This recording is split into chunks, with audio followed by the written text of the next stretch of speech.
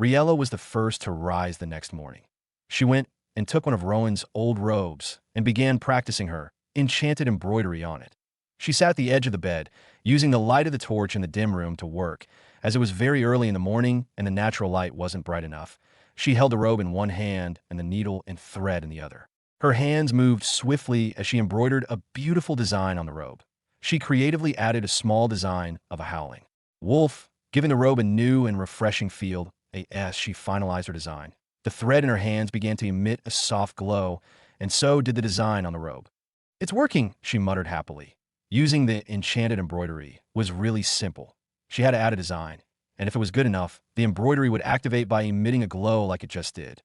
Then she would try to manifest any effect she wanted on the robe by focusing on it mentally. The current rank of her skill, she could only add one effect per robe, which was already perfect. Seeing that the skill had activated, she focused her eyes and mind intensely on a special effect for her. The embroidery. The needle and thread in her hands twisted magically as she was about to complete the design. Unfortunately, as a mortal, focusing on her hands and thoughts simultaneously without faltering became really difficult. But Riella was dead set on finishing what she started and did her best. A few minutes passed, and the design was finally completed. Riella stared at the black robe, the design of a howling wolf adorning the center front of the garment. The design glowed softly. Did it work? Riella wondered with a panicky expression on her face. She wouldn't be able to forgive herself if she didn't get it right. Nevertheless, as if to answer her question, the glowing design shone even brighter, signifying it was successful, though the bright glow only lasted for a few seconds before it disappeared entirely. "Yes!" Riella exclaimed, punching the air excitedly. Her little cheer of excitement woke Rowan.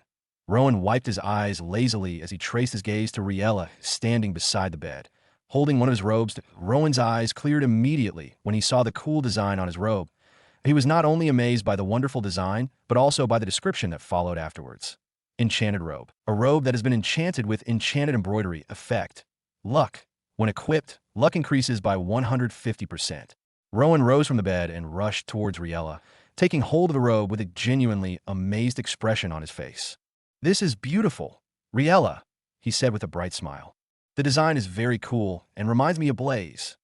Rowan continued, complimenting her, causing her to smile profusely and feel really proud of herself. "I used enchanted embroidery as instructed by the book, and it worked on my first try. I'm happy your robe was my first attempt," Riella responded cheerfully. Rowan pecked her cheek before asking, "What effect did you add to it?" "I am very curious. Tell me, please." He acted curious even though he already knew the effects. Riella happily explained to him, telling him how she wanted him to be lucky with everything he does and not experience any bad luck. "That is very sweet, Riella."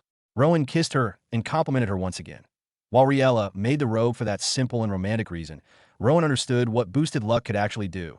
The quality of the rewards he received during that period would be improved by a satisfactory percentage. Also, the drop rate after killing monsters would increase. It was a really good thing to possess, especially since Rowan had thoughts of going hunting soon. Riella was very happy with Rowan's reaction and made up her mind to add the same effect to his other robes later, though she wondered if it would be easy to replicate the effect perfectly. 2 hours passed gradually, and morning finally arrived. Riella and Rowan left the house together and strolled to the village square, receiving many greetings and compliments along the way.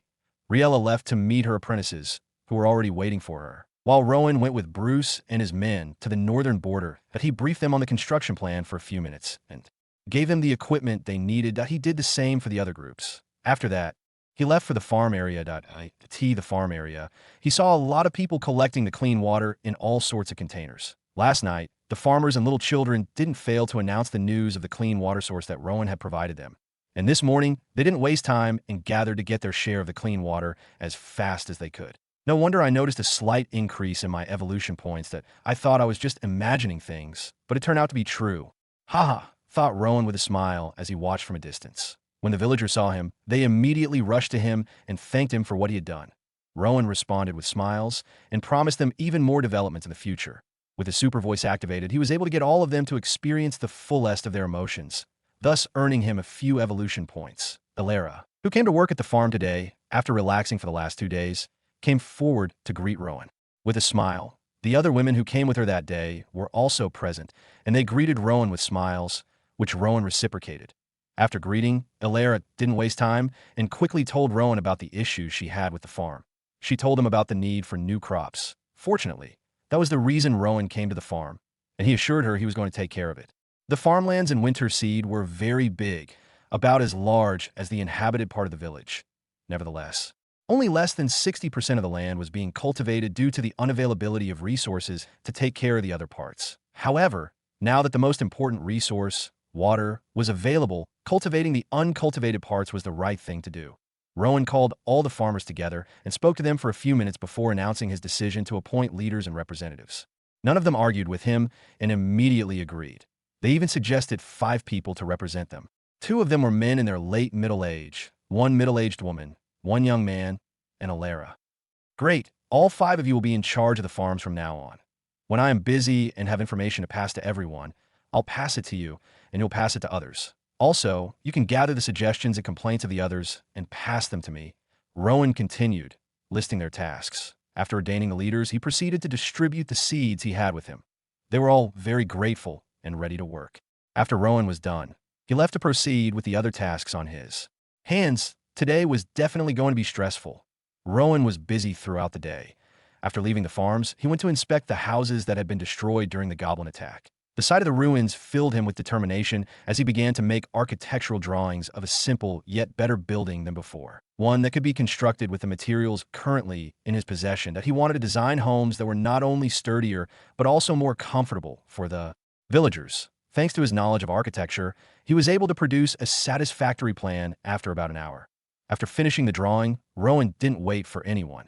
With a renewed sense of purpose, he grabbed a shovel and began working immediately, eager to turn his plans into reality. His digging speed was astonishingly fast. He was able to dig the foundation of 1 house in less than 3 hours, since he didn't have to hold back like he did the day before while laying the foundation of the first guardhouse. His enhanced strength allowed him to work tirelessly, moving earth with ease and precision. With his incredible speed, he was able to dig the foundations of 3 buildings before evening finally arrived, and he retired along with the other soldiers as the sun began to set, painting the sky with hues of orange and pink. He walked back home alongside some of the farmers and soldiers who were returning from their places of work.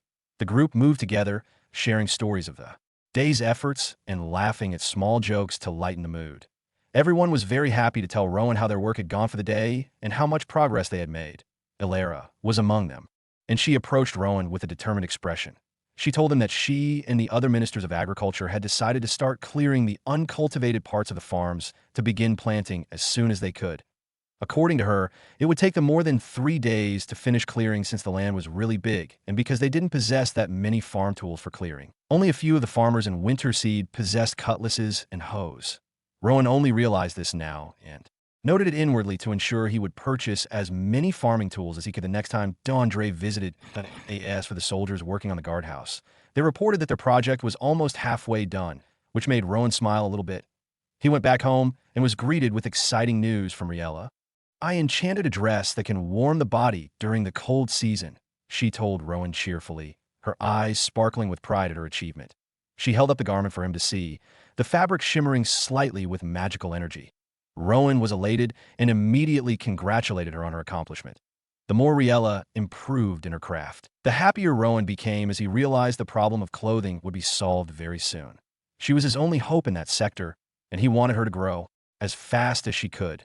Both of them enjoyed the night together before a new day began, and they left as usual to continue with their tasks around the village. Rowan first went to supervise the soldiers at the borders and then the farmers before proceeding to lay more foundations.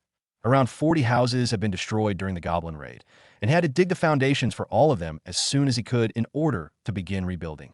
Those people who had lost their homes had been living with other villagers, leading to overcrowding, which might lead to a lot of negative events like disease outbreaks and spread if care wasn't taken.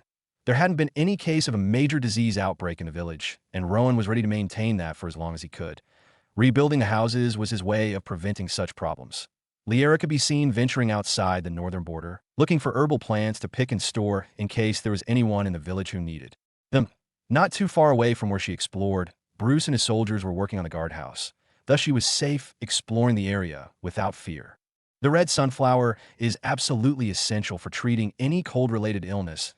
I need to find a reliable supply as quickly as possible before the rainy season hits, because once the rains start, the flowers die off and become nearly impossible to find, she muttered to herself as she looked around. She was holding a woven basket in her hands, and there were varieties of herbs in it ranging from oddly shaped leaves to small, tiny fruits with peculiar shapes as well. Liera had been a plant enthusiast since birth. She spent most of her childhood in the bushes picking beautiful flowers and tending to lovely plants which she grew to love. Nevertheless, when she learned from Rowan that she could use those herbs to help the sick, she became really interested and curious to find out more. Because of her piqued interest and curiosity, she was able to learn a lot from Rowan in the very few hours they spent together. When Rowan described plants to her, she immediately identified most of them. Because she had seen them before, while she noted the ones she hadn't seen before in her head and made sure to go hunt for them every opportunity she got. Since she returned from Glenwood, she spent most of her free time going around the village looking for special herbs among the grasses, since she couldn't leave the village to explore the forest and bushes beyond the border. While she was picking herbs this morning, Winston approached her and told her she could accompany them to look for herbs in the bushes close to the north border, and she happily went with them. This moment, she strolled gradually, looking for the red sunflower, which was pretty hard to find. After a few hours of searching, she finally spotted the red sunflower and ran towards it with a joyful smile on her face. The red sunflower was almost the same as the usual sunflower. The only difference was its size, which was 3 times bigger than the usual sunflower and its blood red color instead of yellow. Liera squatted in front of the flower and observed it for a few minutes with a gentle smile before gently harvesting the petals in a way that didn't affect the main plant. She had learned this process from Ren. If this one is here, then there might be others, she muttered happily and looked around. Luckily, she found a few other red sunflowers a few meters away and quickly ran to pick them up. She was so focused on finding and collecting red sunflowers that she failed to notice Dragon strolling casually behind her, observing the herbs in her basket with a calm expression on his face. He was standing so close beside her, but she couldn't see him. In fact, not even the soldiers noticed him on his way here. Because he had activated a spell called Glimmerfade, which hid his presence from others. He could only be detected by those with stronger mana than his. He had been using Glimmerfade all the time in the village to avoid much interaction with others. His eyes at this moment were mostly focused on the red sunflowers she collected, as they were an important ingredient in the brewing of a special magical potion he had in mind. Thankfully, he was here on time to see her discovering the red sunflowers. Nevertheless, seeing how she was eager to pick all the red sunflowers on sight, he couldn't help but silently hope that her basket would get filled up quickly. Dragon was still walking beside her, noting the spots where the red sunflowers grew, so he would be able to come harvest the petals when they grew back in the future. Suddenly, he felt a monstrous presence deep inside the forest approaching the village. His eyes darted towards the forest. He applied mana to his eyes and was able to see clearly through the trees and spotted a red-scaled snake hissing as it observed Liera. Dragon didn't waste time and immediately sprinted towards the snake and killed it before it could even notice him. Sadly, he didn't have any use for any part of the red-scaled snake. Liera felt the breeze blow weirdly fast against her face and looked around her cautiously before returning her gaze to the red sunflower in front of her, unaware of how her life had just been saved by Dragon. Around 2 in the afternoon, the sun beat down on Winterseed, making work more uncomfortable. But the people of Winterseed pulled through and continued working without stopping, with a clear goal of progress in their minds. 3 groups working on the guardhouse project had already finished the frames and walls, now left with other minor steps before setting up the roofs and finalizing the construction. The other group, led by Josh, was far behind, but they would be done with the same step before retiring for the day if they continued working at the pace they were currently working at. Meanwhile, Rowan spent his time digging the foundation without rest. He had already dug the foundations of 5 houses today, totaling 8 he had done so far. Right now, he had around 32 more foundations to dig, and thus he didn't waste a single moment and continued digging. Some of the idle, unmarried young ladies couldn't help but watch as his slim, shirtless, muscular figure worked hard. They couldn't stop fantasizing about romancing such a strong man. The sweat running down Rowan's body made him even more attractive to the young ladies who couldn't take their eyes off him. Some of the young men who walked past the group of young ladies watching Rowan couldn't help but scoff at them for being so shameless in the open. However, deep down, they wished they could get the same attention their lord got from the ladies. Rowan was aware of their leering eyes, but he wasn't bothered a bit and continued working, non-stop. Unfortunately for the ladies, Rowan didn't plan on being unfaithful to his wife. The Rowan from Earth would have jumped at every single look of attraction he received from the opposite gender and ensured to make the best out of it. But in this world, Rowan had made up his mind to be faithful in principle with a clear goal in mind. The ladies were still observing and fantasizing about Rowan when Riella arrived. holding a basket containing cooked food in her hands. When she noticed the young ladies ogling at her man, she immediately became pissed and wore a frown as she walked faster towards Rowan. The young ladies immediately noticed her and quickly composed themselves, greeting her with respect. Riella responded to their greetings with a cold nod, and the young ladies immediately disappeared from the area. Only then did the frown on Riella's face disappear, quickly replaced by a smile as she strolled towards Rowan, who had already noticed her presence. He received a notification that his wife was pissed and quickly understood she was here. He stopped working and observed her interaction with the ladies, a sweet smile on his face. Riella rushed towards him, observing his sweating, muscular body with a somewhat dazed smile. The ray of the sun beating on Rowan's shirtless figure made him even more attractive. In her mind, she concluded that only she could ogle at the wonderful figure of her husband. "Don't let those ladies look at you like that again," she said with a cute frown when she was close enough. "Huh, somebody is jealous," Rowan teased. "I am not," she retorted with a pout, a slight blush appearing on her cheek that didn't go unnoticed. "What are you then?" Rowan asked. "Protective," she replied. Rowan laughed, seeing her pouting. He loved that she really cherished him and didn't want others even looking at him. They exchanged little teases before Riella brought out the food she had prepared for both of them. She told him she had sent her apprentice home with a task to be submitted tomorrow, then used the free time to prepare food for them to eat together. Rowan already told her what he would be doing and where he would be working, so she didn't find it difficult to locate him. They found a nice, neat spot under a tree growing not too far from where Rowan was working. She served the food, and they enjoyed it while discussing like a lovely couple. When they were done, they spent a few more minutes talking before Riella told Rowan that she would be needing more needles in the future, as there weren't enough in the village for the ladies to use. According to her, most of her apprentices didn't possess needles, and she had to share some of hers with them. "Do not worry about needles, Riella. I have something really nice that's far better than needles. I will give it to you when I get back this evening that I asked for your apprentices when DeAndre visits. I will make sure to purchase as many needles as I can." Rowan smiled and promised. "Really?" Riella's eyes brightened up. "Yes, you will get to see it tonight. That IT is way faster than needles, at least 20 times faster." The more Rowan spoke about it, the happier she became, and this made Rowan pretty happy as well. "Has Lavarina spoken to you today?" Rowan asked curiously. "Yes, she said she was proud of me for using the skill she gave me successfully on the first trial," Riella let out proudly. "Did she mention anything about giving you a new skill anytime soon?" Rowan asked. He loved free things, and right now Lavarina had become a major source of free skill books for his wife, and he couldn't help but want her to drop more. "She didn't say anything about a new skill, but she told me to continue with my work and that she might surprise me in the future with something even more interesting," Riella replied. "Something even more interesting," Rowan muttered to himself, pretty curious about what that interesting thing was, but he didn't stretch the matter too much. Riella stayed with him for a few more minutes before leaving. She wanted to try and make more enchanted embroideries on his robes. After she left, Rowan continued working while the sun beat down on his body. He continued working for a few hours before receiving a rather disturbing notification. "Your territory, Winterseed 2, is..." Winterseed 2 after Rowan left the village a few days ago, having killed Fagin and dominating the land. The people didn't return to their previous lazy way of life. Instead, they began working hard to accomplish the progress Rowan had spoken about. His speech that day transformed their mentality, making them almost as hopeful and hardworking as the people of Winterseed. For the last 3 days, they woke up very early and took on tasks they had never taken seriously during Lord Fagin's reign. Rowan was very happy about the changes that Rowan had made in the village. He felt truly proud to be alive and even serving under him. His wife and daughters, who had returned from the nearby village where he had hidden them, were also happy when they came back and saw the lazy youths ready to work instead of ogling at girls all day.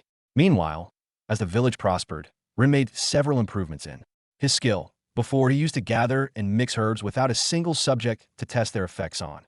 But after the people saw how he used his herbs to help Rowan's soldiers the other day, they began to rush to him and report every single illness or pain they felt in their bodies.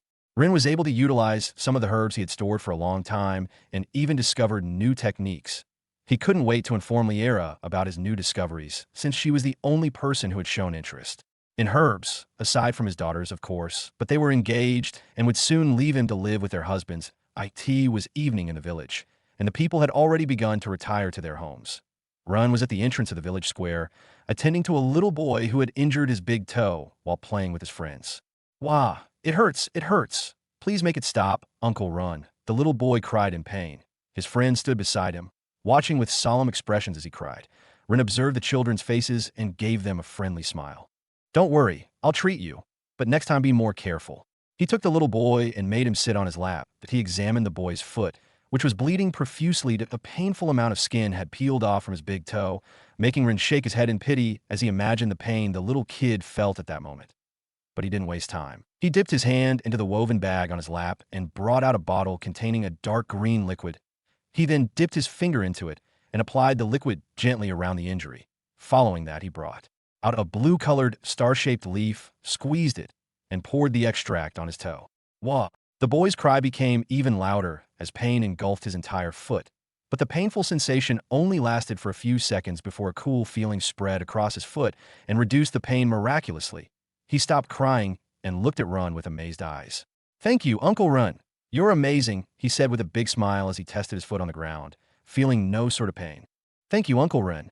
Thank you, Uncle Run. His friends joined in, thanking Run. No need to thank me. Next time, be very careful while playing. Is that clear? Yes, Uncle Run, they responded uniformly. Bye, Uncle Run. They waved at him and ran off playfully. Run heaved a sigh and watched the activity of the villagers. Some of them, returning from their various workplaces, waved at him as they made their way home. The village was really peaceful, with no sort of drama or chaos.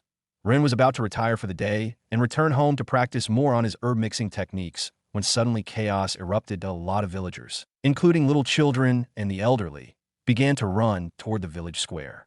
Fearfully, when Ren saw the first person running toward him, since he was standing in front of the village square, he thought they were just exercising, until he saw a large crowd of people running past him with horrified expressions on their faces. What is happening? Ren sprang into action and rushed toward them. Why are you all running? He asked, but most of them were too horrified to reply. They are coming, one of the villagers cried out to Ren. What is it? Tell me what is happening. Ren inquired with a panicky voice, as this was his first time experiencing this. Monsters, someone running past him answered without looking at him. Monsters? Ren's eyes widened. Ren, this is bad. While Ren was trying to understand the situation, one of the middle-aged soldiers of the village approached him and said in a panicky voice. Ren quickly asked him what was happening, and he immediately explained, causing Ren's eyes and mouth to widen gradually. According to him, he and his colleagues were guarding the border when a group of scary-looking monsters of different races suddenly appeared out of thin air and began sprinting toward the village. When they saw this, they immediately locked the gate and informed everyone to run away. Luckily, none of the monsters can fly. If they could, we wouldn't be standing here having this conversation right now. The only thing buying us time are the walls, and I fear they're going to collapse soon because those monsters are pretty aggressive, he concluded. Rin was still dumbfounded by the news he had just received. His mind couldn't even process the information he was receiving at the moment. The people around him were still sprinting frantically into the village square, which was filling up at an alarming rate in their current state. Not even his words would be able to calm them down. Ren was still thinking of how to calm them when suddenly, from other directions, other villagers began to run toward the village square as well, screaming for help. The soldiers guarding those points came to him and reported their stories strangely similar to that of the first soldier. They are attacking from so many sides at the same time. This can't be a simple coincidence, Ren concluded while observing the chaotic scene. Monsters appearing out of nowhere from one side was already too much, but when the same thing happened on the other side at the exact same time, it simply wasn't a coincidence. Was the ancestor trying to punish them for killing their previous lord? Or was this merely a natural coincidence? He wondered, but he bit his finger for a few seconds, pondering what action to take next, before turning to the soldiers and giving them commands to gather themselves. I wish Lord Rowan was here. Only he would be able to solve this problem with his insane strength and divine leadership skills. Ren couldn't help but think about the strongest person he knew at this moment. Not too far away from the walls of Winterseed 2, two figures adorned in black robes could be seen sitting on the branch of a very tall tree, watching the whole chaos unfold with satisfied smiles on their faces. About 30 minutes had passed swiftly since the chaos began at this moment. The entirety of the villagers had gathered inside the village square as though it were a defensive tower, a place where harm wouldn't reach them. Most of them stared around continuously in fright. Some shivered, a few cried out, while others prayed in their hearts that someone truly powerful would come to slay the monster wreaking havoc on the village. Not far from the village square, a group of more than 500 soldiers, armed with various weapons, stood around Run, listening to his plans. We need to stay here for now and keep everyone safe, Rin suggested in a deeply worried voice. But the monsters will bring down the walls if we don't act quickly. We can't afford to lose them. They've been the only thing preventing monster attacks like these for decades. One of the soldiers immediately refuted, pointing out the flaws that a few others joined in, trying to dissuade Ren from his decision. Rowan was at a loss for words, his mind wandering in search of a better decision in such a dire event. His heart beat rapidly, and sweat formed on his forehead. He racked his brain, searching. For the perfect solution to the crisis, he suddenly heard a voice in his head that sounded just like Rowan's at first. He thought he was imagining it, since he had been praying for Rowan to suddenly show up ever since the chaos began. Ren, you can hear me, right? The voice in his head became clearer, and he immediately recognized that it was truly Rowan and not his imagination. He almost jumped for joy at that moment. If it weren't for the men surrounding him who would definitely think he was crazy if he did that during such an intense moment. What's happening? What is attacking the village? Rowan's voice sounded urgent and serious, and judging from his words, he already knew the village was under attack. This realization shocked Ren. Ren tried to reply to Rowan through his mind, but it was quite difficult. Just imagine yourself speaking to me and tell me everything. Ren did as Rowan commanded and imagined himself speaking to him. Immediately, he felt a sudden connection, like Rowan was standing right in front of him. Lord Rowan, a great horde of monsters has befallen the village from all angles, he reported. Explain, Rowan demanded. Ren opened up inwardly and told him everything he knew so far about the monsters, how they attacked, how they were threatening to tear down the walls and invade, and every other detail he knew Rowan would require at this moment. Following his lengthy explanation, there was silence, as if Rowan was processing the information he had just received. Ren waited eagerly for Rowan's answer, trusting that his plan would definitely work since he was a genius strategist. Nevertheless, the silence lasted for about 30 seconds before Rowan spoke to Rowan. Send the soldiers outside the walls to battle the monsters. You can't let them destroy the walls. If they do, the nearby monsters will surely visit the village afterward if these ones fail to finish the job. When Ren heard Rowan's plan and his reasoning, which was exactly the same as the soldiers, he couldn't help but agree immediately. Ren wasn't much of a battle strategist, so he promptly agreed with what Rowan said and told the soldiers to get on with it right away. Rowan discussed a few strategies to kill the monsters with Ren, and Ren made sure to pass the information to the soldiers, who were already marching toward the walls with serious expressions on their faces. The wall had been one of their protectors for several decades, and they weren't going to let the monsters bring it down. It would make the years their ancestors spent building it a waste. The people in the village square saw the soldiers marching away and reacted in various ways. Some cried because they felt defenseless without the soldiers, while others prayed fervently for them to win miraculously. Ren did not plan to go to the battlefield himself, knowing he would only get killed since he didn't possess any sort of battle technique that if they were facing human foes, he might have accompanied the soldiers to help as best he could. But this time, they were up against monsters, and it would take an extraordinary amount of luck to venture into their midst without getting eaten. He stayed behind instead. But he quickly changed his mind after a few seconds and joined a group marching towards the gate. Meanwhile, in Winterseed, Rowan was biting his nails as his mind wandered, pondering the dire situation of his territory. He had been digging the foundation when he received a notification that his territory was under attack, and he quickly contacted Ren telepathically to inquire about the situation. When Ren told him what happened, he was truly shocked.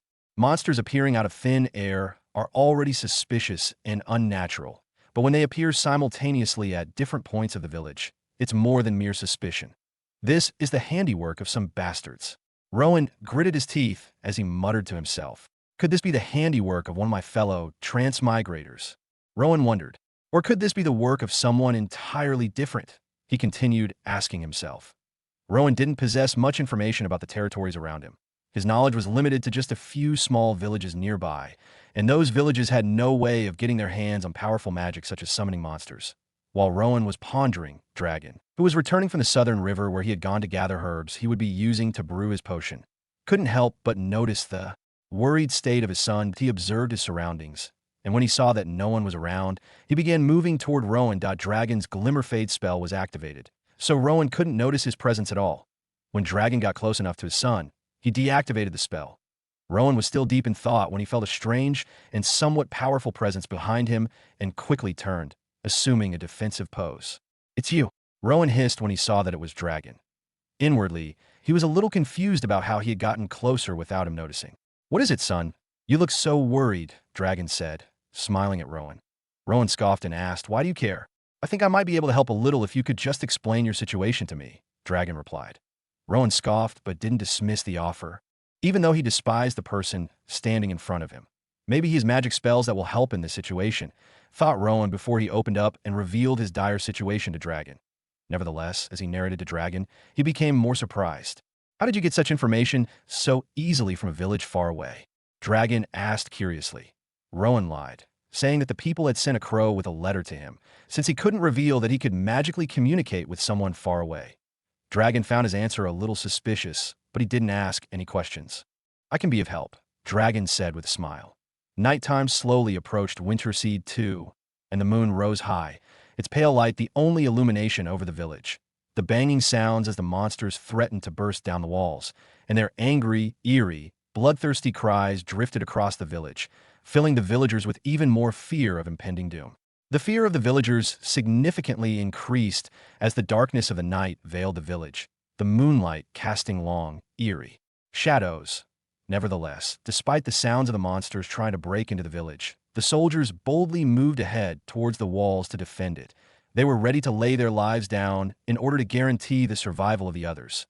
Most of the soldiers were middle-aged men who had experienced many battles, which had strengthened their will. There were a few young soldiers, but even they had made up their minds to fight and lay down their lives to protect their village.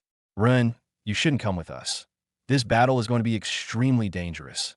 Lord Rowan wouldn't take it lightly if you got hurt, one of the middle-aged soldiers said, approaching Rowan and trying to deter him from following them to the walls. You can't talk me out of this now. I've already made up my mind, Rowan replied firmly. The soldier could only sigh and join his colleagues in the march forward. Rowan walked closely behind them with a determined expression on his face. From time to time, he touched the woven bag containing herbs hanging on his shoulder. As they marched closer towards the gate, the chaotic noise of the monsters became louder and clearer. At this point, some of the young soldiers began to lose their nerve and get scared, but the middle-aged ones quickly reprimanded them. After a few more minutes, they finally approached the big gate, where a few scary-looking monsters could be seen banging on it under the eerie glow of the moon. Rin immediately instructed the soldiers with bows and arrows to aim at the monsters of the gate. They obeyed at once and fired at the monsters through the large holes in the gate. Numerous arrows darted through the air and pierced the monsters lingering behind the gate. After several rounds of firing, inflicting wound after wound on them, the monsters at the gate finally fell dead to the ground. But the cost of the archers emptying their quivers, the other soldiers quickly stormed the gate, opened it, and stepped out. As soon as they stepped out, they were greeted with the gruesome sight of the monsters banging on the walls, turning their attention towards them, their bloodthirsty red eyes fixated on them.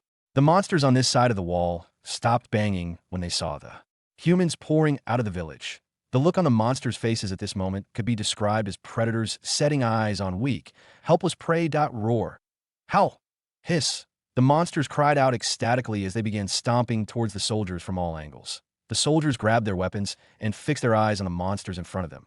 Some of them were scared, while the others were ready for battle. Rin was in the middle and could see the ravaging monsters closing the distance with the soldiers at an alarming pace. Attack! Fight for your lives and your people.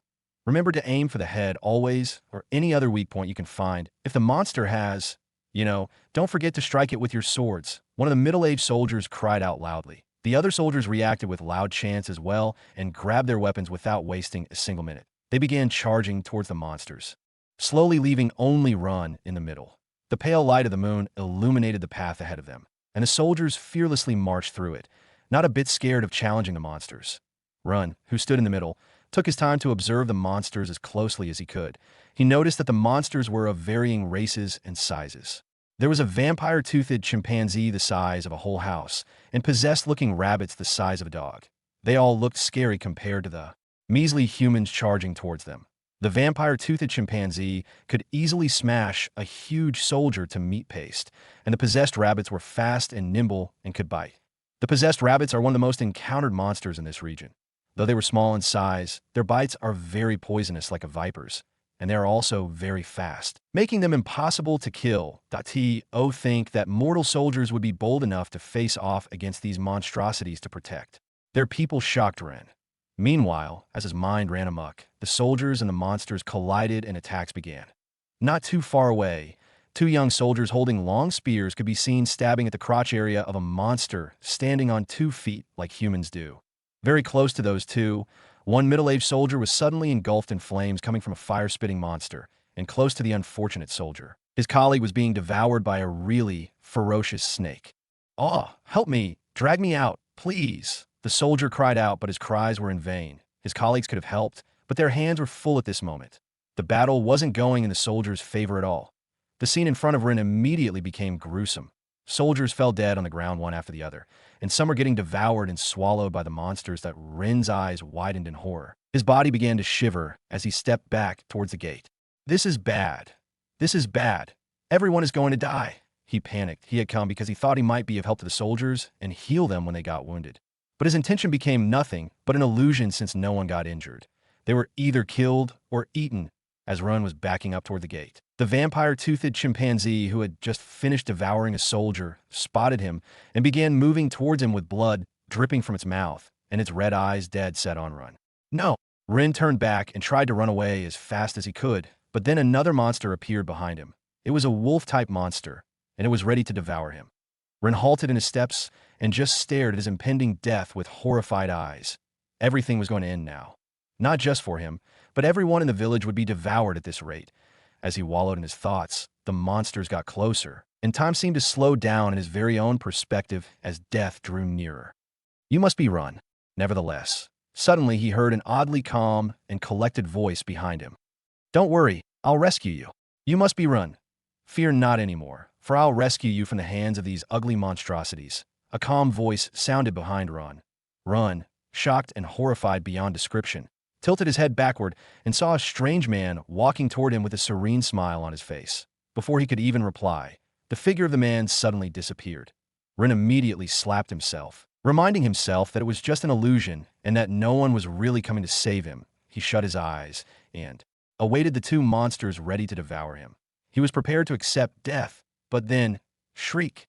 Two loud, painful shrieks echoed around him, causing him to immediately open his eyes to see what was making the terrifying monsters cry out in pain.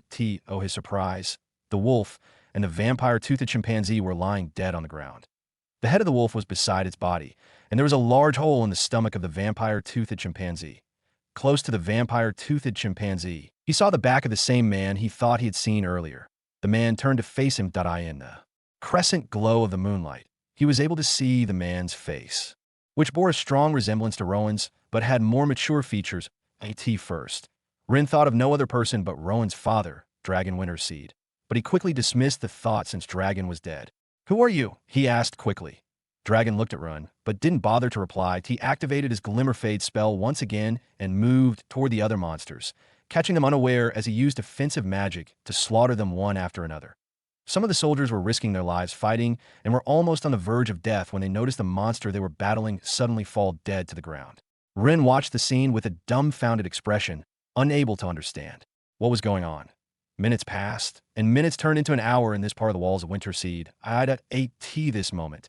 Many monsters could be seen lying dead on the ground, while the other monsters still alive left the soldiers they were previously fighting and watched out for the invisible killer. Around the battlefield, the few soldiers still alive stood and watched the impossible scene unfold. They began moving back toward Rowan, who was close to the gate, while their eyes remained focused on the scene. "What's happening? Something invisible is killing the monsters for us. Is this the handiwork of the gods? Are they really not angry with us for giving away Lord Rowan's staff of authority?" They discussed amongst themselves as they retreated far away from the scene to avoid getting killed by the monster killer. Some of them felt solemn that this monster killer hadn't arrived earlier to save their colleagues who fell into the hands of the evil monsters. They felt sad recalling the gruesome scenes of their comrades pleading for their lives while the monsters devoured them. Among all of them, only Rin knew what was happening, but he didn't even know how to explain it to the others. They could only watch for the rest of the time until the last monster, the same snake who had swallowed so many soldiers, was slain. Yes, the soldiers couldn't help but cry out in joy. Rin was still looking at the battlefield to see if he could at least find a trace of the invisible figure. "You asked who I am earlier." He was still focusing when the same voice sounded behind him. He felt a touch on his shoulder and turned to see the same man standing beside him. The soldiers standing around Rin were also taken aback by the voice, and they all tilted their heads toward the huge figure who resembled someone familiar. Just like Rin, they thought it was Dragon Winterseed, but at the same time, they knew Dragon was dead, so they didn't dare make certain assumptions. Dragon observed their facial expressions briefly, before smiling and revealing his true identity. I am Dragon Winity, and my son sent me here to rescue your people. Everyone looked at him as though they were seeing a fool and a ghost at the same time. Even Rin couldn't believe his ears. Dragon Winter Seed is dead. How can you be someone who is dead? One of the soldiers exclaimed. If you are dead, does that mean we're seeing a ghost? Another asked. The soldiers voiced their disbeliefs, but Dragon only shook his head and waved his hand dismissively. I have no time to explain my identity to you. I need to get to the other part of the walls as soon as possible. If you have doubts, send a crow to my son and ask him. I'm sure his reply will clear up your doubts. After saying that, Dragon disappeared, leaving the soldiers puzzled and staring among themselves in confusion. The soldiers stood in stunned silence, eyes fixed on Dragon's fading figure. What just happened? One soldier asked shakily. Did you see that? He just disappeared, another replied, rubbing his temples. What was he saying about crows? Some asked. All his words are strange. He might actually be a ghost. The use of crows as a means of communication was new to them. Thus, they found Dragon's words really strange, as they discussed among themselves. Suddenly, the real question dawned on them. If what he said is the truth, then how did Lord Rowan know we are under attack? Rin listened quietly, unsure how to explain everything to them since it would only sound like gibberish to them. After some time, he told them their next phase of action, and they rushed into the village to meet the people at the village square. At the northern wall, chaos reigned. Soldiers were on the verge of death, barely holding their ground against a massive, tusked beast. As the creature raised its claws to strike, Dragon appeared in a blur of motion. Without hesitation, he conjured a massive fireball and hurled it at the monster. The flames engulfed the beast, reducing it to ash in an instant. Luckily, this massive beast was the only one in this location, and after killing it, Dragon disappeared and arrived at the other locations as fast as he could to take care of the monsters. He appeared at the western side of the village, where the monsters have already slayed more than half of the men fighting them. That a few of the monsters were focused on killing the soldiers, while others continued pushing against the wall to break it down. Dragon didn't waste time after observing the scene and kicked into action. He exhausted his mana reserved defending the people, but not so far away from the village, hidden in the darkness of the nights. Two strange and powerful figures became irritated of him for his heroic actions. It is that bastard Dragon. One of them cursed angrily. He turned to the one standing beside him with gritted teeth. We should kill him now that he has appeared, he urged. Nevertheless, the figure beside him was eerily calm and only shook his head. Let him be for now.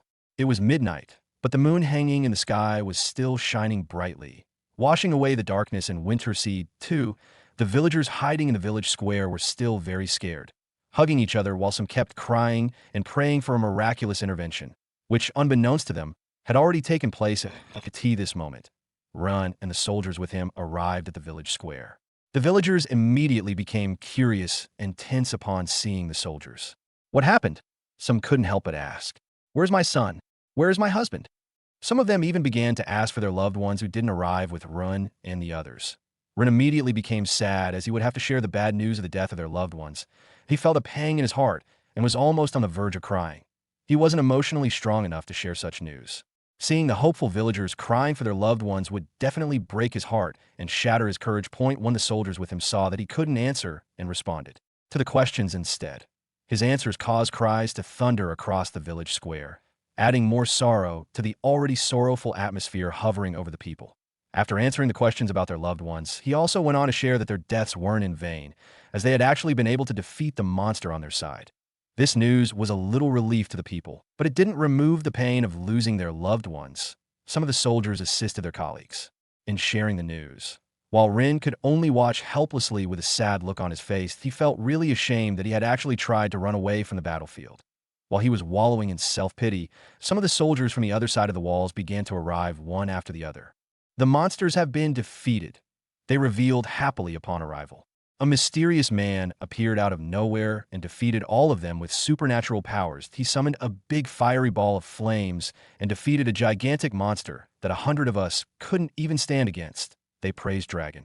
He is definitely a messenger of the ancestors. They are still watching over us. Some of them assumed they hadn't seen Dragon's face, and Dragon hadn't even spoken to them, so they just assumed he was a supernatural helper sent by their ancestors. What about you guys? How was it over there? Some of the soldiers asked Ren and the men who went with him. The same man defeated the monsters for us. One of the soldiers said. He said his name is Dragon Winterseed. Can you believe it? He even said Lord Rowan sent him. How is that even possible? Lord Rowan doesn't know about our predicament. And Dragon is dead.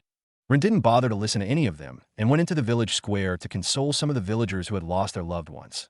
After consoling them, he began to treat those villagers who had incurred pretty bad injuries while rushing into the village square. He kept his bag on the ground, and the injured ones began to gather one after the other. Time went by slowly. The soldiers from other parts of the walls arrived gradually, and soon all of them were gathered. Currently, they were discussing and arguing about the mysterious man. Even those who saw his face did not believe it was truly Dragon Winterseed, while those who didn't see his face didn't even bother to buy the story of the others. How can you say you saw a dead man? You guys must be out of your minds. That man is a messenger of our ancestors. He's no human. Are you calling all of us who saw him fools just because you didn't see his face? You! How dare a delusional man speak to me in such a manner? Discussions turned into arguments, and arguments slowly turned into aggressive exchanges of words, on the verge of developing into a brawl. Nevertheless, they were so engaged in their argument that they failed to notice the figure of Dragon appearing behind them. Only Rin and some of the villagers watching the arguing soldiers saw him appear out of thin air. Rin decided not to utter a word, while the villagers beside him were just too stunned to speak. Dragon looked at the soldiers arguing about him and couldn't help but shake his head. I exhausted all my energy to save you all, and all you can do is talk badly about me behind my back. His voice quickly drew the attention of the arguing men, and they stared at him with strange expressions. With the help of the moonlight, they were able to notice his resemblance to Rowan, and they immediately believed that it was truly him. What? Aren't you supposed to be dead? When the talkative soldiers asked, aren't you supposed to keep your mouth shut and do the needful by thanking the person who saved your life?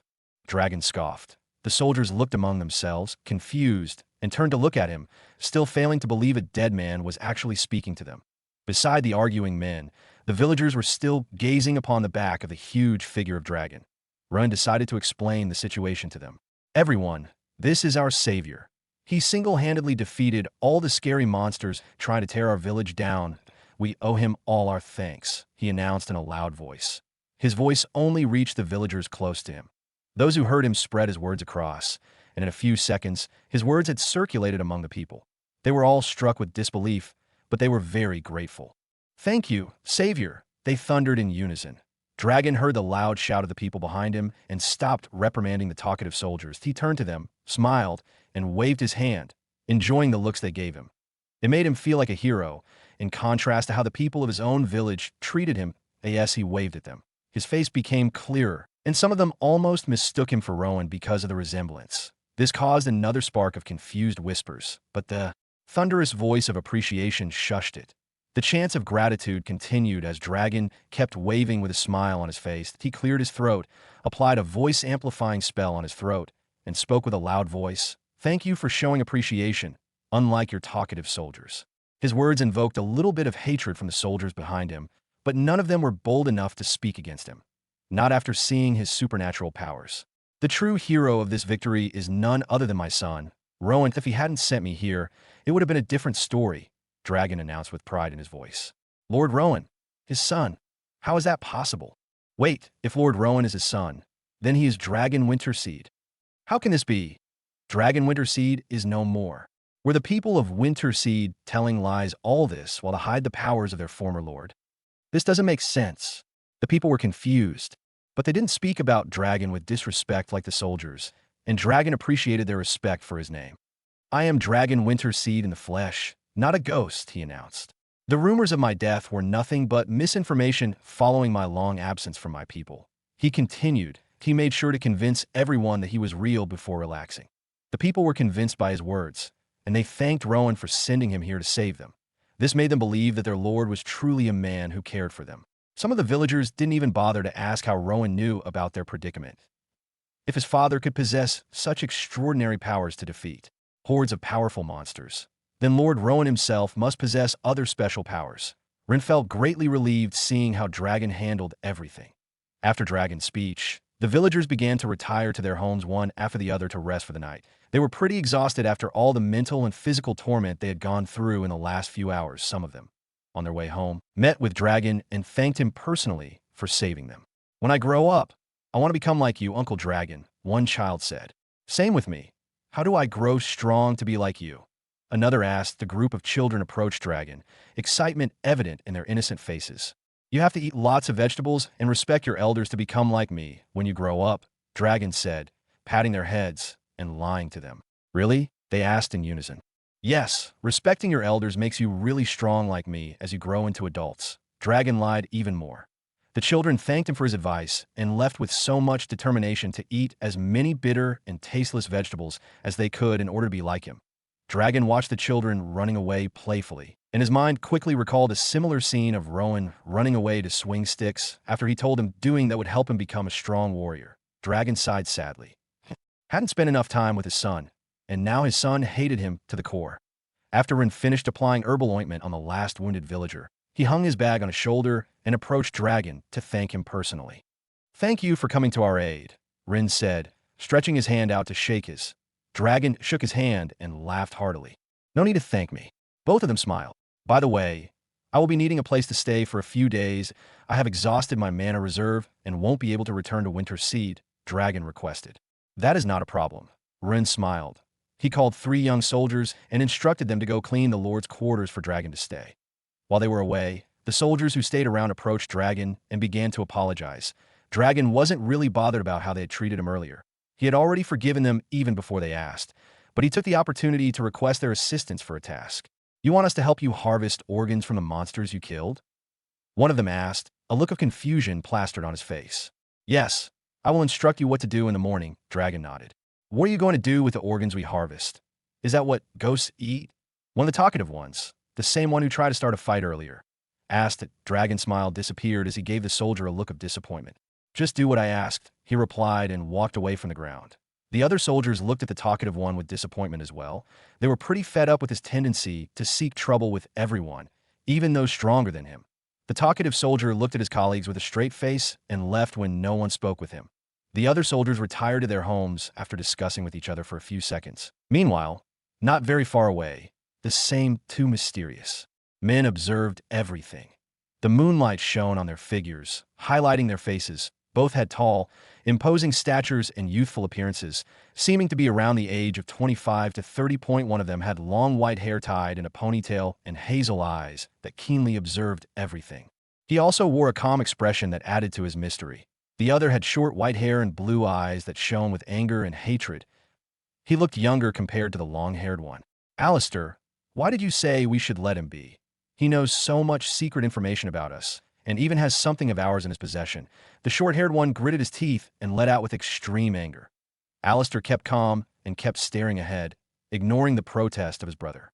Answer me, Alistair, he demanded once again. I already made my decision, Xandros, Alistair replied without even looking at Xandros.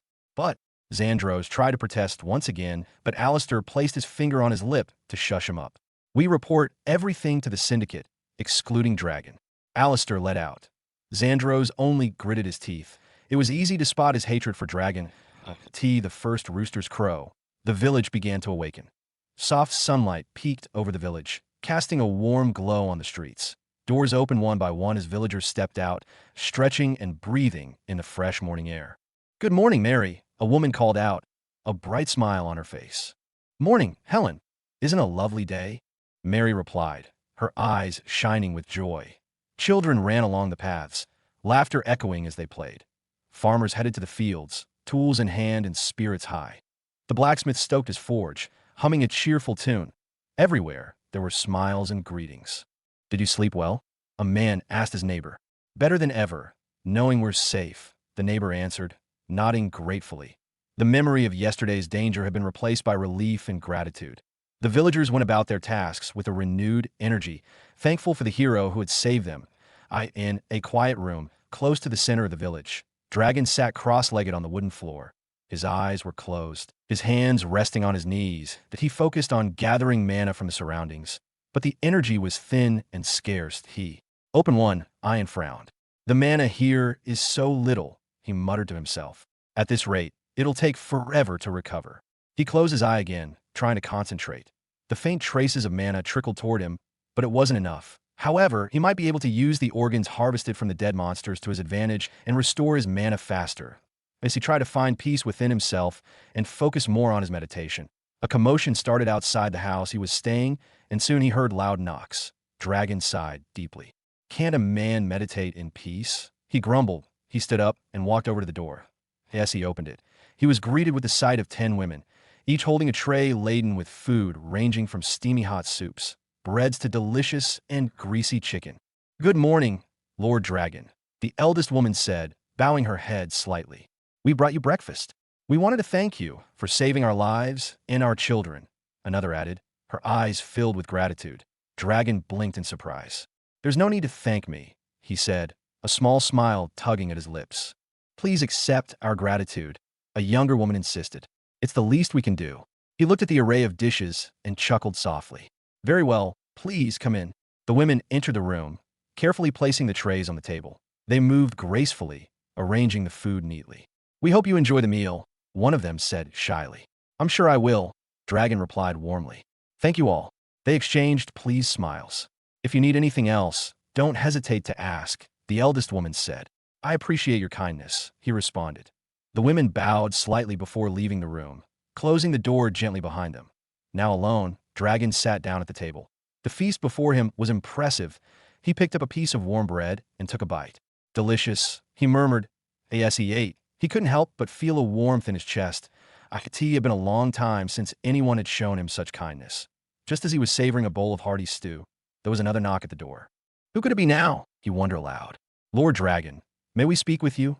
A voice called from outside, recognizing it as one of the soldiers.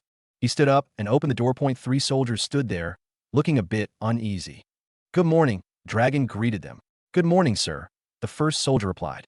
"We wanted to apologize for how we treated you yesterday. We didn't recognize you and were disrespectful," another added, his eyes downcast. "He's the talkative of last night." Dragon waved a hand dismissively. "It's already forgotten. You were protecting your village." They looked up, relief evident on their faces. "Thank you, sir. We also wanted to offer our help, if you need anything." He considered their offer. "Actually, yes, I already told you about my plans to gather organs of the monsters I killed last night. I will need your assistance." "We'd be glad to help." Though the soldiers were pretty confused why he needed such materials, they still agreed it was the least they could do to apologize and appreciate him for saving their lives and their loved ones. "Good. Meet me at the village square after breakfast," Dragon instructed. "Yes, sir." They agreed. Before they turned to leave, Dragon gestured toward the table. "Have you eaten yet?" They glanced at each other. "Not yet, sir," one admitted. "There's plenty here." "Join me," he offered. They hesitated. "We wouldn't want to impose," another said. "Nonsense," Dragon insisted. "Sit and eat." They smiled gratefully and took seats at the table. As they ate, the atmosphere grew more relaxed. "This soup is excellent," one soldier commented between bites. "The women of this village are wonderful cooks," Dragon agreed. Time slowly continued, and he enjoyed the meal with the soldiers. He needed them to assist him, so he tried to appear likable as best as he could, making jokes and laughing with them. On one side of the wall, Dragon and over 100 soldiers stood, observing the corpses of the monsters slain the previous night. The bodies of the vampire-toothed chimpanzee and the giant red snake lay on the ground, still remarkably fresh. Dragon surveyed the field of defeated monsters sprawled along the wall's edge. More than 100 grotesque bodies lay motionless, all evidence of his victory from the night before. Wasting no time, he pointed at each monster and instructed the soldiers on what to do. They drew their blades and set to work. Steel met bone as they pried open jaws to extract long, razor-sharp teeth. Horns were sawed off thick skulls, each task requiring strength and precision. Claws were detached from massive paws, their edges still sharp enough to cut through armor. The soldiers moved efficiently, their hands steady despite the gruesome task. Piles of teeth, horns, and claws steadily grew beside them. Meanwhile, Dragon walked among the fallen creatures with a keen eye, searching for the rare few that held monster cores, small, powerful orbs hidden deep within. Out of the 100 beasts, fewer than 10 had monster cores. He found the first one, a particularly large chimpanzee. With a swift cut, he reached into its chest cavity and retrieved a glowing core. Warm to the touch, he moved on to the next, a giant snake with faintly shimmering scales. Carefully cutting along its belly, he accessed the core nestled near its heart. Each core had gentle yet vigorous energy flowing through it, vital for mana. Dragon placed them into a pouch at his side, securing these invaluable items. The soldiers remained focused on their task. Blood and sweat mixed as they labored under the sun. They avoided damaging the valuable parts, handling them with care despite the urgency. Blades sliced through sinew and bone, the sounds muffled by the sheer scale of the operation.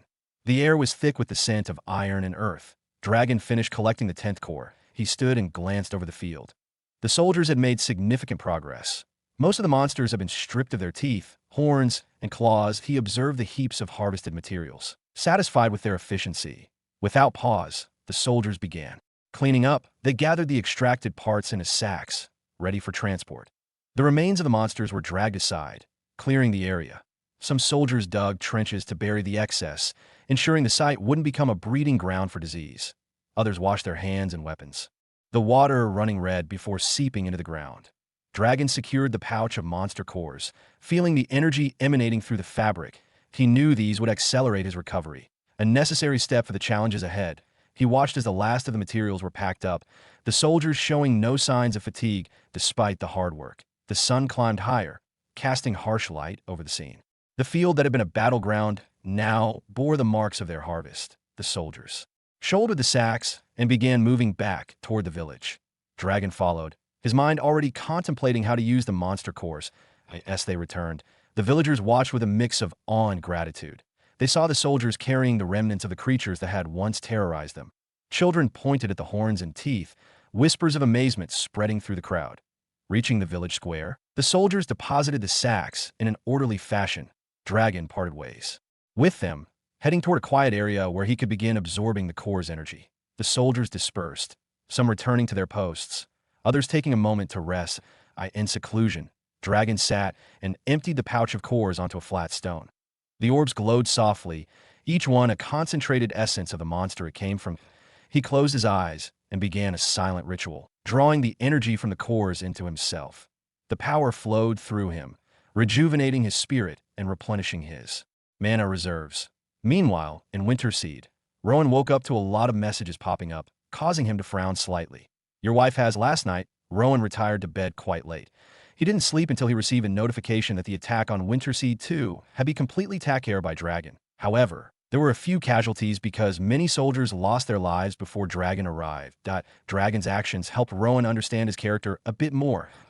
Rowan told him about the village's situation. Dragon became genuinely concerned and told Rowan he wanted to help.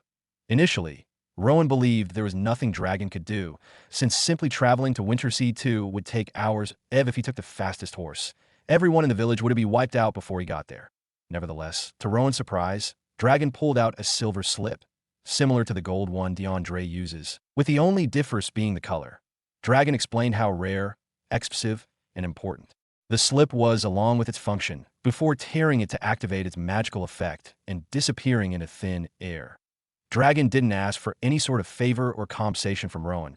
Despite using such an expensive and rare item on his behalf, he was willing to use it as long as it would guarantee the safety of the Enoch people of Winterseed 2, and this increased Rowan's favorability toward him a little.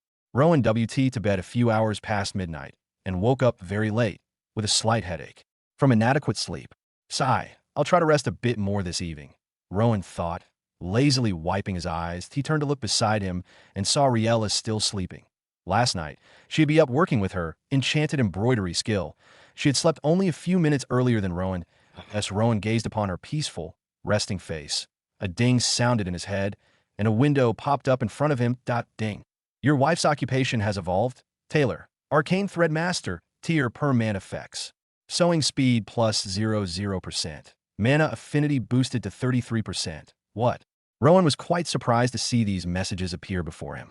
Is this some sort of gift from Lavera? He muttered, curiosity shining in his eyes. Does that mean she'll be able to use magic very soon? He continued muttering to himself while looking at her sleeping face. There was no noticeable change in Riella from Rowan's perspective. She was sleeping calmly and didn't seem to be experiencing any pain. In fact, if Rowan hadn't received these notifications, he wouldn't have suspected anything to that moment. Rowan couldn't help but recall Riella's words about Dragon asking her to come meet him if she noticed any changes in her body. Could it be he already saw this coming, since he's a mage with the ability to perceive mana? Rowan wondered if that was the case. Dragon would be the perfect person to help Riella grow stronger in the field of magic, as he was the only one who understood magic in the entire village. Rowan's head was still occupied with many thoughts. Riella woke up. She greeted him while stretching her arms. Gave him a quick kiss. Afterwards, she stood up and WT to rinse her mouth. Rowan observed all her movements, but there were no noticeable changes. Riella WT to the bathroom to take her bath.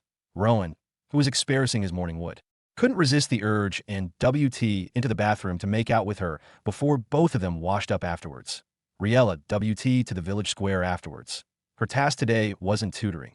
Instead, she would be working on robes to try to perfect her chanted embroidery. In the past few days since she acquired the skill, she had managed to master 2 chantums. One that boosts the wearer's luck equipped, and another that makes the robe water-resistant.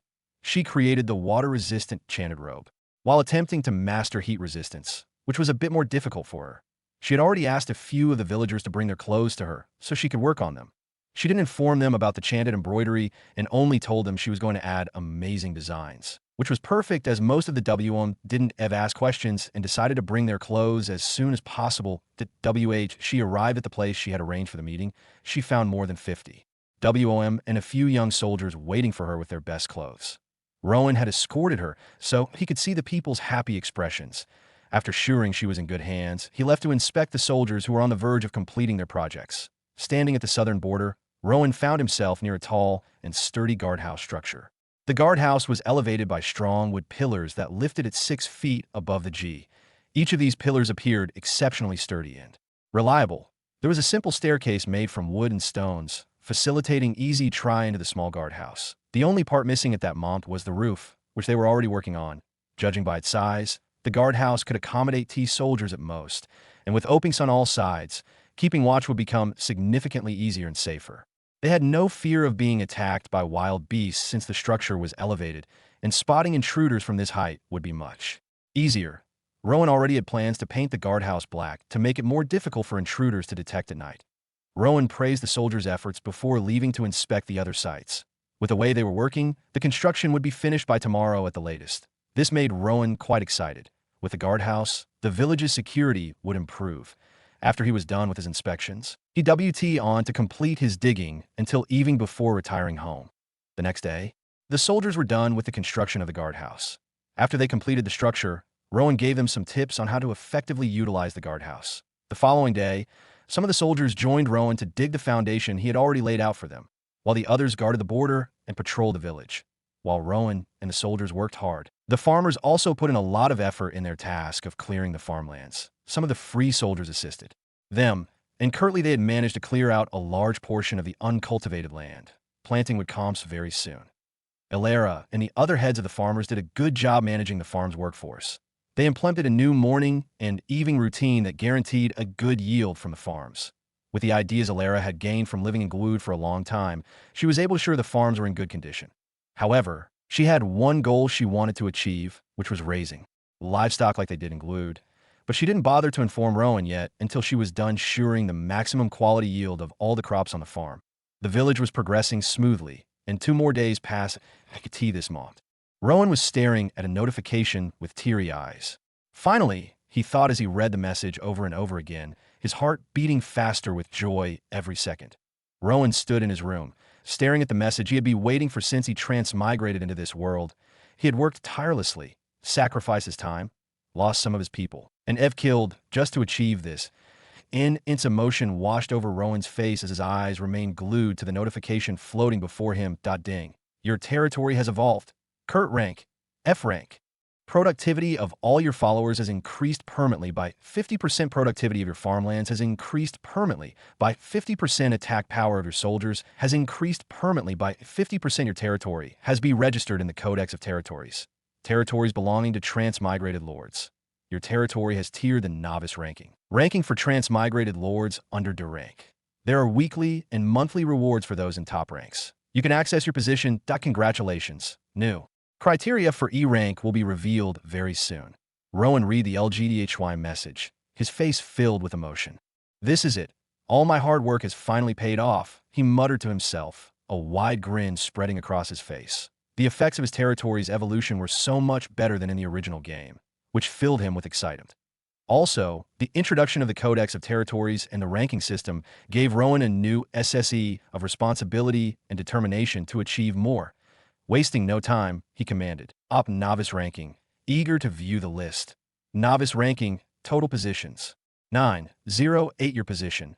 908 Kurt recurring rewards. None. Enter top 000 to obtain your first recurring reward. Do you want to view the top? Cost. 0.0000 evolution points. Rowan observed the stats before him, his eyes widening slightly. He was shocked by the large number of transmigrators on the list. If there were over 9,000 transmigrators with territories below D rank, there were definitely more than 100,000 or a million transmigrators under and above those ranks. The sheer thought made Rowan frown. Why are so many people being SD into this world? Who is behind this? And what are they trying to achieve? He couldn't help but ask himself. And people like DeAndre, who have other job classes, Art, Ev, considered lords, which means there might be more than 1 million transmigrators in this world. Rowan suddenly realized.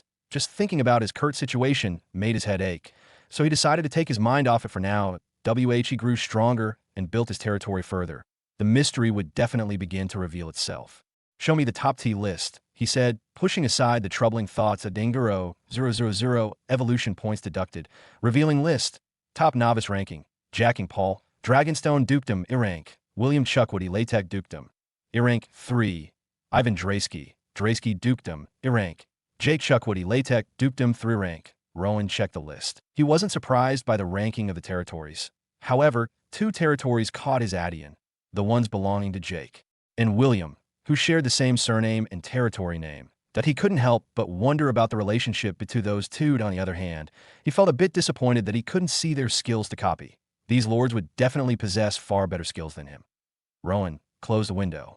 I need to do everything possible to improve my territory and get into the top 1,000 rankings to see what kind of rewards are up there. I'm certain they would be important assets to enhance both my power and territory. He resolved, setting a new goal for himself. Seeing the list of the top T filled him with new motivation to do more, fueling the competitive spirit within him that had died down a bit due to the lack of competition. Now that one had arrived, he was ready to do everything to stay at the top. Winter C2. About a week had passed since the monster attack and the arrival of the village hero, Dragon Wind. In the days that followed, the village was filled with purpose. Soldiers trained from dawn till dusk, honing their skills with unwavering focus. They sparred in the op fields, their movements sharp and disciplined. Farmers doubled their efforts, tilling crops while also reinforcing deficits. They knew the importance of being ready. Children watched the soldiers with wide eyes. Inspired, they gathered sticks and practiced mock battles. Laughter mixed with determination as they mimicked combat moves. Each swing held the promise of future guardianship. One day, we'll protect everyone, they thought, gripping their makeshift swords. Meanwhile, the WM kept the village running smoothly. They prepared meals, cared for the young and the elderly, ensured daily life continued without a hitch. Their hard work provided comfort and stability, allowing others to focus on this. In a secluded room filled with swirling smoke, Dragon stood before an unusual fireplace. An oddly shaped pot bubbled over the flames, emitting a soft glow. The air was thick with the SCT of herbs and magic, that he selected special plants with shimmering leaves and added them to the brew. From a pouch at his side, he took out parts from the slain monsters. Sharp fangs, gleaming claws, fragments of dark horns. One by one, he dropped them into the boiling liquid. The mixture hissed and changed color with each addition, reacting with bursts of sparks. Just a bit more, Dragon thought, his eyes fixed on the pot. The room vibrated with ergi. The air hummed. The liquid began to glow instantly, cycling through shades of red, blue, GRE, yellow, and purple. Suddenly, 5 colored smoke rings rose from the pot, floating above him in a mesmerizing dance. A satisfied smile appeared on Dragon's face as he observed the reaction. He'd been trying to brew this potion for the past 3 days, but always dead up with unsatisfactory results. Seeing the 5-colored smoke floating in the room, which signified a successful mana-restoring potion, made him smile. Finally, I can refill my mana reserve, he muttered with a smile. After successfully brewing the potion, Dragon allowed it to cool for about 2 hours before storing it in the small glass potion bottles inside his spatial pouch. He was able to fill 5 potion bottles with the entire batch he had just brewed. If others had SE him at the start of brewing and now during packaging, they would be pretty surprised by how drastically the volume had decreased. Initially, it filled a large pot, but now it couldn't have filled more than tiny potion bottles. Only Dragon knew that the amount he obtained was already perfect, as others might not have get up to 3 bottles from their batches. Dragon stored 4 of them in his pouch and stared at the one in his hand. The liquid inside was pale blue and looked highly volatile. I'm only a tier mage, so I need at least 4 of these potions to completely replenish my mana reserves, Dragon muttered. He studied the contents of the bottle for a few seconds before gulping it down. The bitter, hot liquid slid over his tongue and burned his throat as he swallowed. Immediately, he felt a burning sensation in his stomach, as though he had swallowed hot coals.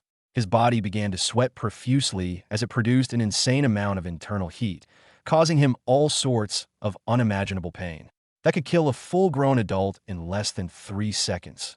Nevertheless, Dragon's body had become stronger and more durable than a normal human's, giving him the endurance to withstand the unbearable pain.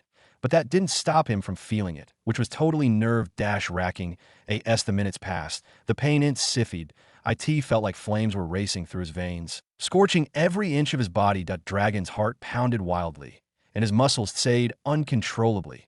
His vision blurred, and beads of sweat dripped down his face. Cheated his jaw, trying to withstand the agony. Each breath he took felt like inhaling fire. The room seemed to spin, and his legs threatened to give way beneath him. The searing pain grew sharper, testing the very limits of his endurance.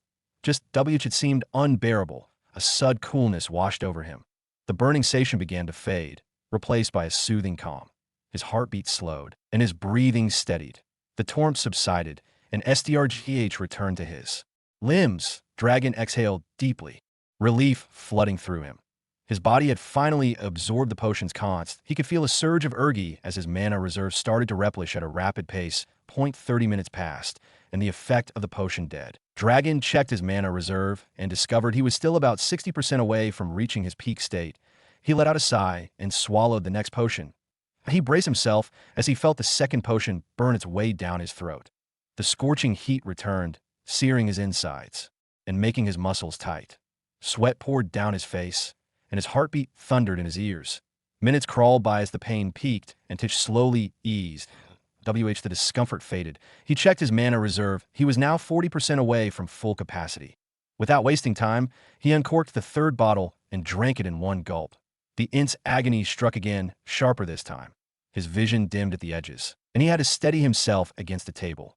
Every nerve in his body screamed, but he refused to yield. Gradually, the torrent lessened, and a cool sensation spread through him. Another glance at his mana reserve showed he was just 0% short. Summoning his remaining SDRGTH, Dragon swallowed the fourth and final potion. The pain hit like a blazing inferno, the worst of all since his mana reserve sucked the mana more greedily and aggressively. He gritted his teeth, muscles quivering under the strain. It felt less, but he held on. Eventually, the flames within subsided, replaced by a soothing wave of energy. As the last traces of pain disappeared, Dragon said his mana reserves fully replenished. He let out a loud sigh. He WT to take his bath and cleaned the room using wind magic and water magic spells together. Before walking out of the house, it was evening, and people on the street greeted him happily as usual. It greeted them back and inquired about R's current location. He was told that it was at the village square, so he immediately headed there. The village square R was mixing herbs of various sizes, colors, and shapes inside a small wood bowl. After he finished, he handed the mixture to a feverish old lady sitting on a wood BCH beside him. She drank it without hesitation. She didn't feel anything different for the first 5 minutes as the concoction settled within her system. The cold and fever were still there and hitting hard, causing her pain. But after another 5 minutes, it was as though a strange new energy washed through her body and filled her with life, conquering the fever and cold she felt. "I feel so good now," she exclaimed happily, standing up and bowing slightly to R. "Thank you very much, Lord R." R waved at her with a proud smile. "No need to thank me. Go back home, and don't forget to eat healthy foods with PLTY vegetables. This medicine I gave you will only calm the symptoms and fight them slowly. If you continue eating unhealthily, once the effect wears off after 2 days, the fever will return." "Sure, I will." She thanked him and left. R smiled and rinsed his equipped with water. He was pretty happy that he had just helped another villager in need. It made him proud. Dragon, who was observing not too far away, sighed and muttered to himself. With this much knowledge of herbs, he might be accepted into the Devildoor School of Alchemists, but he's already past the maximum age limit. He shook his head and WT to inform R of his plan to return to Winter Seed. R was devastated by the news, but he had no choice. "Please SD my greetings to Lord Rowan and Miss Liera," R said, waving at Dragon. Dragon nodded before bringing out a magical silver slip and tearing it. Immediately, he teleported, unaware of the 2 dark figures trailing him. After Dragon activated the silver slip, also known as the low-grade teleportation magic slip. His body teleported from his current location and traveled at an amazing speed toward Winterseed. Those who witnessed it were amazed, or stared at his disappearing figure with a smile that lasted for a few seconds. Nevertheless, while the low-grade teleportation magic slip was a very important magic item for transportation, it had a lot of downsides given its grade. Not so far away from the village square, away from the prying eyes of the villagers, were two figures cloaked in dark armor observing Dragon's movements. They were other than Xandros and Alistair.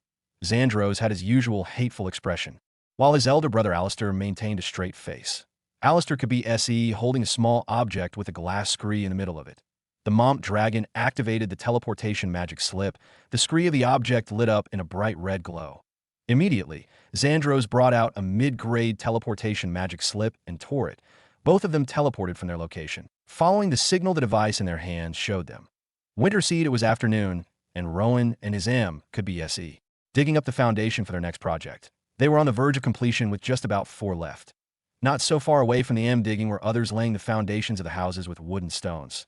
Some M could also be SE mixing clay and adding it to the foundation to make it ever sturdier.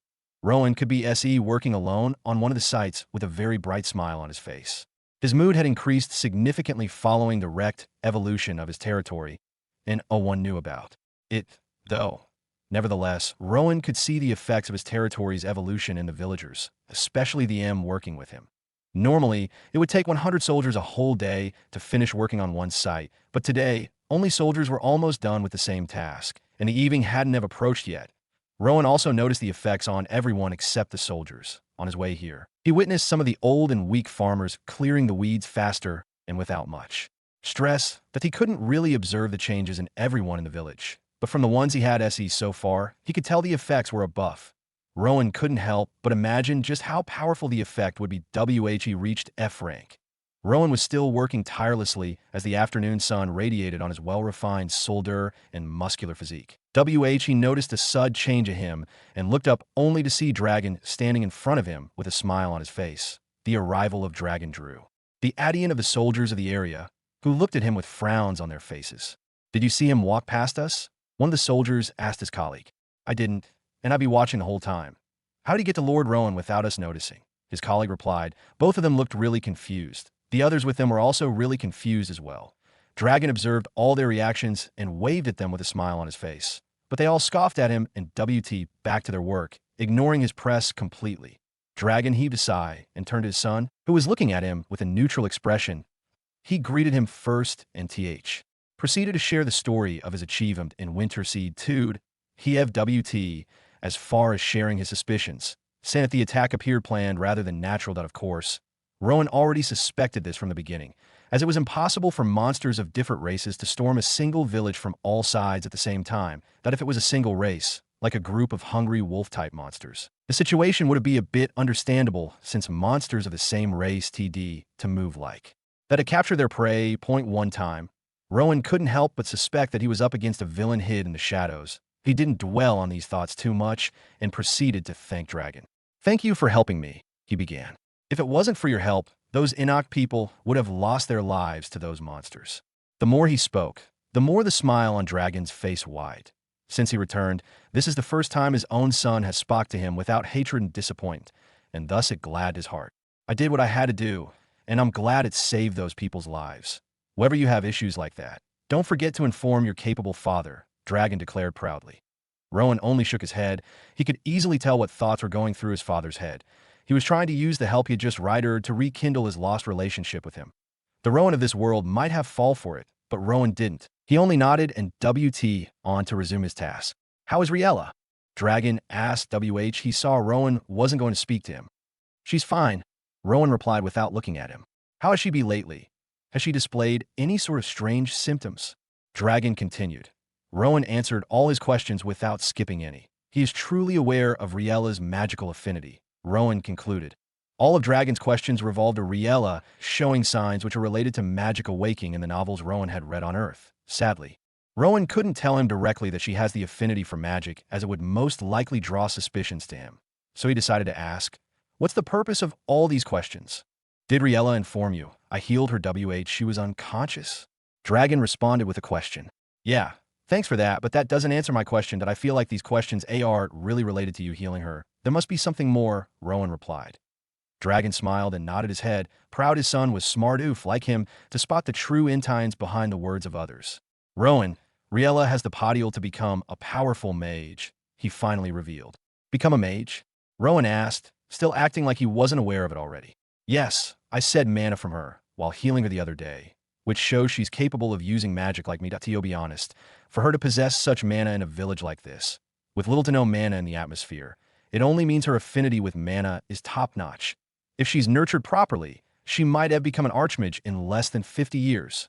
Dragon said with so much excitement and interest in his voice. The excitement was akin to a little boy telling his friends about his favorite superheroes. Rowan acted surprised, and TH proceeded to ask questions about magic as a whole. He took this opportunity to begin establishing his foundation as a mage. He started by asking about magic as a whole, what one could do to be able to wield magical powers, how one could tell if they are talented in the field of magic, the ranks of magic, and many other important questions. Seeing how interested Rowan was in learning about magic made Dragon smile profusely as he opted up and began explaining everything to Rowan in simple, understandable terms. Nevertheless, while both of them discussed, far up in the air and shrouded in a concealing magic spell were Alistair and Xandros, listening to the conversation of father and son. Someone with the potential to become an archmage. Huh. Told you we'd get more benefits from letting him live than killing him, Alistair said to Xandros with a smirk. I admit, your judgments are precise, brother, Xandros said while observing Dragon. Alistair's eyes were mostly set on Rowan because he could feel some sort of strange powers coming from him. He could easily tell that Rowan was stronger than the average man, but he doesn't seem to possess the slightest bit of mana. Strange, Alistair noted to himself. He observed the other a Rowan, and how they carried out their tasks efficiently. From his position, he could stare and notice everything happening in the village, ranging from the little children to the farmers working in the farms and the soldiers standing guard over the border of the village. Alistair was a bit surprised that a small village would be this peaceful and cooperative, and it was all under the control of a young man like Rowan. To export this sort of control, he must be really special. He noted once again. He turned to Xandros to see that he was still glaring at Dragon and couldn't help but sigh, recalling a certain EVT.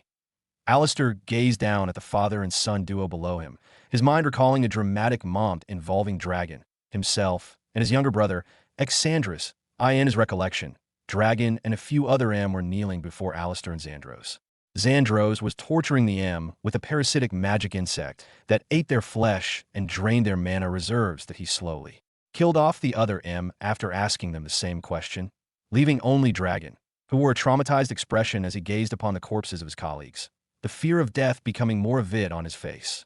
You're the only one alive now, Dragon, and according to our information, you're the one in possession of the item we're looking for, Xandros said with a frown, staring intently at the kneeling Dragon. I swear I know nothing about it. I'm knocked. Dragon pleaded repeatedly, but the more he cried, the angrier Xandros became. Alistair stood behind his younger brother with a calm expression. Let him be, Alistair finally said after a few months had passed. What? Xandros barked angrily, turning to look at Alistair. Alistair gave him a sharp glare, warning him to watch his tone. Dragon looked at the two of them with a slightly worried expression. Whatever the outcome of their discussion would determine whether he lived or died. We've already slain half of the guards at the cult's hideout, and we still have found you think killing him will help? Alistair asked with a frown. But what are we going to report to the echelons? What if they find out we lost something so important to the cult? Xandros retorted. They engaged in a heated argument with one another. The crux of their dispute was whether to let Dragon go or kill him like the rest. From their arguments, their intines were clear and understandable. Both belonged to a really powerful cult, the same as Dragon. However, Dragon and his colleagues were low-ranking members, mostly used as guards or experimental specimens by the cult. According to Xandros, Dragon was the leader of the group, guarding a particular item of great importance to the cult. But a few days ago, they discovered the item was missing, and of the guards admitted knowing its whereabouts.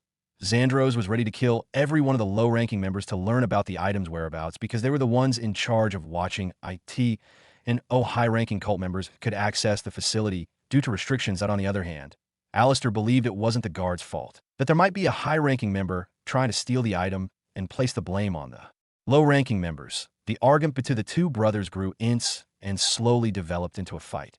Xandros controlled the wind to him to attack Alistair, while Alistair simply deflected the wind attacks with waves of his hands. He didn't attack his brother at all because he understood just how hot-blooded he was. While they were fighting, Dragon struggled to free himself and eventually succeeded as he pulled out a teleportation magic slip from his spatial pouch and used it without wasting time. Immediately, he vanished from the area, unnoticed by the brothers. Alistair and Xandros only realized that Dragon was gone after a few minutes. Xandros reacted angrily and blamed Alistair, while Alistair simply walked away. Alistair recalled all this and sighed. Xandros still believed Dragon was in possession of it and was ready to kill him for running away last time. Both of them watched Dragon and Rowan for a few minutes before disappearing, unaware of the eyes watching them from the beginning. Rowan and Dragon continued discussing magic with one another. Rowan learned a lot about magic from his father. He learned that magic can be cultivated by anyone, talented or not. However, the more talented one is, the fewer resources and less time they would need to grow stronger in the field of magic. According to Dragon, there are several levels of magic. The Apparatus Mage realm, which is divided into low stage, mid stage, and peak stage. Once one asks through these three basic stages, they will have all it takes to become a real mage. There are also tier to tier 7 in the ranking of mages, with tier being the weakest and lowest, and tier 7 being the highest and strongest. Dragon is a tier 3 mage. Rowan learned so much from Dragon, which gave him hope that he would be able to cultivate magic on his own one day. For someone originating from Earth whose greatest dream is to wield supernatural powers, the news naturally made him excited. After they finished discussing, they came to an agreement that Dragon would take Riella as his apprentice and help her whack her magic potio. But Rowan said he would have to ask Riella. Only if she agreed would he let Dragon take her as his apprentice. Dragon had no objections and left. After he departed, some of the young soldiers stopped working and strolled toward Rowan to ask questions. Rowan gave them simple answers and continued with his task in the evening. They finally finished digging the foundation and all retired to their homes to rest it on. Their way home, they met some of the farmers and chatted. Their discussions were nothing but positive and heartwarming, clear evids of the peace and harmony in the village. Rowan got home and found Riella holding one of his robes with a sweet smile on her face. "Here, try it on," she said, waving the robe in front of him. Rowan immediately checked the status of the robe before reaching to grab it from her. Enchanted robe. A robe that is enchanted with enchanted embroidery effect. Defs. WH equipped. Defs is boosted by 33%. A robe that boosts defs. Rowan was pretty surprised he saw the stats. The effect of the robe was far better than a basic grade item and almost as good as a common grade one. Common grade leather armor only gave a 50% boost in defs. If she keeps evolving in her field, I won't need to waste evolution points on purchasing armors in the future. Rowan exclaimed inwardly as he began putting on the robe. After donning the robe, he thanked her sincerely and encouraged her to do more. Riella was already very excited, and his compliments made her ever more so. She proceeded to inform Rowan about her work today. She told him how she had been working to create a robe that warms the body, but kept failing to do so. Rowan saw the sadness in her eyes as she discussed the topic and immediately cheered her up. To be honest, Riella was already working too hard with the enchanted embroidery skill. Since she received the skill, she had been working nonstop, adding embroidery to robe after robe and trying new effects every day. "Don't push yourself too much, Riella," Rowan concluded. "I won't. Thank you for believing in me, Rowan." Riella smiled cheerfully and kissed him on the cheek. Rowan smiled at her and nodded.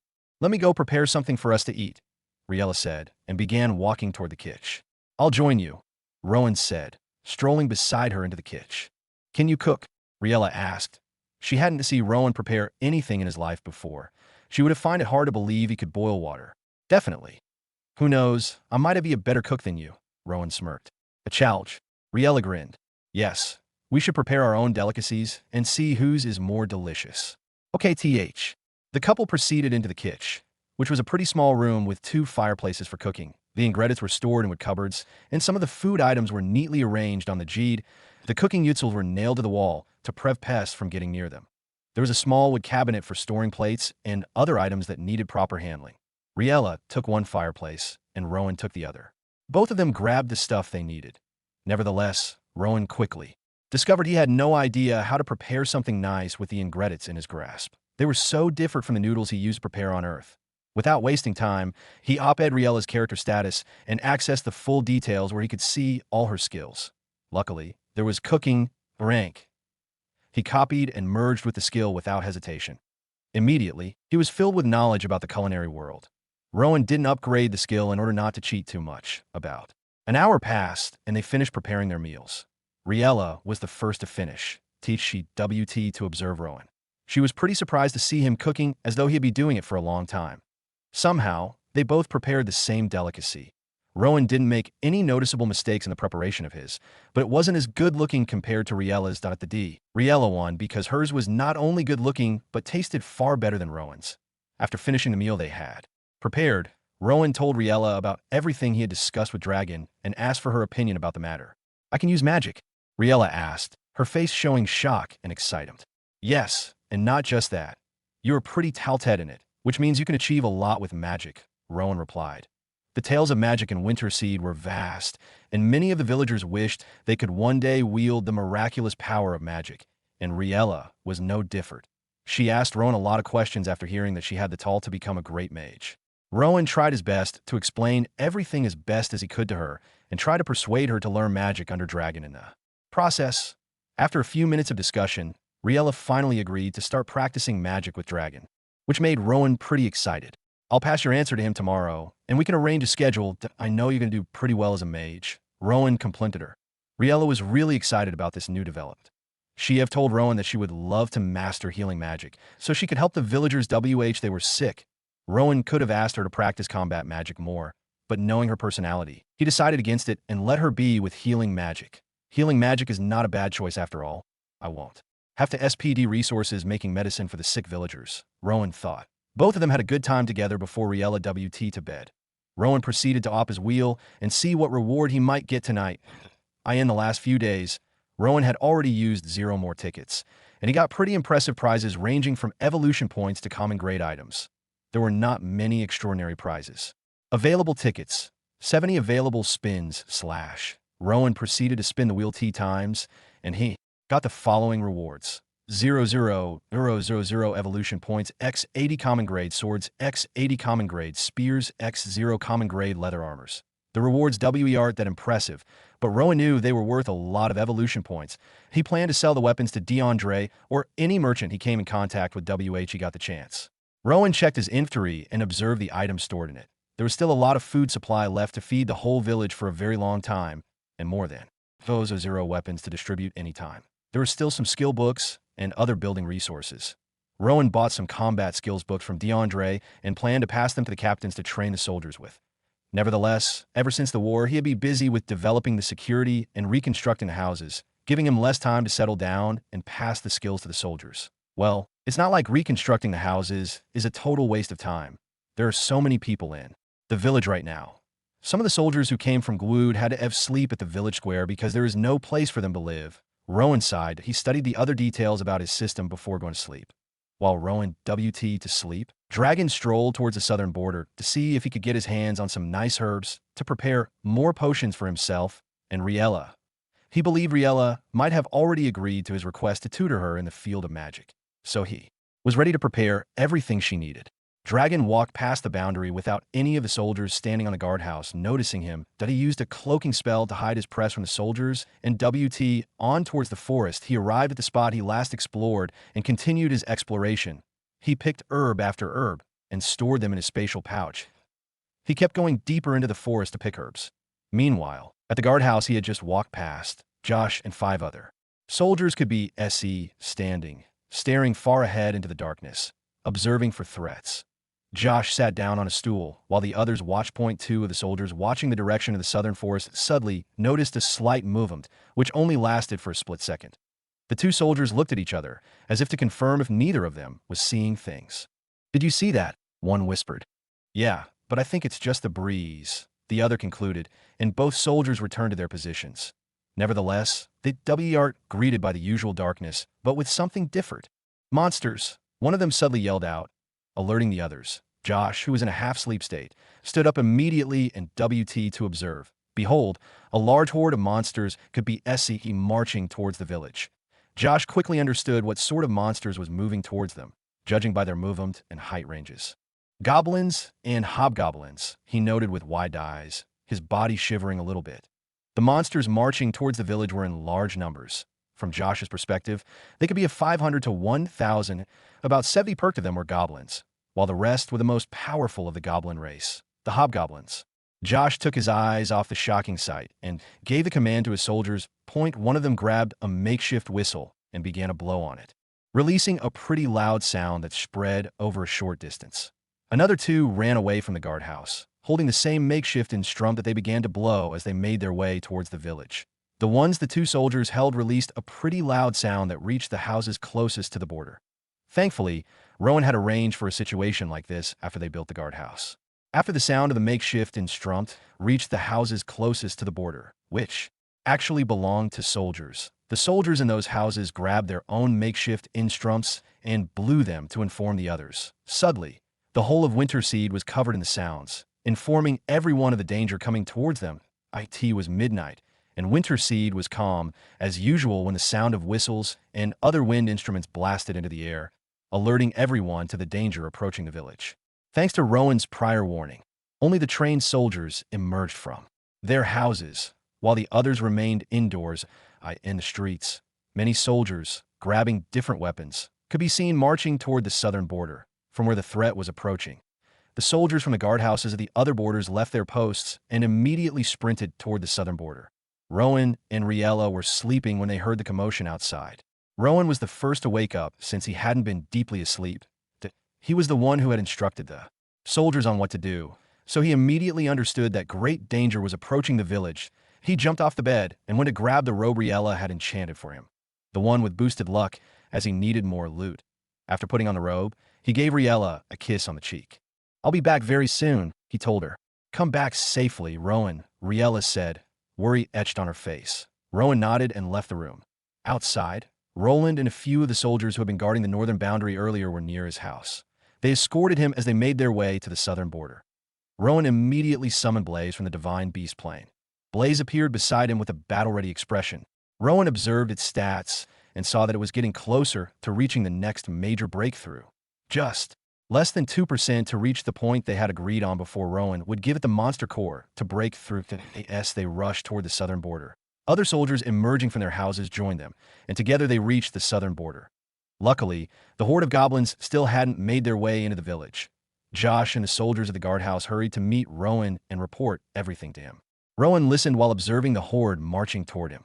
Thanks to his night vision, he could see the goblins clearly. They were goblins taller and much stronger than the ones who had attacked a few weeks back. These goblins were about 5 feet tall and looked really muscular compared to the previous hordes. They also had pretty refined weapons like makeshift machetes and spears, different from the last ones who came with sticks and other wooden weapons. Amongst the goblins were gigantic hobgoblins wielding large weapons ranging from axes to blades attached to chains and other dangerous-looking weapons. Just by looking at them, Rowan could tell they would be very difficult to fight. If his soldiers engaged these monsters in battle, they would definitely lose their lives. Furthermore, Rowan couldn't engage all the monsters simultaneously without sustaining ghastly injuries. Everyone gather around. Rowan called the soldiers together. After pondering for a few seconds, he discussed a quick battle strategy with them before distributing weapons to those without. All the soldiers from Winterseed got swords since it's the only weapon they have trained with, while those from Glenwood got spears and bows and arrows. After the short speech, the soldiers nodded their heads and grabbed their weapons tightly. They all felt really motivated to fight, as usual. The horde of goblins was still pretty far away. With the pace they were moving at, it would take them about 5 minutes to reach the village. "Attack now," Rowan yelled out. "Remember, leave all the hobgoblins to me and only attack the goblins. Do not attack them alone," he continued. The soldiers nodded their heads, eyes blazing with determination, and they all charged toward the horde. If the horde noticed the soldiers' readiness, they also began storming toward them, their collective steps creating a horrifying stomping sound that reverberated across the southern border. That Blaze's eyes turned red with bloodthirst. A flaming aura wrapped around its figure as it moved at a shocking pace toward the horde. Blaze was up ahead of the whole group, just a few inches away from Rowan. Merciless Killer Special Effect. Bloodlust activated. Attack power plus 50%. Rowan's eyes were fixed on the opponents ahead as he observed their stats with the few minutes he had before engaging.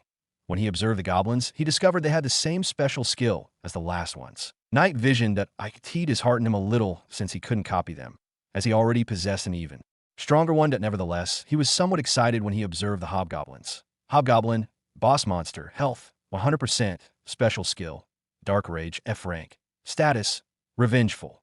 Sadly, there wasn't much time for him to study the skill and copy it, as the distance between himself and the Horde was closing rapidly.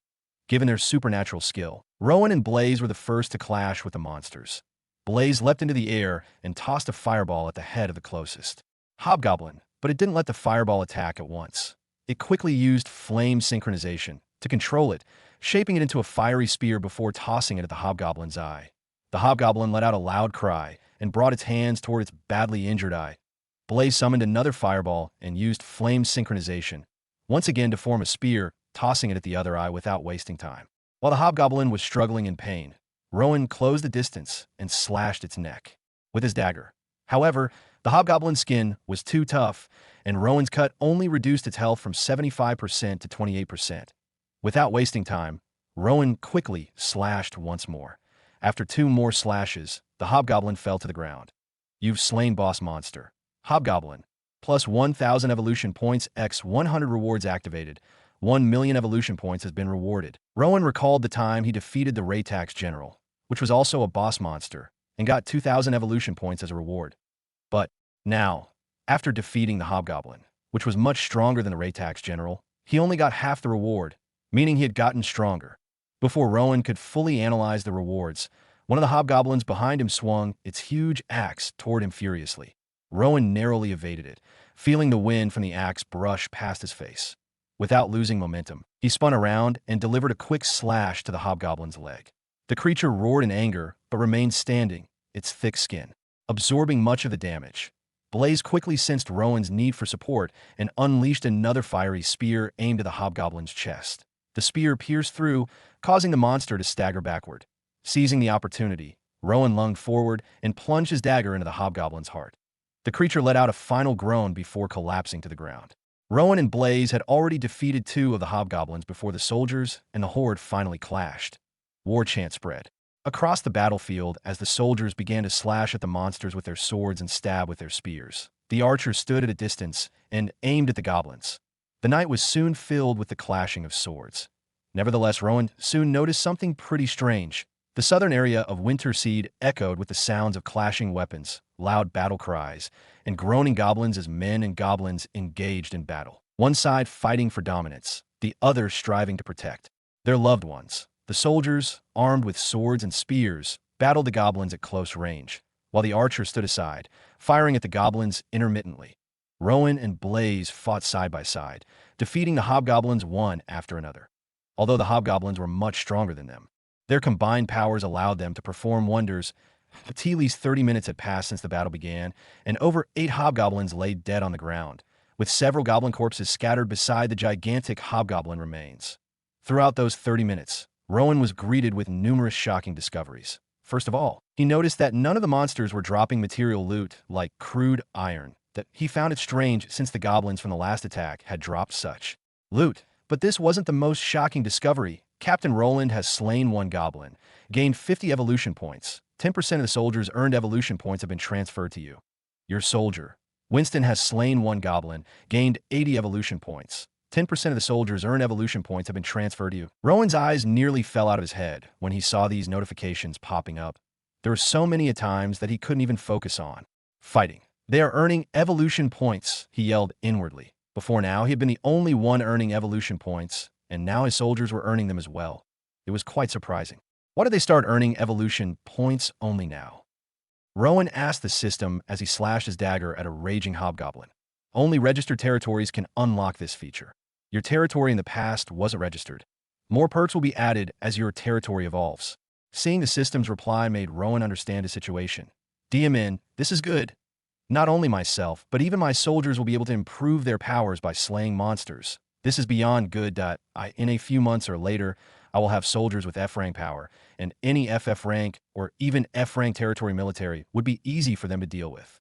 Rowan thought to himself with a gladdened smile. This was a new development, and it made him genuinely happy.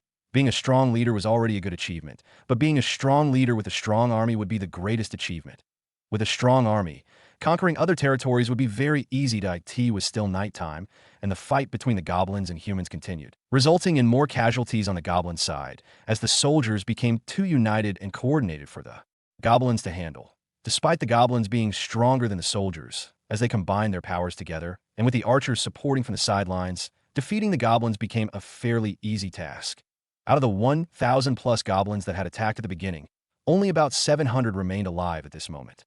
About 20% of the hobgoblins had fallen to their demise under the collective power of Rowan and Blaze. Since the fight began, Blaze hadn't backed down once and kept giving its all to the battle. Rowan witnessed Blaze use different tricks with its flame synchronization skill. Blaze was able to manipulate the fireballs it spewed, make them take different shapes, aim at the hobgoblins, and even determine the pace at which they darted through the air. The power was simply amazing. Rowan observed Blaze's power from time to time and couldn't help but feel envious of his own pet. Sadly, he couldn't copy magic-related skills from anyone because he wasn't a mage, and didn't have his own mana core, yet he could copy skills from other classes, but the magic class proved to be the most difficult as it requires a core, unlike the others. Rowan didn't let this demotivate him and kept battling. He and Blaze moved in perfect harmony. Blaze assisted Rowan by unleashing streams of fire, which Rowan used to his advantage. The flames disoriented the hobgoblins, allowing Rowan to strike swiftly with his dagger. Their combined attacks were overwhelming. The soldiers, inspired by their leader, fought with renewed vigor. They formed tight groups, covering each other's flanks. The archers from Glenwood provided support, their arrows finding goblin targets with precision. Captain Roland led a charge against a group of goblins trying to break through their lines. "Hold the formation," he called out. The soldiers braced themselves as the goblins attacked. Swords clashed, and spears thrust forward. Captain Roland has slain a goblin, gained 50 evolution points. 10% of the soldiers' earned evolution points have been transferred to you. 2 soldiers have slain 2 goblins, gained 160 evolution points. 10% of the soldiers' earned evolution points have been transferred to you.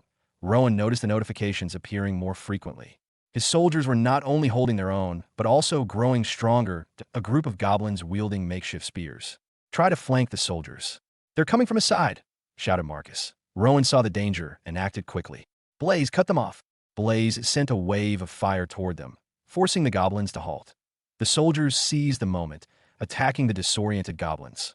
"Now," shouted one of the archers, releasing a volley of arrows that struck the goblins in effective spots, killing most of them and weakening the others. Soldier Marcus has slain a goblin, gained 60 evolution points. 10% of the soldiers' earned evolution points have been transferred to you. Yormvlimpersaur's Soldier Riveyes has slain a goblin, gained 70 evolution points. 10% of the soldiers' earned evolution points have been transferred to you. Rowan and Blaze continued, targeting the hobgoblins. Blaze's fire weakened them, making it easier for Rowan to land decisive blows. One hobgoblin swung its massive axe at Rowan, but he ducked under it and slashed at its leg. The creature stumbled, and Blaze finished it off with a burst of flames. Another hobgoblin charged at Blaze. Rowan intercepted it, blocking its attack with his dagger. The force pushed him back, but he held his ground. Blaze took the opportunity to send a fireball into the hobgoblin's chest, knocking it down. "You've slain boss monster. Hobgoblin. Plus 1,000 evolution points, 100 rewards activated. 1,000,000 evolution points have been rewarded." Rowan and Blaze continued their relentless assault. Over the next 2 hours, they moved swiftly across the battlefield, taking down hobgoblins one after another with their combined efforts. As more hobgoblins fell, the remaining hobgoblins and goblins began to realize that they stood no chance against the united force of the humans and started to retreat little by little. They turned their backs on the battlefield and began to flee toward the forest without wasting time. 2 soldiers were fighting a goblin who suddenly let out a defeated shriek, dropped its weapon, and ran to join his fellow goblins who were escaping. The battlefield took a quick turn. The goblins no longer tried to defeat the humans, but ran from them. This amazed some of the soldiers, causing them to stand and watch in awe for a few seconds. "Don't let them escape," Rowan quickly commanded, breaking the brief, relaxed state of the soldiers. "If they escape, they will regroup and come back stronger. We can't let that happen," Rowan announced. "Archers, this is your time to shine." With Rowan's words, the soldiers became active again and began a hot pursuit after the monsters in front of them. Not far from the battlefield, inside the South Forest, Dragon could be seen walking deeper into the dark woods with a neutral expression on his face. The sounds of nocturnal creatures and insects filled the air, but Dragon didn't seem bothered. He continued moving on with his search for more herbs and possibly monsters, so he could slay them and collect their monster cores he found. a few herbs in his current location. But as he moved further, he discovered that the magic herbs were becoming scarcer and scarcer.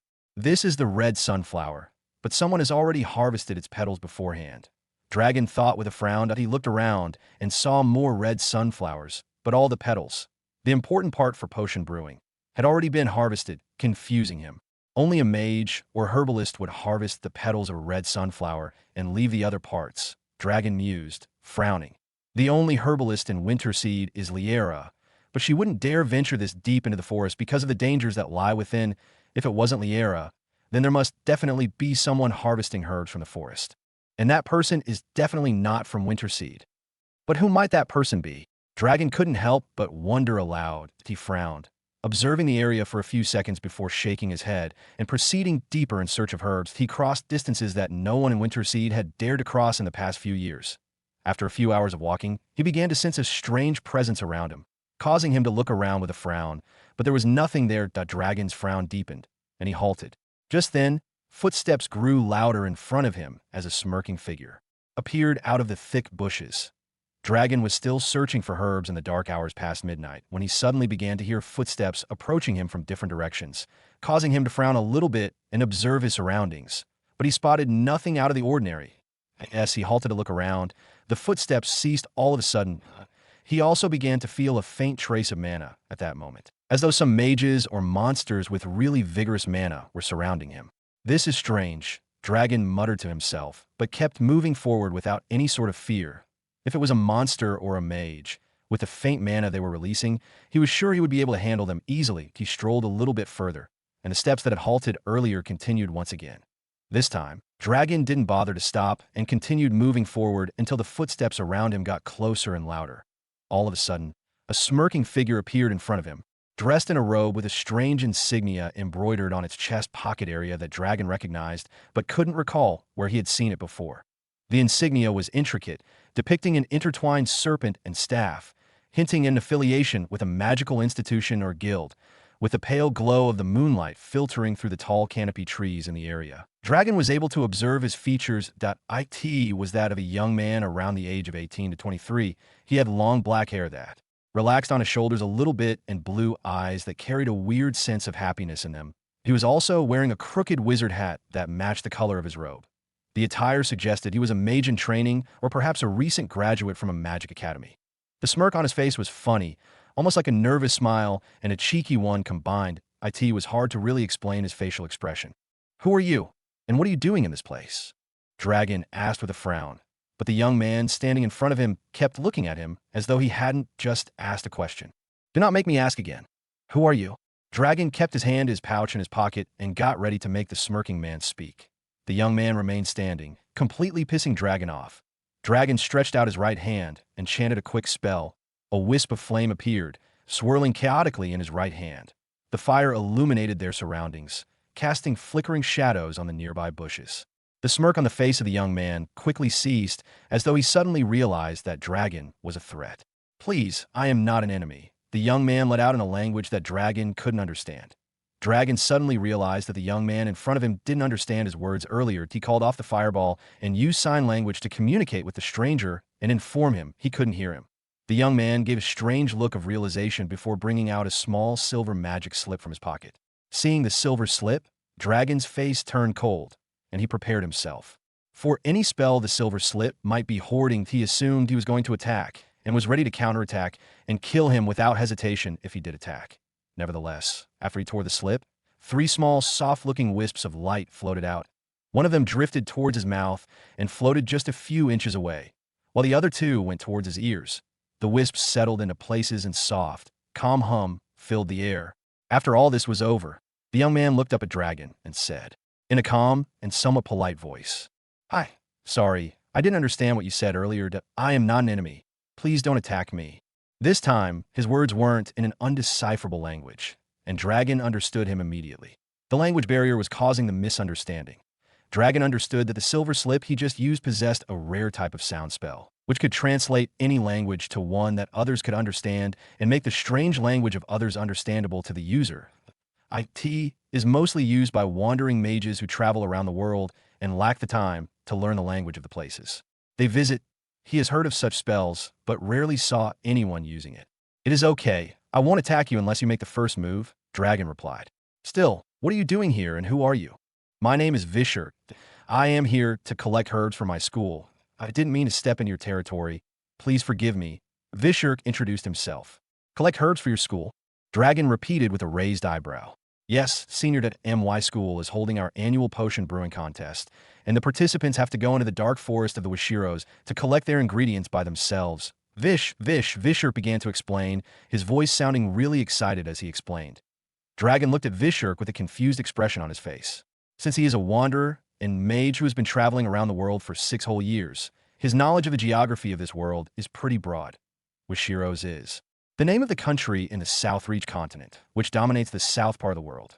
Wishiros is a very big country with a lot of large territories like empires, kingdoms, dukedoms, and small territories like villages, including Winterseed. The Dark Forest, known as the South Forest by the people of Winterseed, is a big landmark in Wishiros, and it serves as a large border for tens of territories that to move from one end of the forest to the opposite end would take at least 2 weeks. And based on Vishur's narration, he has been in the forest for more than 2 weeks and claimed to be lost. Weren't there any sort of guides with you guys while you took the exam? Dragon asked with a frown. There were, Vishur said, and his expression saddened. Did anything happen? Dragon quickly asked, but he didn't answer immediately. His eyes reddened, and tears started streaming down his face. His fists were clenched as he seemed to be recalling some pretty solemn and gruesome memories. What could have happened? Did his classmates beat him up and chase him into an unknown part of the forest to steal the ingredients he collected? Dragon wondered. Vishur cried for a few seconds before looking up at Dragon and revealing, all my schoolmates and the guides assigned to watch over us during the exam were slaughtered. Dragon's eyes widened as he didn't expect such a gruesome story. How? Dragon asked immediately. Vishur opened up and told him the full details, describing how they were deep in the forest, and 2 strange dark mages suddenly appeared out of nowhere and began slaughtering everyone without consideration. He said he was swimming in a river nearby when this took place and was able to escape from the killers by lowering himself in the water, away from their field of sight. Dragon felt really remorseful for Vish when he heard his story.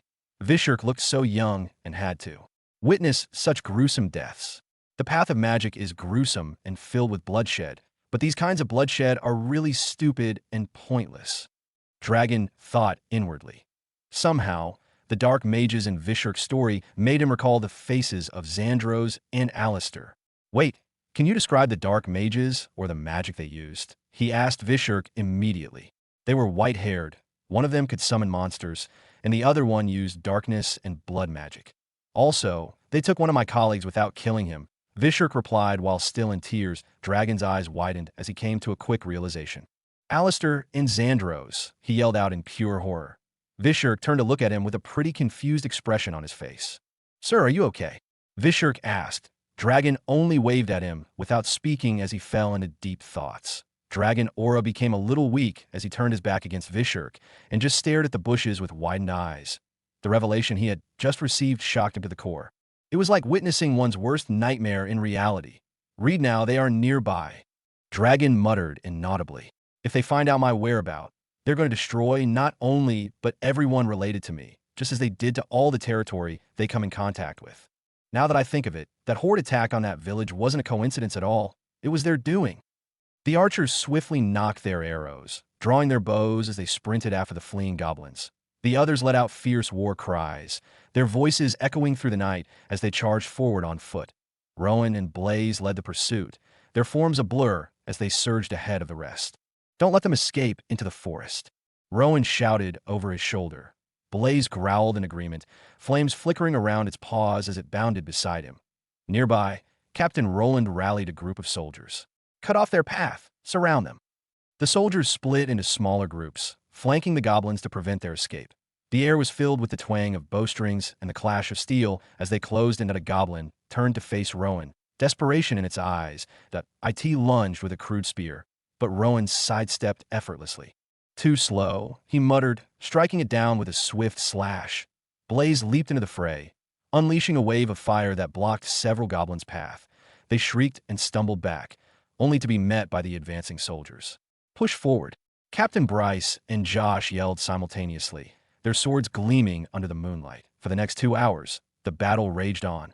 The soldiers fought tirelessly, their unity and determination overpowering the dwindling goblin forces one by one. The goblins fell until none were left standing. Rowan received a series of notifications from the system, which made him smile menacingly as he slew more hobgoblins in front of him.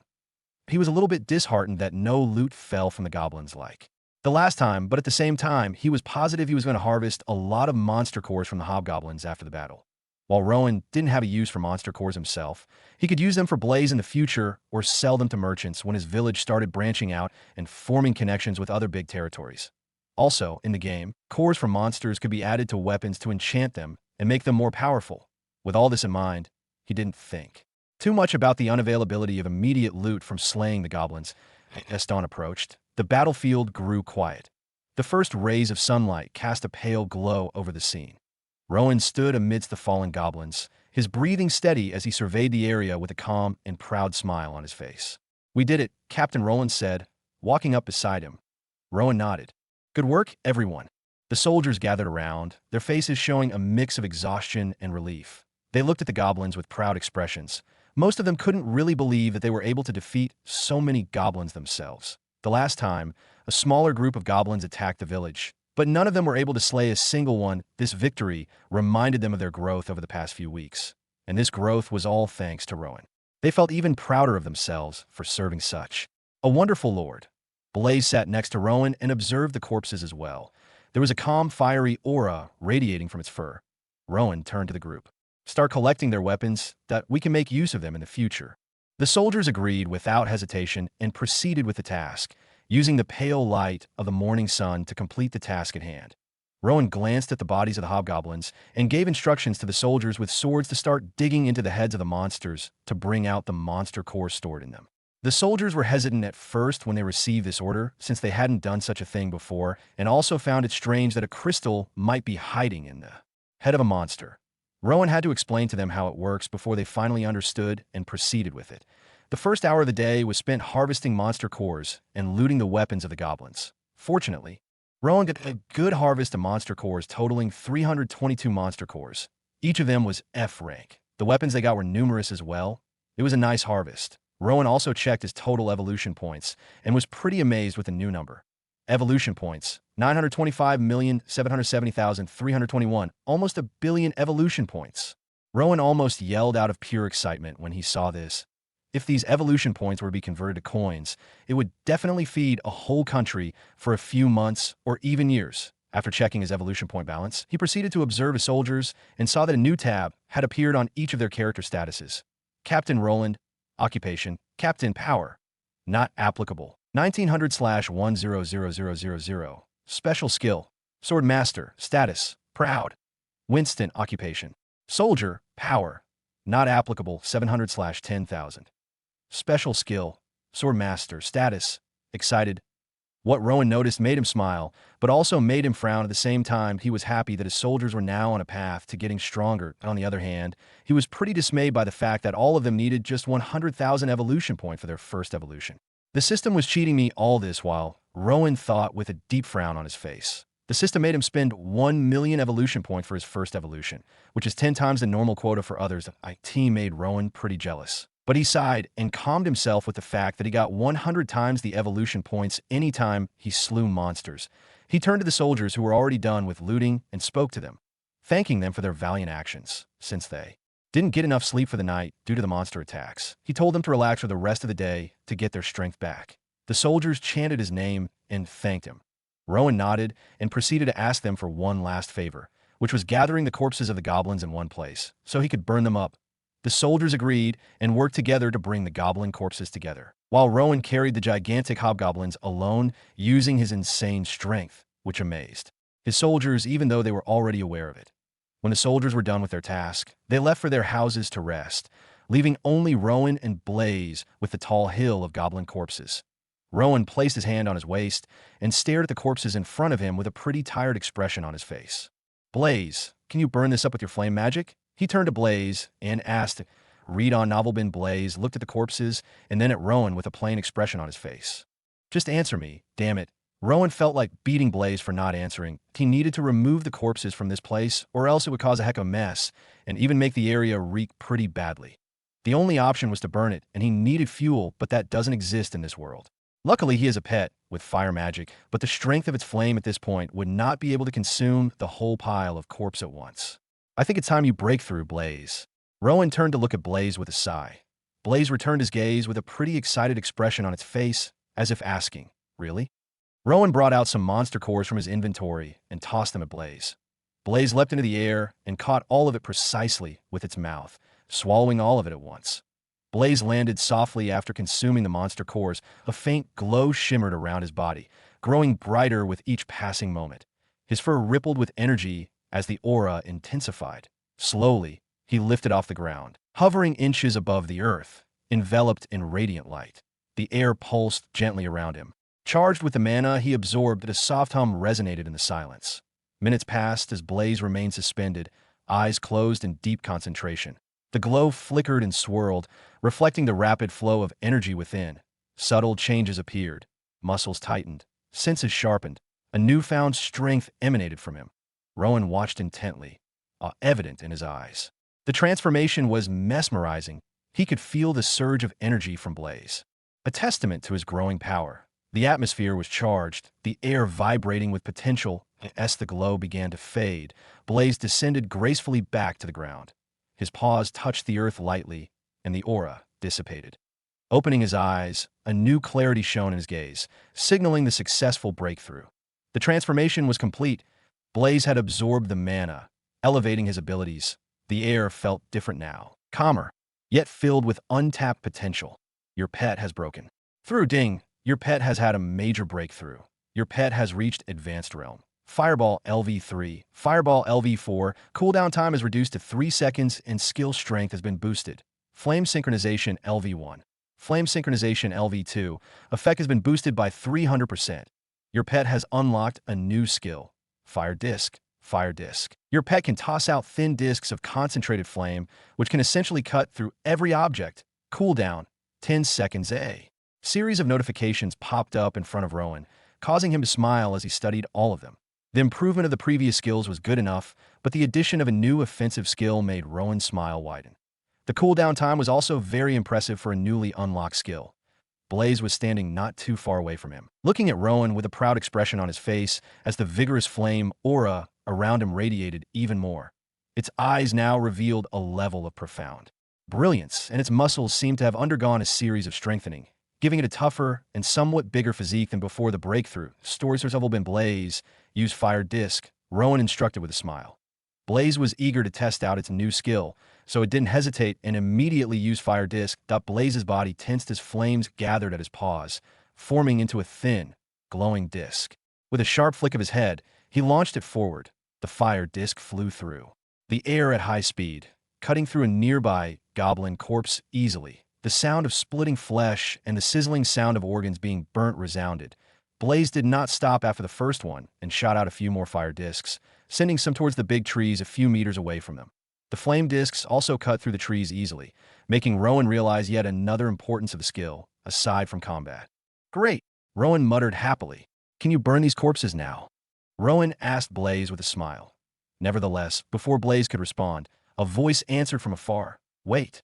A few hours before dawn, in the dark forest, after Vishur told Dragon about the white-haired dark mages who slaughtered his schoolmate, Dragon's expression and aura became really negative. Vishur was sort of confused why Dragon was acting in such a way after hearing about the killer of his schoolmates. He even wondered if Dragon knew them, or was he just being extremely sympathetic about it. But he did not bother to distract Dragon, as he didn't really understand his character completely. On the other hand, Dragon found a small stone boulder and sat on it to ponder with a deep frown on his face. He had been pondering for a few hours now, recalling several uncanny moments that he had been trying his best to hide for a long time. Since he managed to escape their grasp on his life, he knew just how much darkness and destruction those two could bring on any territory they arrived at. Now that Dragon thought about it, the monster attack on Winterseed too might not be a coincidence after all. It is definitely the handiwork of Xandros, that psycho bastard. Dragon gritted his teeth. I need to leave this forest ASAP since they might still be within it. They can never think of finding me in a small village like Winterseed, he thought to himself, and stood up from the boulder. Senior. Vishur immediately moved close when he saw him, standing up. Come with me. Vishur Dragon said to Vishurk without looking at him as he began making his way down to the village. Vishurk was happy and followed Dragon without uttering a single word. Both of them strolled through the bushy part of the forest in silence. Vishurk's eyes darted across the area from time to time in search of herbs. He saw a nice herb and was about to go pick it up when Dragon gave him a cold glare. "Do not pick any herb in my territory." "Okay, senior." Vishurk nodded and picked up his pace. Although he was pretty disheartened, he couldn't pick more herbs. After a few hours of strolling, the darkness in the sky began to clear up, and the pale morning sun glowed down on the earth, illuminating their path as they reached the exit of the forest. After a few more steps, they finally made their way out. Dragon halted for a minute as he noticed so many footsteps on the ground, coming from different entrances of the forest and trailing down to the village. As a wanderer, he instantly knew it was goblins. He immediately understood that a horde of goblins had befallen the village. Have they arrived at the village yet? Did the villagers run away and survive? What about Rowan and Riella? Damn it, why wasn't I around to rescue them? Dragon's eyes became active as he started making his way down to the village. Vishurk had questions about the numerous trails as well, but he did not stay back and rushed after Dragon. Both of them crossed the last bush and were greeted with another shocking scene. Such a large corpse hill. Vishurk was amazed by the scene. Far away from them and not too far away from the village, the hill of goblin corpses that Rowan and his soldiers had made immediately drew the attention of Dragon and Vishurk. Vishurk was pretty amazed by the scene, finding it cool, but on the other hand, Dragon was confused. How were the soldiers able to slay so many powerful goblins? He asked himself. Both of them began making their way towards it. As they got closer, Dragon noticed the gigantic corpses of hobgoblins among the numerous goblin corpses. He also noticed that the smallest goblins were far stronger and wiser than the ordinary goblin, which made him question even more how the soldiers were able to kill them. Even I will find it difficult to kill such a large amount of them at the same time, Dragon frowned. Dragon soon began to hear voices behind the hill and hurried up to find who the speaker was.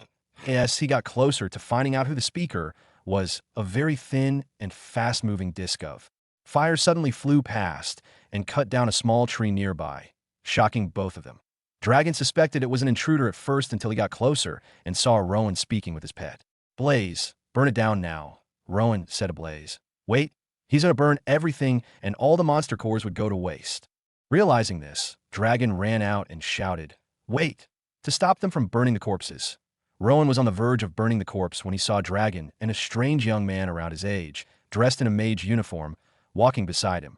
Vishurk, occupation, mage, special skill, magic of status. Amazed, a questioning look appeared on Rowan's face as he observed Vishurk. Wondering why he was here, he even began to wonder if Vishurk was Dragon's illegitimate child since both of them were almost the same age. He was pretty curious about the soft, glowing wisp of light floating close to Vishurk's mouth and ears, but didn't bother to ask. He was a mage after all and could do stuff naturally impossible. Creating wisps of light around his ear and mouth to look good should be expected. He took his eyes off Vishurk and returned them to Dragon, who was rushing towards him, still trying to stop him from burning the corpse, even though he had also paused. "Can you leave these corpses? I want to harvest the monster cores. I will burn them myself afterwards," Dragon requested, looking at the hill of corpses with a pretty expectant look on his face as he wondered just how many monster cores he would get from it. "I already harvested all the monster cores," Rowan replied. Dragon's expectant expression crumbled immediately, and he turned to look at Rowan. Only then did the worry and confusion in his heart earlier return. Sorry for asking the unnecessary question first. He scratched his head in embarrassment with an anxious smile on his face. Rowan didn't bother to reply to him. Seeing that Rowan didn't reply, Dragon proceeded to ask all the questions he wanted to ask about the goblin attack and how Rowan managed to defeat them. He even inquired if there were any casualties. Blaze could understand the words of Dragon. He could tell that Dragon thought of them as weak and incapable of defeating the monsters, which made Blaze a little bit furious, growling at him as he spoke. Vishurk, who still hadn't taken his eyes off the corpse hill, heard Blaze's growl and tilted his head towards it. A surprised look appeared on his face afterwards. He muttered to himself in a low voice, "The Ash Fire Wolf. Holy cow." Rowan noticed Vishurk's eyes on Blaze, and his frown deepened a little bit as he turned to the speaking Dragon and interrupted him. "Are you really going to ask all these questions first and not introduce the stranger you brought with you?" Only, oh, I forgot," Dragon exclaimed and signaled for Vishurk to come closer. "This is Vishurk, a young mage scholar that lost his way in the forest. I found him while I was picking herbs in the forest at night," he introduced. "Vishurk, this is my son, Rowan Winterseed, the Lord of Winterseed Village. He introduced both of them to each other. Vishurk was really surprised when he heard that Rowan, who was the same age as him, was lord over a territory. In his mind, Rowan immediately became a cool person. Vishurk stretched his hand out for a handshake. Nice to meet you. Rowan looked at the hand for a few seconds before shaking it. Both of them gave each other a friendly smile. But Rowan's was more of a pretense since he didn't understand why Vishurk was here in the first place. He would have to ask Dragon later when no one was around to listen.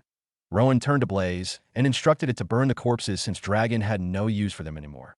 Blaze nodded and strolled closer to the corpse hill, the flame aura radiating from its body, growing stronger and more chaotic. Blaze halted and tossed out several fireballs into the air and used flame synchronization to halt their movement. Vishurk and Dragon stood beside Rowan and watched the display of Blaze with pretty amazed expressions on their faces. The scene in front of them was one they've been seeking for a long time since they discovered the world of divine beasts, which is a crucial division of magic. The scene in front was also pretty amazing, even for Rowan, who only wanted to see Blaze incinerate the corpses. Several huge fireballs could be seen floating in the air as Blaze continued to summon more every 3 seconds. The fireballs were akin to mini suns, shining brightly, but ready to scorch everything in their path. After summoning a wholesome amount of fireballs, Blaze used flame synchronization to merge all of them into one very big inferno that sent scorching heat and intense glow in the area. Rowan and Vishurk had to step back since the heat was affecting them, but Dragon had a flame resistance spell activated, so he wasn't affected. The huge ball of inferno began levitating onto the top of the corpse hill before descending down on it, like a burning meteor descending from space. Instantly, the corpses were engulfed in intense flame, and the sizzling sound of flesh melting gradually drifted across the area. Blaze watched its creation for a few seconds before turning and walking towards Rowan with a proud smile. The huge fire behind Blaze as it strolled towards Rowan created a really badass heroic effect, causing Rowan to be a little bit envious since he couldn't achieve such a badass moment yet. When I am done investigating Virgil, I might ask for help on how to awaken my mana core, Rowan thought to himself, observing the amazed Vishurk beside him. If Vishurk turns out to be a sheep in wolf's clothing, Rowan was ready to kill him the moment he discovers it. But if he isn't, he would make use of him to begin his magic journey and advance in it while Dragon helps. Riella. Reward? While Rowan was thinking, Blaze stood in front of him and requested. Blaze did a good job, so Rowan wasn't bothered and gave him 5 food pills which Blaze devoured at once. Afterwards, he sent it into the divine beast plane. The 3 of them then returned to the village together. Because of the soldiers' coordinated actions last night, none of the villagers were hurt, and no houses were destroyed like the last time the goblins raided the village, which was a significant development in its defense. When the soldiers sounded their instruments and alerted the whole village to summon the other soldiers. The villagers naturally heard it and understood that a great danger was approaching the village that required the power of all the soldiers dwelling in it. Naturally, they panicked and would have run out of their houses as usual. But this time, they stayed calm inside and prayed for victory. Riella was among them, and she didn't worry too much because she believed her husband was capable of bringing peace to the village once again. Most of the villagers were unable to sleep due to worried as daylight finally approached. They emerged from their houses one after another to look outside, and were glad to see the area was peaceful. However, they became worried that the soldiers hadn't returned yet. Some neighbors stood inside their houses and communicated with one another, sharing their worries. They didn't step out because Rowan had asked them not to unless the soldiers were back. Some of them even sat outside their homes because they grew tired of waiting inside. But a few minutes later, the sound of numerous footsteps could be heard coming from the south. Everyone standing outside immediately turned their heads in that direction, and their solemn faces lit up at once. They rushed towards the approaching soldiers. Yes, Lord Rowan and our men have done it again. Peace has returned to the village. This is good, my son is alive. They cried out as they ran to welcome the soldiers, who felt proud and happy seeing the reaction of their people. They hugged their loved ones with proud smiles on their faces. It was a great achievement to protect the smiles and happiness of their loved ones from impending doom. As the villagers hugged the soldiers, they began to ask about what happened.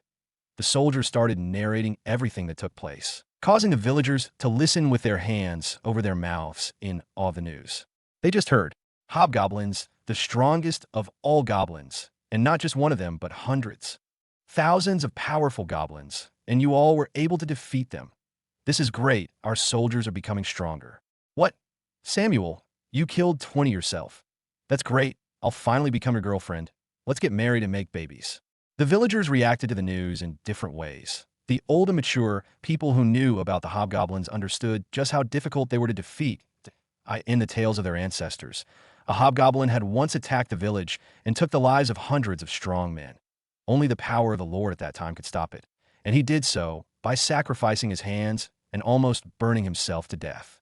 They couldn't believe that their Lord Rowan and his divine pet were able to take care of hundreds of them alone. It was too good to be true. While some soldiers told the truth, there were a few who twisted the tales to their advantage in order to woo their crushes and garner attention from the beautiful maidens. Riella came out only after a few minutes had passed, as she was previously sleeping.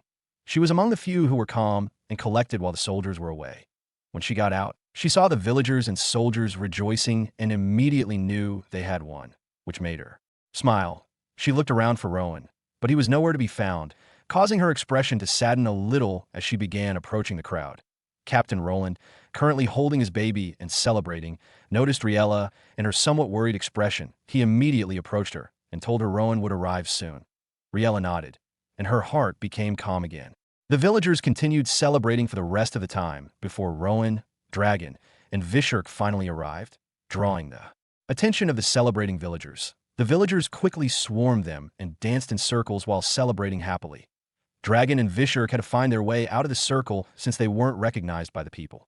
Dragon stood at a corner, watching his son with a smile, while Vishurk was more than amazed. "Your son is really incredible. Senior, can't believe we are the same age," Vishurk said to Dragon with a smile.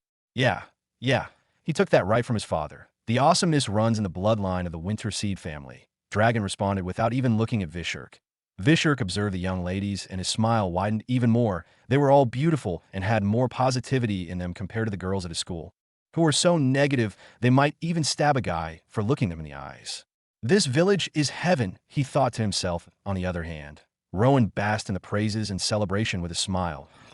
As usual, Rowan didn't miss out on the chance to harvest evolution point from his people, but he spoke to them and distributed the daily supply of food since the ones he stored with the cooks had already been exhausted. "Congratulations on your victory, darling," Riella said as she came to hug him after he was done speaking. Both of them exchanged a quick, intimate kiss that sparked a lot of reactions from the crowd. Some cheered while others became envious. On the other hand, Vishurk's eyes widened when he saw Rowan kissing the very beautiful white-haired woman. He had seen the other women in the village, and even the middle-aged ones were more beautiful than some self-proclaimed schoolbells at his school. However, when he saw Riella, he immediately confirmed inwardly that she was the most beautiful. Then he was greeted with the biggest shock of his life when Rowan kissed her. "I am still a virgin, and he is married to the most beautiful woman in his village." Vishurk felt like crying. He turned to look at Dragon, who was still smiling, and said, "Please adopt me and make me part of your cool family." Rowan and Riella left the celebrating crowd and went to their room to have a quick romantic moment before freshening up. That Riella's apprentices were still carrying out their assignment, so there would be no class today. She had brought some clothes home yesterday and planned on working on them for the day. Rowan bade her farewell and left. Brandon and Captain Roland could be seen not too far away, speaking to Vishurk and asking him question after question. Brandon spotted Rowan and waved at him before strolling towards him. Captain Roland asked Vishurk to come with him to meet Rowan. Brandon and Captain Roland greeted Rowan first before reporting what they had to report. "Lord Rowan, we cannot trust this guy," they both suggested. "Don't worry, I'll investigate him myself and deal with him a moment he tries to do anything that harms any one of my people," Rowan responded. Brandon and Captain Roland nodded. "Please be cautious around him," they said, waving before turning back and leaving only the two of them together. Vishurk was smiling in a friendly manner at Rowan while his blue eyes shone with adoration. If an outsider were to describe both of them, they would definitely say they were brothers due to the similarities they share.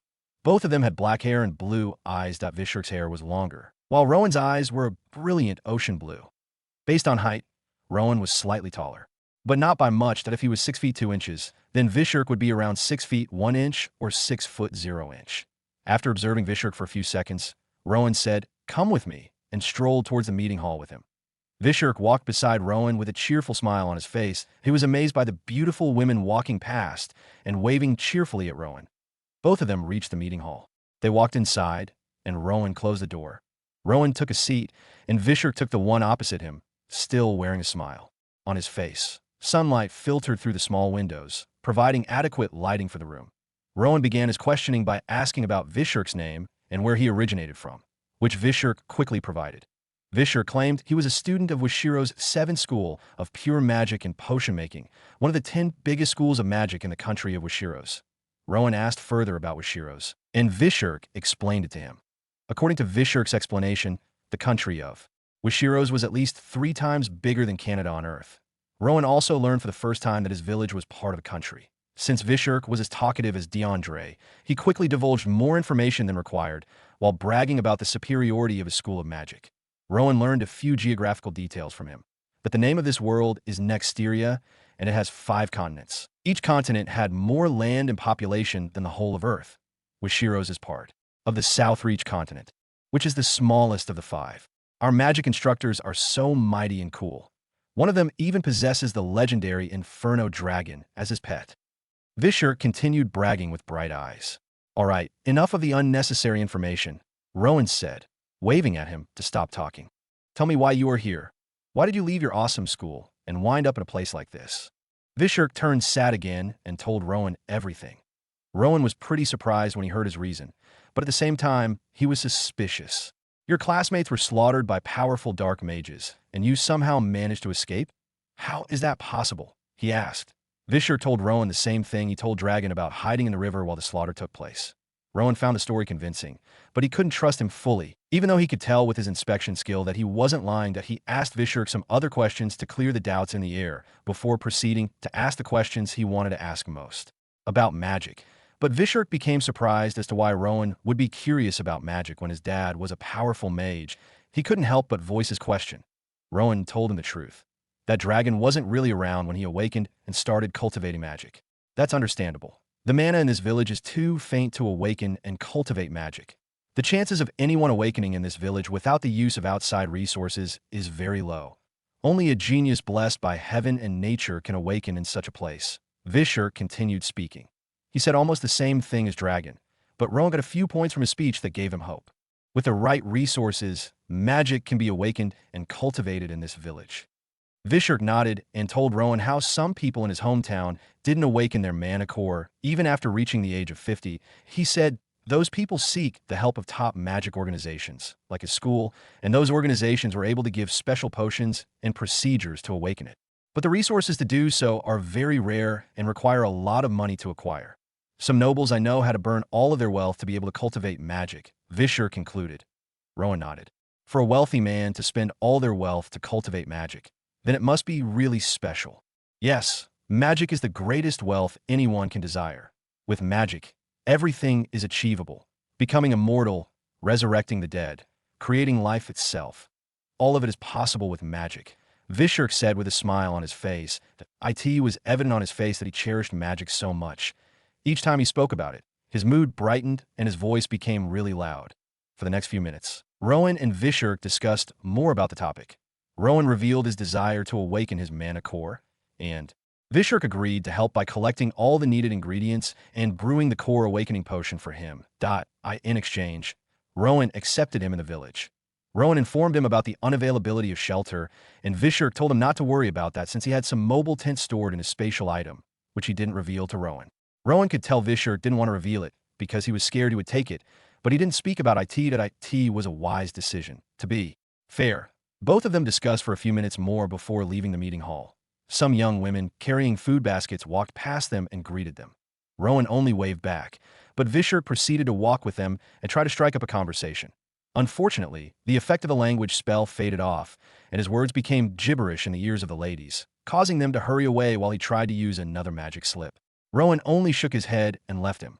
While he was strolling towards his next destination, he opened his system and checked his current ranking. Novice ranking. Total positions, 9,028. Your position, 8,937. 9-1. Current recurring rewards. None. Do you want to view the top 10? Cost. 100,000 evolution points. 3 days passed slowly after the arrival of Vischer. In those 3 days, the villagers grew accustomed to Vischer's presence, that he gradually became the talk of every household in the village after they discovered he could use magic. Since magic was rare and only a thing of myth and legend in Winterseed, the people naturally became curious. They would meet Vischer whenever they had the chance and beg him to show them his magic powers. Vischer wasn't bothered by the people's curiosity, which slowly became a distraction. Since there were pretty girls among them, he decided to perform his coolest magic to impress them. Yesterday, he even called a group of ladies himself and started performing magic for them. That he juggled some fireballs and used wind magic to fly himself a little bit. He even used wind magic on the young ladies, filling them with thrills and laughter. Back in his school, Vishurk was a below-average mage and couldn't win the interest of any girl, as they were all in love with the talented mages. Thus, when the chance to become the superior one came, he took it without hesitation and enjoyed the benefits. Nevertheless, he didn't get enough time on his hands to enjoy the attention from the beauties, as he still had to work on making Rowan's awakening potion. Vishurk would go into the forest at night to look for some special herbs which could only be harvested at night. Sometimes he even went with Dragon, since Dragon was a senior mage who had already explored some parts of the dark forest and had knowledge about the special herbs he needed. On the first day, he went alone and returned after only 2 hours because he was scared the white-haired dark mages would suddenly appear and slaughter him the way they did his schoolmates. On the second day, he spotted Dragon and quickly followed him in the village. Dragon was the only one he felt really comfortable with. He saw Dragon as a savior and father figure, an experienced mage and potion brewer. Dragon caught on to the type of potion Vishurk was going to make when he heard the ingredients. Vishurk explained to him and told him Rowan wanted the potion. Dragon had a lot of questions but didn't ask and just went with the flow. He had already started his tutoring of Riella and studied the signs in her body. His prediction about her being talented in magic was correct. Not only was she talented, she seemed to possess a special blessing that Dragon couldn't understand, no matter how he tried. While the mages and those gifted with magic talents were busy advancing in their fields, Rowan didn't stop working on his village and ensuring its prosperity. The construction was still ongoing and moving at an incredible pace. The building of the houses became really quick. 1,000 soldiers were able to complete 7 to 10 houses per day due to the simple structures and materials needed, as well as the productivity boost added by the territory evolution. The farms had also improved drastically. The uncultivated parts had been cleared and new seeds had been planted, most of which were already showing signs of germination. Under the supervision of Alara and her colleagues, and with the availability of a stable water supply, the yield of the crops in the farm had increased manifold. Yesterday, Alara even approached Rowan and told him she would appreciate it if they could start rearing their own livestock, so the village would have a stable supply of meat. Hunting was not common among Winterseed, thus, the only sources of meat were from the supplies Rowan provided. With the addition of livestock to the farmlands, not only would we have a stable meat supply, but we would also get manure for the farms, she said. Rowan was amazed by her intellect in the field of agriculture. It far surpassed his who had only read about it in school. Rowan promised to bring livestock after his visit to Winterseed too, which would be in a few days. His promise made Alara really excited. Skipping to the current day and current moment, Rowan could be seen standing in his room. Checking the novice ranking. It was early morning, and the light had already descended upon the village. Novice ranking, total positions, 90-28. Your position, 89-10-12. Current reoccurring rewards, none. In the past 3 days, every morning, Rowan made sure to check his ranking, see if some sort of miracle had taken place, and shot him up the list. Only 12 today. At this rate, reaching the top 1,000 would take a very long time, Rowan sighed. What are you thinking about? Rowan. Riella's sweet voice came from behind as her hands wrapped around Rowan and her head relaxed on his back. Nothing much. What are you up to today? Rowan replied with a smile. I already told you last night. Sir Dragon said the final phase of my awakening will take place today. Did you forget? Riella asked. Rowan felt her hand leaving his body and immediately understood that she was upset. He forgot about such an important event. He turned to her, and just as he predicted, there she was, looking at him with a cute, angry pout on her lips, with her hands folded and her head tilted in another direction. Even when she tried to be pissed, she couldn't help but appear even more attractive. How did you expect me to remember? You told me during the heat of sex. Rowan yelled inwardly but kept a straight face. I did not forget. I just wanted to hear the good news from your mouth again, he lied. Really? Riella's eyes lit up. Yes, and not just that. Once you finally awaken your mana core and step into the first stage of magic cultivation, you'll become the first woman in Winterseed to ever use magic. Rowan added, spicing it up to make her happy. And as usual, he was able to make her forget her anger. Both of them had a few nice talks before leaving in separate directions. Riella went to meet Dragon at the village square, while Rowan went to resume his daily supervision, beginning with the farms. Riella strolled down to the village square, receiving tons of greetings from the people on her way. When she got to the village square, she met Dragon standing beside a strange and large-looking fireplace, with a weirdly shaped pot on top of it. There were some idle villagers gathered at the village square watching him in awe. Did you see that just now? Something like a dragon flew out of that pot. I swear I really saw it. Look at those smokes. What kind of food brings out multicolored smokes? Some of them voiced their shock. The villagers didn't get close to Dragon because he had already warned them beforehand not to. Those who tried to disobey him and come closer fell unconscious due to the strange smell of the strange stuff Dragon was preparing. Riella strolled past them and towards Dragon. Yes, she got closer. She began to hear the strange bubbly sound coming from the pot, as well as the unfamiliar smell, which caused her body to experience strange reactions. Riella, you are here. Dragon sensed her presence and greeted her without looking. You came a few minutes earlier than I expected, but don't worry, the anesthetic concoction would soon be ready. It will numb the pain of awakening your mana core, Dragon continued. Riella nodded and waited for a few minutes. After everything was done, he brought out a mat from his spatial pouch and laid it on the ground for her. She sat on it in the meditative sitting position she had learned from him. Dragon then proceeded to bring out strange-looking, glowing crystals and laid them at different angles around her. Then he connected the angles with chalk. Riella and the villagers watched, pretty confused as to what he was doing. After Dragon was done, a pentagonal drawing mixed with spiral shapes and strange symbols was drawn on the ground. Dragon checked everything over and over again to prevent any mistakes, as even a single misdrawn line could bring about unmeasurable disasters. This part is done, Dragon muttered to himself. He brought out a clean wooden bowl, scooped out some of the concoction he had just made, and gave it to Riella to drink. Afterwards, he told her to close her eyes and brace herself before he proceeded to chant. Vishurk was strolling leisurely around the village as usual in the morning, looking for idle young ladies to impress with his magic power, when he unexpectedly came across the village square, where a large crowd had gathered. The confused murmur of the villagers made him curious, so he decided to approach and went to observe. When he got there, he saw Riella and Dragon standing together. He immediately recognized both of them, but he was confused when he saw Riella sitting in a meditative position in the middle of a complex pentagonal magic formation etched into the ground.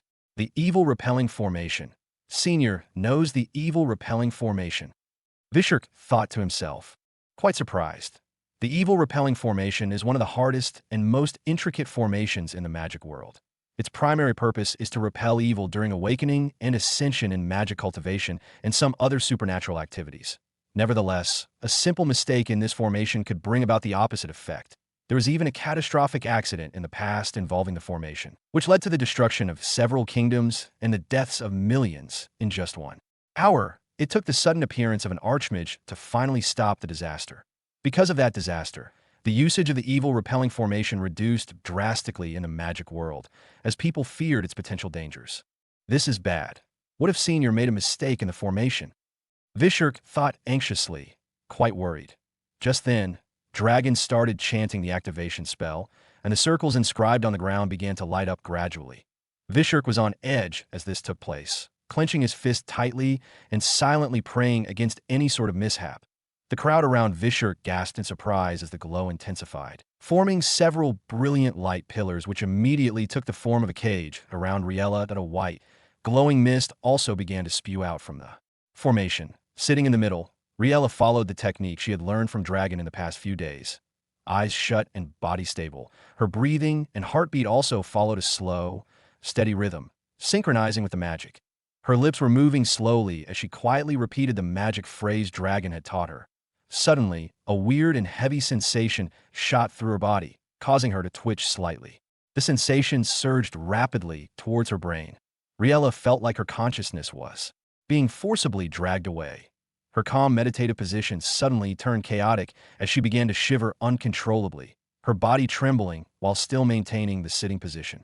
It has started, Dragon muttered quietly to himself. However, his reaction was the utter opposite of the crowd's growing panic. What is he doing to Lady Riella? Someone in the crowd exclaimed.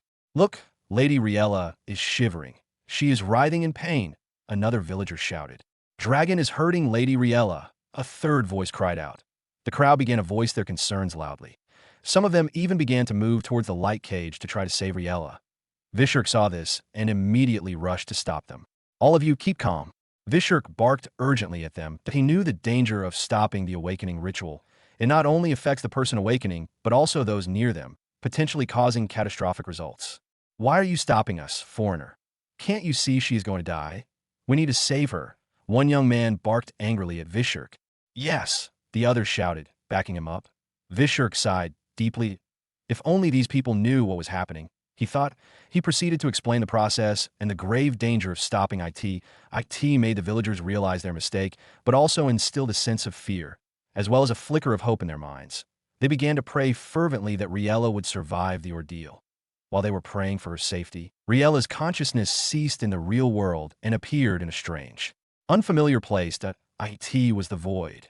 Endless darkness stretching far beyond the eye's reach, seeming to have no end.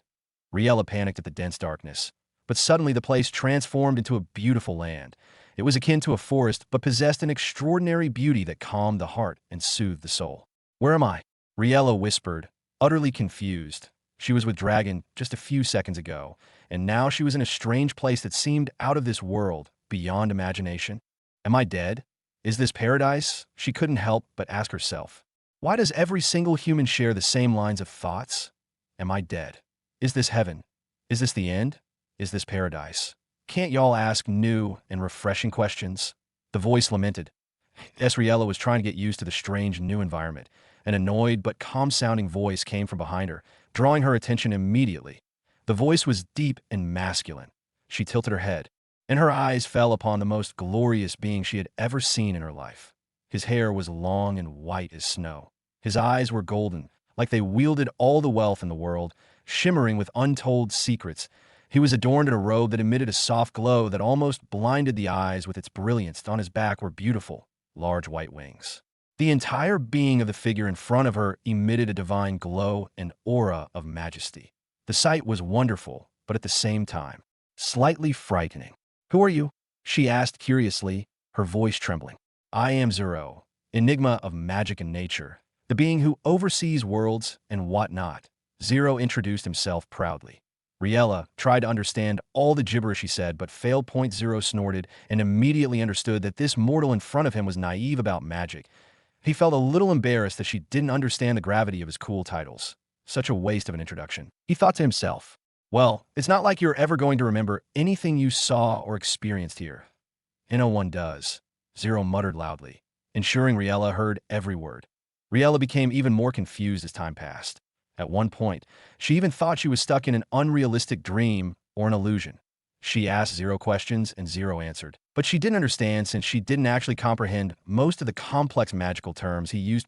Zero became bored and tired of the mortal's ignorance and decided to hasten the process. He waved his slender hand, and a series of glowing orbs appeared in front of Riella.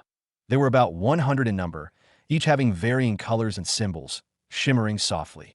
You can only pick one of those, and it'll determine what element or set of elements accompanies you in your magical journey when you get home. Zero explained with a hint of impatience. He then gave Riella 2 minutes to ponder for herself and pick any one of her choice, watching her closely. Riella stared at the numerous orbs in front of her and was utterly confused. 1 minute passed, and she still couldn't make up her mind. Zero floated above her and snorted, seeing how she didn't understand magic. He expected her to choose an orb that would only bring doom and misfortune in her magic journey. Zero is a being that has existed since the very beginning of time itself. He has experienced the creation and destruction of worlds and watched countless mortals make the wrong decision. Most of them end up choosing something that makes their cultivation life impossible or arduous. Examples are those mages who find it difficult to evolve in the magic world, those with elements they can't work with, those with elements that lack resources to cultivate, and others who face insurmountable challenges. Sadly, none of those humans are aware that their fate had been decided with their own hands and end up cussing the heavens for their perceived bad luck. While Zero was busy ridiculing the mortal race in his mind, Riella found a special orb that appeared to be calling to her, and she immediately went for it. Immediately, she touched the orb and accepted it in her heart. It turned into a wisp of light and darted straight towards her chest, permeating it like foam going through water, easily and without restraint, merging with her being. Afterwards, a strange bang occurred in her brain, and her consciousness in this world suddenly ceased abruptly. Her body disappeared from this strange world immediately, vanishing without a trace. Zero observed the whole phenomenon with a straight face, although he was pretty surprised with the orb she picked unexpectedly. Another lucky one, he noted to himself, and was about to disappear when another human suddenly appeared in the same spot Riella had just disappeared from. He had the same reaction as Riella and even asked himself aloud if he was dreaming. Another bastard. Zoro cussed inwardly before attending to the newcomer with a side to the village square. Everyone watched with worried expressions on their faces. Even Vishurk, who understood the concept of magic, couldn't help but feel a little anxious. There were many dangers involved in awakening. Loss of memory, getting possessed by demons and dark creatures, or even death. All these were common dangers involved in awakening. Dragon stood beside Riella and observed everything keenly. He observed every single detail in her body and even focused on her very slightest movements. He was praying incessantly in his heart. Even though he had no god he revered, he did not want anything to happen to his daughter-in-law. Under his keen observation, he had noticed a few minutes earlier when Riella's body suddenly relaxed after shivering for some time that he knew that the process had begun and would end very soon. He was still praying incessantly when he noticed that her body had started shivering again, this time more vigorously than before. He also noticed the mana coming from her had gotten stronger. It has finally begun. If she can survive this phase, then her mana core will finally form and she will begin her magic cultivation. Her element might also awaken if she is really blessed by nature and magic. Dragon muttered to himself. He moved closer, stretched his hands out, and prepared himself to start healing at any moment. As for Riella, after her consciousness returned, she was greeted with intense pain that caused her body to shiver uncontrollably. She felt a burning sensation from her chest, down to her stomach, as though she had just swallowed molten lava. Her head began to ache like it had just been stomped by donkeys. Every fiber of her being was plunged into unimaginable pain, but she maintained her meditative sitting position. Not that she wanted to, but controlling her body at this moment had become unimaginably difficult. Only her mind was under her control, and even that part of her was going through turmoil at this moment. The villagers watched with panic, Vishurk and dragons. Hearts beat rapidly as they prayed for a safe awakening. Your wife has begun the awakening process. Your wife's mana core is awakening. Progress, 57%. Your wife is going through immense pain. Possibility of dying, 20%. Ding. Your wife's possibility of dying has increased to 35%. Your wife's possibility of dying has decreased to 15%. Awakening progress, 62%. Rowan found it difficult to focus on the current task at hand, as the system kept sending him notification after notification reminding him of Riella's awakening that it had started right from the moment she began, and even notified him when she lost consciousness during the process. Rowan had received at least 200 of these notifications by now, completely disorienting him from working. He had to excuse himself and find somewhere far away from the working soldiers in order not to draw unwanted attention. It would be pretty weird if his soldiers kept seeing him staring into midair and frowning each time. Now, sitting in a lonely spot at the back of one of the newly constructed houses, Rowan studied the notifications one after another. Rowan didn't bother to go to the village square because he had already been informed beforehand by Dragon that she would go through a hell of a lot of pain. But he told him not to worry, that everything would be okay. He even asked him not to come. Rowan believed it at first and didn't bother to visit the village square. He would only get himself worried, watching his wife in intense pain. Nevertheless, after seeing the concerning notifications, he began to doubt his previous choice. Awakening progress, 64%. Pain has increased by 200%. Possibility of death has increased to 60%. Another set of notifications appeared, and this time Rowan couldn't take it anymore. This is not good at all. Dragon lied to me. This is beyond what Riella can handle. Rowan gritted his teeth as he took a shortcut, leaving the site without any of the soldiers noticing, and made his way down to the village square. And on his way, he met a few worried villagers who were already coming to inform him about the event happening at the village square. Lord Rowan, your father is going to kill Lady Riella. He is performing some evil-looking ritual on her, and she appears to be in deep pain. Yes, her body is shivering uncontrollably. Lord Rowan, you have to save her, they told Rowan. Rowan only nodded at them and continued hurrying his way down there. Some of them even followed him back since they wanted to see what would happen. They told Rowan how they tried to help and how they couldn't, as a strong force was always pushing them back. Rowan did not bother to engage in conversation with them as the notifications kept appearing, making him even more worried. After strolling for a few seconds, he arrived at the village square and was greeted with the scene. Just as described by the villagers, Riella was sitting in the middle of a magic formation. A cage of light formed around her. White mist spewed out from the formation, blurring the view of the onlookers. Rowan noticed the shivering of his wife and couldn't help but feel a sharp pain in his chest that it pained him to see her suffering. The villagers watching the scene were yelling at Dragon to let Riella go. After observing the scene for a few seconds, Rowan shook his head and began making his way to the front. Vishurk was still blocking the front and preventing the villagers from getting close. He quickly spotted Rowan. "You are here," he said. Rowan didn't reply and proceeded to inquire about the current situation from him. Vishurk explained and told him not to worry. "She'll be fine in a few minutes." Vishurk tried to calm Rowan's worrying heart, but he was quickly disrupted by the explosive sound from behind him. It came from the position of Riella and Dragon. The breeze of the explosion blew across, sending small objects flying and causing some of the villagers to lose their footing. Rowan had to use his arms to form a shield to prevent the dust from flying in his direction. "What happened?" Rowan muttered as he opened his eyes to see what had just happened. "Your wife has passed." Dragon was observing Riella keenly when suddenly a massive surge of mana exploded from her body, causing a loud bang and sending chaotic gusts across the village square. Fortunately, being a mage with a refined body, Dragon managed to stay grounded against the force of the explosion. The mist from the evil repelling formation spread across the area and blocked his vision of Riella. The explosion caught not only Dragon off guard, but everyone present, including Rowan and Vishurk, who were beside him, and closest to the blast. Vishurk quickly turned to Riella's location, which was covered with mist and dust, worry written on his face. What happened? Did she survive? He thought with concern. The same thought ran through the minds of the others. They stared in that direction and waited for it to clear so they could see what had become of their beloved Riella. Rowan shared their worries, but his attention was mostly focused on the notification floating before him at that moment. Your wife has passed. The awakening trial and ritual. Your wife has awakened successfully. Skill. Magic FF has been added to her status. Her magic cultivation stage has been updated. Current stage. Apprentice stage. Your wife's condition is returning to normal. His eyes widened after he read the messages, and he turned to look in Riella's direction. Without wasting time, he began sprinting towards Riella. Vishurk immediately tried to stop him. Remember what I told you just now? If you get closer, you'll be hurt badly. You might get possessed by demons. Vishurk warned, trying to strike fear in Rowan's heart to prevent him from getting close to Riella.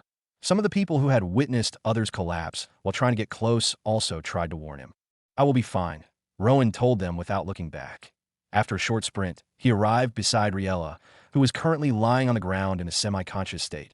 Her eyes were open and active, but her body appeared very numb and unresponsive at this moment. Dragon was standing beside her with his hands stretched over her head. His hands were glowing as he used healing magic to quickly improve Riella's condition. Dragon gave Rowan a nod and a smile when he arrived, and Rowan did the same, his eyes mostly focused on his lovely wife. Riella was looking up with a somewhat lost expression when the visage of Rowan appeared through the mist. Immediately, a sweet smile appeared on her face. Rowan returned the smile before kneeling beside her and placing her head on his lap, looking into her eyes with love and pride. I succeeded, Riella whispered weakly. You did. Riella, I am proud of you, Rowan said to her and caressed her face lovingly. Riella smiled happily, still smiling. She fell asleep on Rowan's lap. She is a strong woman, Rowan. She kept herself awake even though she was beyond exhausted just to share the news with you, Dragon said to Rowan. Rowan nodded and kept looking at Riella's face. He was looking at his wife and the first female mage in the history of his territory. He couldn't help but imagine the wonders she would be able to perform with her magic in the near future. He was also curious about what kind of element she had awakened. While Rowan and Dragon were already aware of the successful awakening, Vishurk and the villagers weren't. From their perspective, the mist and dust still hadn't cleared, so they couldn't see what had become of Riella. Slowly, a gentle breeze began to blow. The mist started to fade, and the villagers watched with hope in their eyes.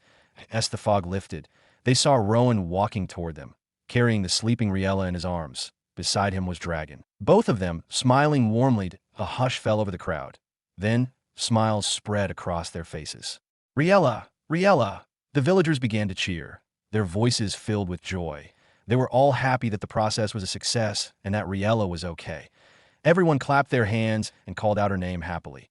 Vishurk let out a sharp sigh of relief when he saw them. He knew at once that the process was a success, which gladdened his heart. Rowan and Dragon approached them, the sunlight highlighting their happy faces. Riella looked peaceful, resting safely in Rowan's arms. Rowan turned to the people and announced the successful awakening with a clear and proud voice. Vishurk had already explained the awakening to the people, so they understood what Rowan meant easily. Yes, our village now has its own magician. We are blessed once again with something special. Winterseed will definitely reach great heights in the future. Everyone became really happy and celebrated. Rowan smiled and left the village square with Riella gently cradled in his arms. He didn't earn any evolution point from the excitement of the villagers. But he wasn't bothered. He gave the speech not because he wanted to farm evolution points, but because that was what he really felt. Dragon and Vishurk went with Rowan while the other villagers dispersed slowly. Some returned to their homes while others went to spread the news happily. For ages, they had believed magic was a divine power that could control the impossible. The arrival of Dragon first opened their eyes to the fact that magic could be wielded by humans. Visher came a few days ago and performed magic, and also told them stories about how almost everyone in his hometown could use magic. He also briefed them on the possibilities that magic made possible. Thus, having a magician, a mage, who was one of their own, made them happy and expectant of many miracles in the future. Sadly, and unfortunately, they weren't the only ones happy about the successful awakening of Riella. Floating in the air above the village was the handsome Alistair cloaked in his usual dark robe, observing the joy of the villagers with an evil smirk. Xandros wasn't with him this time. "The cult is going to be happy with this information," he muttered before disappearing. Dark Forest, it was a moonless night. A thick darkness enveloped the forest, accompanied by a harrowing silence that filled the atmosphere with mystery and terror. In this profound darkness, not even the sound of birds singing or insects buzzing could be heard. Only the faint, constant rustling of leaves from nearby trees broke the silence. In the heart of the dark forest stood a plain-looking cave, surrounded by thick bushes. Suddenly, a sharp breeze stirred the air, and the dark figure of Alistair appeared out of nowhere. Alistair observed the area keenly with his hazel eyes, his expression cold and focused. After ensuring the surroundings were clear, he began moving toward the concealed entrance of the cave before him. As he drew closer, he chanted in a strange language, seemingly activating the magical locks of the door. The sound of wind whistling spread as a strange dark portal appeared before him. Alistair walked in, and the dark portal quickly disappeared. After crossing the portal, he found himself in a place that looked too clean and advanced to be called a cave. He was first greeted by a long passageway endowed with glowing crystals of different colors that provided illumination and also served as decoration. Beyond the passageway lay a wide hall adorned with more magical crystals. The mana inside this place was dense and carried traces of darkness, indicating the dark nature of the place despite its beautiful interior. Alistair walked through the passageway and arrived in the hall where a long, rectangular table with numerous chairs stood in the middle. However, there was no one occupying these seats except a masked, dark-robed figure sitting at the far end of the table. A visible dark, misty aura emanated from his body. His red eyes, which appeared to glow despite the lighting in the room, stared at Alistair. Alistair, who was always calm and collected, couldn't help but shiver in his presence. He quickly bowed and said, "Greetings, 8th Grandmaster." The 8th Grandmaster responded with a simple hum before gesturing for Alistair to come and sit beside him. After Alistair sat down, the 8th Grandmaster didn't waste time and quickly requested reports on the mission he had given Alistair and Xandros. Alistair nodded as calmly as he could, preparing his answer carefully. Even though he knew and was close to the 8th Grandmaster, he still found it difficult to stay composed in his presence. Without wasting time, he reported everything he had prepared. Beforehand to the 8th Grandmaster, he started by recounting some of the previous missions they had completed, including the destruction of certain territories and the assassination of specific targets. Afterwards, he proceeded to share the good news about the arrival of a new target, who was none other than Riella. A newly awakened mage with the potential to become an archmage, the 8th Grandmaster asked, his red eyes glinting with disbelief. "Yes, 8th Grandmaster. Not just that. There is a high possibility this one possesses a blessing. Just the type we need for the Dark Seed ritual," Alistair replied. His reply caused the expression of the 8th Grandmaster to change. It was easily noticed in the movement of his eyes, which turned from neutral to interested in a split second. "Are you sure?" he asked Alistair. Alistair nodded and elaborated further. The expression of the 8th Grandmaster brightened after hearing his words. "Good job, Alistair. I always knew you were the right candidate for this task. Keep a close eye on the target and bring her in when the time is right. I'll train her myself, either to strengthen the blessing if she has one, or to give her one if she doesn't. This might take a few years, but that gives you and your brother enough time to find others like her. The sooner we perform and complete the ritual successfully, the sooner we achieve the cult's ultimate goal that will become unrivaled, immortal, and make history in the wizarding world." Alistair listened to the words of the 8th Grandmaster and nodded. They discussed matters for a few more minutes. The 8th Grandmaster mostly spoke about the past rituals the previous heads of the cult had performed and how they had failed, He told Alistair such failures wouldn't happen this time, as he had studied the flaws of the recorded rituals and found ways to prevent them. He even ensured to remind Alistair of the other benefits of the ritual. The 8th Grandmaster spoke with joy and determination, as though he was speaking to his own child. Alistair knew the 8th Grandmaster didn't mean any harm, but the dark power the Grandmaster possessed was chaotic to someone on Alistair's level. While Alistair was powerful compared to other mages, he was nothing in front of the 8th Grandmaster and the other Grandmasters of the cult. Both of them discussed for a really long time before Alistair stood up and prepared to leave. "Wait a minute. I have something you need to have," the 8th Grandmaster said, waving his hand in the air as a ring appeared. "I added more magic artifacts than the last time. It'll definitely be of help to you and Xandros. Also, I added a new spell I formed. Try to see if you can understand and master it," he said as he handed over the ring. "Thank you very much, 8th Grandmaster," Alistair said as he took the ring from him and observed it. The amount of magical artifacts inside made his heart tinge with excitement. "No need to thank me. You and Xandros have worked harder for the cult than anyone else," the 8th Grandmaster replied. Alistair nodded before walking towards the exit. While walking toward the exit, Alistair couldn't help but smile as he felt himself getting closer to achieving the goal his ancestors had failed to reach. The lifelong goal of the cult was profound and supreme. Most of Xandros and Alistair's ancestors were founding members of the cult a few centuries ago. They worked tirelessly toward the same goal, but failed to achieve it before death seized them. Xandros and Alistair were born into the cult.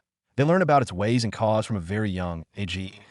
As they grew up, they became serious in their magical cultivation and study of the magical world, doing everything it took to ensure they didn't end up like their fathers, who worked hard but never achieved the goal. However, both of them had different approaches. Point one pursued it actively and aggressively, while the other did so calmly, calculating every step he took. Currently, both of them were high-ranking members of the cult, which was already impressive considering their young ages. The cult had different levels of membership, beginning with the lowest, slaves, then moving up to the highest, Supreme Master. Alistair and Xandros were currently masters. If this ritual succeeds, both of us will be promoted to Grandmasters immediately and be able to access the Supreme Codex of Knowledge and Death, Alistair thought, smirking as he passed through the portal and appeared outside the cave. The night was still dark, and the forest still echoed with deafening silence. Alistair stared at the sky for a few seconds with a calm smile before disappearing. Rowan didn't go back to join the soldiers after bringing Riella home. He stayed with her and kept watch over her, alongside Dragon and Vishurk. Only when nighttime approached did the two of them leave the couple alone. Before Dragon left, he gave Rowan a few tips to ensure Riella was okay. This moment, it was nighttime, and Riella still hadn't woken up. Rowan was sitting beside her on the bed, watching her with caution. How long is she going to remain like this? Rowan couldn't help but ask himself with a worried expression on his face that it had been more than half a day now since she fell asleep, and there was not a single sign of her waking up anytime soon. Rowan naturally became worried. He inspected her body for the umpteenth time with his inspection skill. Riella, occupation, arcane threadmaster, special skill, enchanted embroidery, magic cultivation. First level, apprentice stage, status, sleeping, show her health status. Rowan asked again that he had checked her character status more than 20 times since nighttime began, and he made sure to check her health condition every single time. Health status, 100% healthy. It was the same response as usual. Rowan let out a deep sigh. He had never been this worried for someone before. He didn't even understand if he was being this caring because Riella had become an important asset to the development of his territory, or if it was because he truly loved her. Rowan usually dismissed the idea of true love, believing it no longer existed on Earth since before he transmigrated to him. True love had died in the 90s, a time when people genuinely loved each other for who they were. Without that kind of love, he thought relationships had become nothing more than two people having sex without needing to pay, which was why he never got involved. Ding. Criteria for the next territory evolution has been updated. Rowan was still thinking about the condition of Riella when a notification from the system drew his attention. Is here already?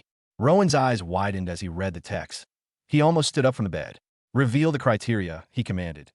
TO, evolved territory TO, E-rank. You must be in top 5,000 in novice ranking, current rank. 8,900. Survive 3 calamities, current. 0/3. Possess 100 F-rank soldiers, current. 0 out of 100. Agriculture. E-rank, current. F-rank. Power. E-rank, current. F-rank. Rowan read the criteria, and his face froze when he saw the first 3 on the list. Especially the second one, which was new and confusing. Even when he played the game, there was no such thing as calamity. What sort of calamities are you talking about, system? He quickly asked without wasting time. Calamities exist in different forms. Monster attacks, disease outbreaks, uncontrollable death rates, and disastrous weather conditions. What sort of calamity you would face is not predetermined. Survive these calamities and fulfill one of the criteria for your next territory evolution. Rowan studied the system's response, and a frozen look washed over his face. The whole explanation didn't make sense no matter how he looked at it. Wait, the previous hordes of goblins and hobgoblins that attacked my village. Could that be considered a calamity? He asked quickly. Negative, that is just a simple monster horde. Monster hordes considered as calamities are more powerful and more numerous than the previous attack on your territory. Be warned, host, and prepare yourself for the worst. The last message of the system caused Rowan's heart to beat really fast. What the heck? A horde of more than 1,000 monsters with the power to topple over my village in a matter of minutes is not considered a calamity. Rowan was really confused. What about the one at Winter Seed 2? Not a calamity as well? What the heck? Rowan cussed it out loudly. There were so many questions in his mind at this moment that he asked the system all of them. And thankfully, the system didn't keep quiet today and actually answered those questions. The answers were not fully understandable, but it was better than being ignored at least now. He had something to work with. The other criteria were pretty harsh, especially the first one, which required him to be in the top 5,000 of the novice ranking, and the second one, which asked for 100 F-rank soldiers. For the first criteria, he would have to improve his territory faster than those above him in order to surpass them. For the one involving the soldiers, he would have to take them into the South Forest to hunt for monsters. Aside from those two, the others were pretty easy to accomplish, especially the one involving his power being at E-rank. Come to think of it, I haven't checked how many evolution points it would take to enter E-rank. Rowan muttered as he opened his character status and clicked on Power. F-rank. 10,000,000 evolution points required for E-rank node. Evolution to next rank will be 10 times more painful than the last one. Why the heck is everything about the system trying to scare me shitless today? Rowan frowned. When I am ready, I'll evolve resistance skill to help reduce the pain when evolving. That will be in a few days from now, when I begin preparing to visit Winter Seed 2, Rowan thought. After he was done studying the new task at hand, he heaved out a loud sigh and prepared himself mentally to begin working towards completing all of them tomorrow at the same time. Riella's body suddenly moved, drawing Rowan's attention at once. Riella's eyes opened and turned to look at Rowan with a pretty lively smile on her face. She struggled to lift her upper torso up. Rowan immediately moved closer to her and held her body with a genuine smile on his face. How long have I been asleep for? Riella asked as she observed the room. She noticed it was nighttime, and thus she was curious. For a few hours, but you are awake now, Rowan spoke to her softly. After ensuring she was all right, he went to the kitchen and warmed the meal he had prepared for her and gave it to her to eat. After she ate, he proceeded to discuss with her about her newfound magic, inquiring about everything she experienced during the awakening and how she felt currently. He was curious to know how, since his magic awakening would be any time soon. Rowan and Riella were woken up the next morning by knocks on the door. Dragon and Vishurk had come to check on Riella. Rowan woke up with a frown and went to open the door for them.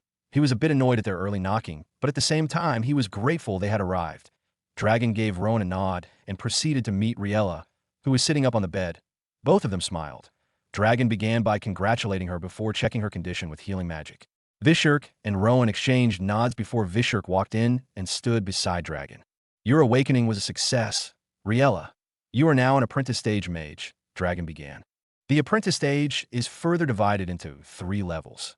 Once you have surpassed these levels, you will experience a breakthrough that will improve your mana core and physique, marking the true beginning of magic cultivation as you become a first-tier mage. Dragon continued. He explained many things to Riella and Rowan. Vishurk also shared a few notes he had learned from his school, some of which were modified versions of Dragon's explanations, which even shocked Dragon by how effective they were. Rowan was able to derive a lot of information from their explanations. When Rowan observed others with magic powers like Vishurk, Dragon, and DeAndre, all he could see were their special skills, not their magic cultivation realms. This was different with Riella, since the two of them shared a special link. As they spoke, Rowan discovered that Vishurk, who had F-rank magic skills, was a Tier 1 mage, and Dragon, who had D-rank magic, was a Tier -3. In his calculation, FF, apprentice F Tier 1, E Tier 2, D Tier 3, C Tier 4, B Tier 5. Dragon and Vishurk said there were only 5 tiers of magic, which means the rank after that would be archmages and other superior mage realms. Does that mean DeAndre is an archmage? I recall he had A-rank elemental magic among his skills. I think he had some B-rank elemental magic as well. Thought Rowan to AKT this moment. He realized just how powerful DeAndre was, that if he actually wanted, he could destroy Winter Seed in a matter of seconds. Rowan couldn't help but feel a cold sensation drifting through his body as he realized the power DeAndre held. He quickly thanked his stars that DeAndre was on his side. He returned his attention to the ongoing explanation, which lasted for another 10 minutes before Dragon handed Riella a small bottle of pink, transparent liquid. This is a soothing potion made for new awakeners that IKT will strengthen your physique and mana core over time, making it less stressful and painful to absorb mana in the future, Dragon explained. Riella and Rowan thanked him sincerely. Dragon nodded and announced his plan to leave the village for a few days to visit a faraway town and rent an ether crystal, which would be used to check Riella's elemental affinity, that he also promised to purchase a few apprentice-grade spells for her to begin practicing. Rowan was very grateful for this and thanked him genuinely. Dragon nodded and turned to leave, signaling to Rowan to come with him as he had some words to share. Rowan didn't waste time and followed Dragon to the side of the house. Dragon then told him what he wanted to say.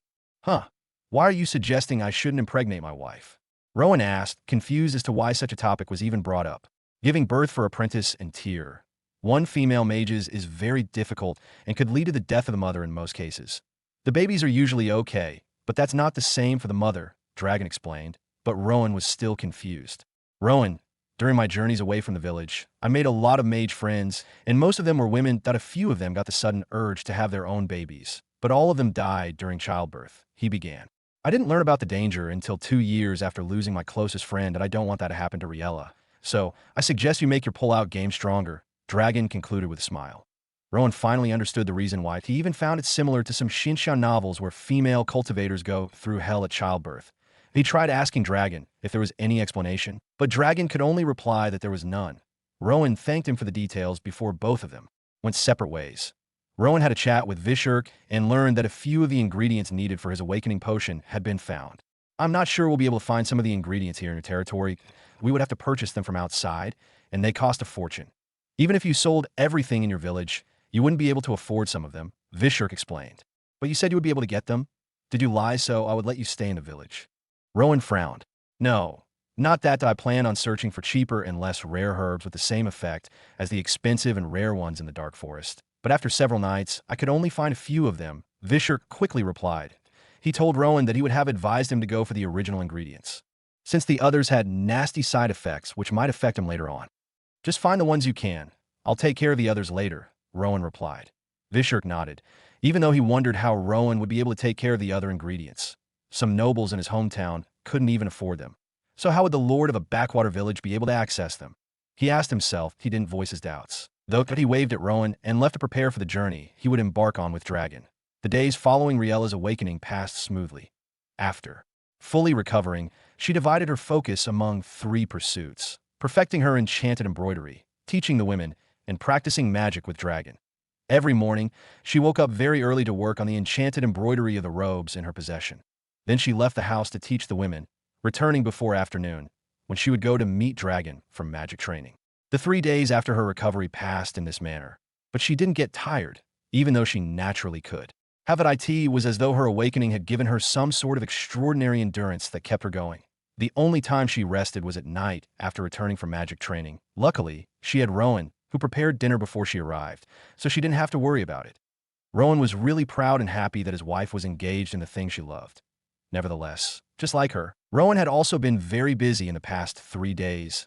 The construction of the house was completed yesterday, thanks to the increased effort of the soldiers, and today the people would be moving back into their homes. Also today, Rowan planned to resume training his men. He intended to distribute the combat skill books he had purchased from DeAndre to them, so they could begin practice immediately. Today was also the day Dragon and Vishurk would be leaving the village for the journey they had discussed 3 days ago. Thus, Rowan would become the sole protector of the village once again, as he used to be. It was early morning, and Rowan sat on his bed, contemplating everything that would be happening in his village today, and couldn't help but sigh. He turned to look at Riella, who had just taken her bath and was dressing up to go teach the women as usual. Riella smiled at Rowan as she walked closer. She climbed onto the bed from the other side, crawled towards him, then sat beside him, grabbing his arm tightly and pressing it against her chest. Rowan could feel the two soft and arousing mounds of flesh against his hand. With a cute smile, Riella spoke calmly. Rowan, about those sewing machines, is there any way I can have them now? Yeah, but why are you asking for them now? Rowan recalled they had agreed that he would give her and the women the sewing machines when raw materials were available. He wondered why she was asking now. Could she have gotten her hands on raw materials? He asked himself if that was the case, he would be really happy, as there would be no need to spend more evolution points purchasing them. Riella explained the situation to him. She told him she wanted the women to start practicing how to use the sewing machines now, so they would be very efficient when raw materials finally arrived. She also informed him that the women had passed all her tests and were fully ready for sewing as she explained. Rowan realized his mistake. He had intended to give out the sewing machines when materials were on hand, but failed to consider that the women would need to master how to use the sewing machines first. Riella, thank you for explaining all this to me, Rowan said sincerely. Tell me how many there are so I can start working on the sewing machines. They will be ready tomorrow, he continued. Riella gave him the information he needed. She then kissed him and left the room. After she left, Rowan locked the door, then opened his system and accessed the sewing machine blueprint. Simple blueprint. Sewing machine. Type. Tool function. Converts simple mechanical energy into stitching power for fabric and garment construction. Could also be used for shoemaking. Required. Resources. 1 log of wood. 20 chunks of crude iron activation cost. 10,000 evolution points build time. 10 minutes automation feature. Automatically integrates with available resources upon activation. NO manual assembly required. Note. This blueprint has 10 available activations. Rowan studied the blueprint and was very happy with the build time, which was 12 times less than that of the windmill. But he was a bit excited with the addition that the machine could be used for shoemaking, but he didn't think about it too much. Without hesitating, he activated the blueprint. After the required evolution points for activation were deducted, Rowan was sent into the crafting space. He didn't waste time and began making the sewing machines. Begin the material identification and accumulation phase, he commanded. The exact amount of material listed on the blueprint floated up and began swirling around, just like during the crafting of windmill. Luckily, this one wasn't as big as the windmill, so the wind didn't threaten to send Rowan flying as it had with the windmill. 10 minutes went by swiftly, and a sewing machine appeared in the air. Rowan stepped closer to examine it. The machine had a sturdy, beautifully intricate wooden frame, with an iron foot pedal at the base. The pedal was connected to a series of gears that powered the needle mechanism when pressed by foot. On top, there was a hand-operated wheel for precise control, allowing the user to guide the fabric smoothly. The combination of foot and hand operation made it both efficient and easy to use. The sewing machine looked simple, yet practical. Rowan could already picture Riella and the women creating beautiful garments with it. Although it wasn't as sophisticated as the electrical sewing machines used on Earth, it was still more than enough for this world. IT would make the women's work easier and more efficient. Welp, I'm sure Riella would be able to use it perfectly after just a few hours or maybe a day thanks to her improved knowledge of tailoring from the skill book I first gave her. Rowan thought to himself. He stored the sewing machine he had just made inside his inventory and proceeded to make more of them. But IT took him more than 7 hours to complete the exact amount he needed. He wasn't bothered by the fast-passing time, as it wasn't the same as in the real world. By now, only a few seconds would have passed outside. After Rowan was done making all of them, he stored them in his inventory and exited the crafting space. He took his bath and left to begin his task for the day. IT was morning, and the sun was already blossoming over winter. The southern border of the village, Rowan and Brandon could be seen bidding farewell to Dragon and Vishurk. How long do you guys plan to spend on your journey? Rowan asked curiously. 3 days at least, Dragon replied with a calm smile. He told Rowan why they would be spending so much time on their journey, explaining that it would take a normal person 1 month to complete it at normal speed, not including the time needed for rest. However, it wouldn't take us that much time since we have certain transportation magic artifact to make our journey faster. Nevertheless, at our current stage, we can only travel a pretty short distance with them per usage, and it requires a lot of mana. Dragon continued explaining until Rowan understood. Brandon stood by, watching with a calm expression as Rowan conversed with Dragon. His hatred and disappointment for Dragon still hadn't abated, so he found it pretty difficult to utter a word. To his old friend, he was quite surprised that Rowan had begun speaking with Dragon. He wondered what might have ignited the connection between them. The last time he saw them interacting, Rowan had almost slashed his sword at Dragon, so the light mood between them made him wonder. Rowan also spoke to Vishurk. Vishurk promised he would keep an eye out for the ingredients they had discussed. He even promised to inquire about the price for the ones he couldn't find. Rowan thanked him before wishing both of them journey mercies. Dragon and Vishurk nodded before Dragon brought out a magic slip and tore it. Silver light enveloped both of them, and then they disappeared. Brandon was quite shocked by the magical scene. But he kept his composure and began walking beside Rowan as they made their way to the village square, where the soldiers were already waiting for them.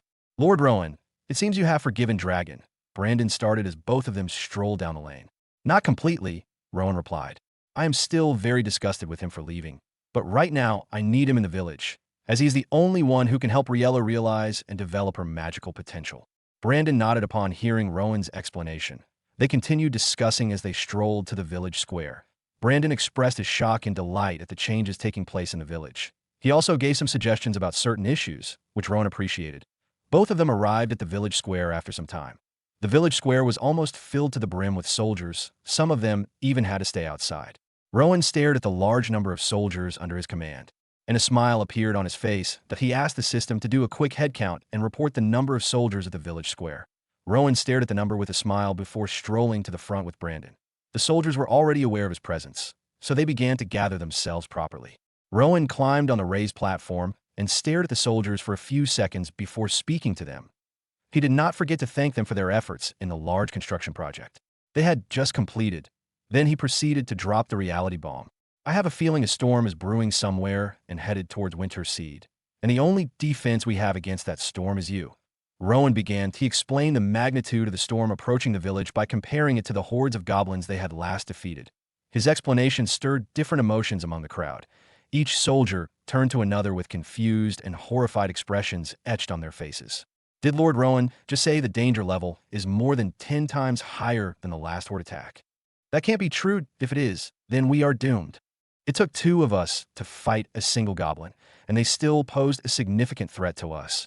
Now Lord Rowan is saying we will be facing monsters 10 times stronger than them. If Lord Rowan and Blaze weren't super strong and awesome that day, all of us would have lost our lives. 100 of us can't even bring down a single hobgoblin. The soldiers complained one after the other. Captain Roland and the other captains were as horrified by the details as the soldiers. Even Brandon was terrified and confused that a question formed in his mind that he couldn't help but ask. Since he was standing in the front row, he was able to get Rowan's attention and ask, if I may ask, how did you know about this? Have there been signs lately that all of us failed to notice? Rowan looked at Brandon and shook his head. I had a vision a few nights ago, a very vivid one, and I heard the voice of the ancestor warning me not to let the dark future they showed me happen in reality. They're trying to warn everyone through me. Rowan told the most blatant lie with the most serious expression on his face. Everyone believed his lies instantly without a single doubt in their hearts. They had seen Rowan make things appear out of nowhere. They had seen him move and wield strength at an unimaginable level. And on top of all, that he has a powerful divine beast. They believed Rowan was blessed and sent by their ancestors to help them. Thus, when he told his lie invoking the ancestors, they believed immediately. The crowd of soldiers was immediately filled with chatter of worries. This is very serious, that we are very weak. How can we protect the village? I will do anything to be powerful to save this village from destruction. They voiced out their worries. Rowan smiled as he witnessed his lies sink deep into the hearts of his people, triggering the right emotions and reactions, just what he needed to motivate them to train harder and faster. At this rate, they will learn the skills as though their lives depend on it. Rowan muttered with a smirk.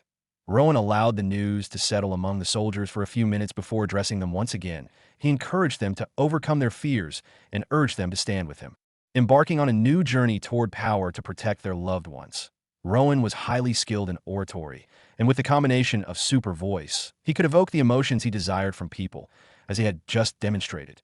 Just moments ago, the soldiers had been filled with fear and uncertainty after hearing Rowan's vision of destruction, but now they looked at him with determination and power-hungry eyes. Lord Rowan, we are ready to do anything to become stronger. Yes, give us whatever challenge you have for us, and we will go through it without complaining, as long as strength is guaranteed in the end. Not just strength, but the power to save our people and prevent our village from falling. I would stay up all night from now on a train if it would guarantee me more strength.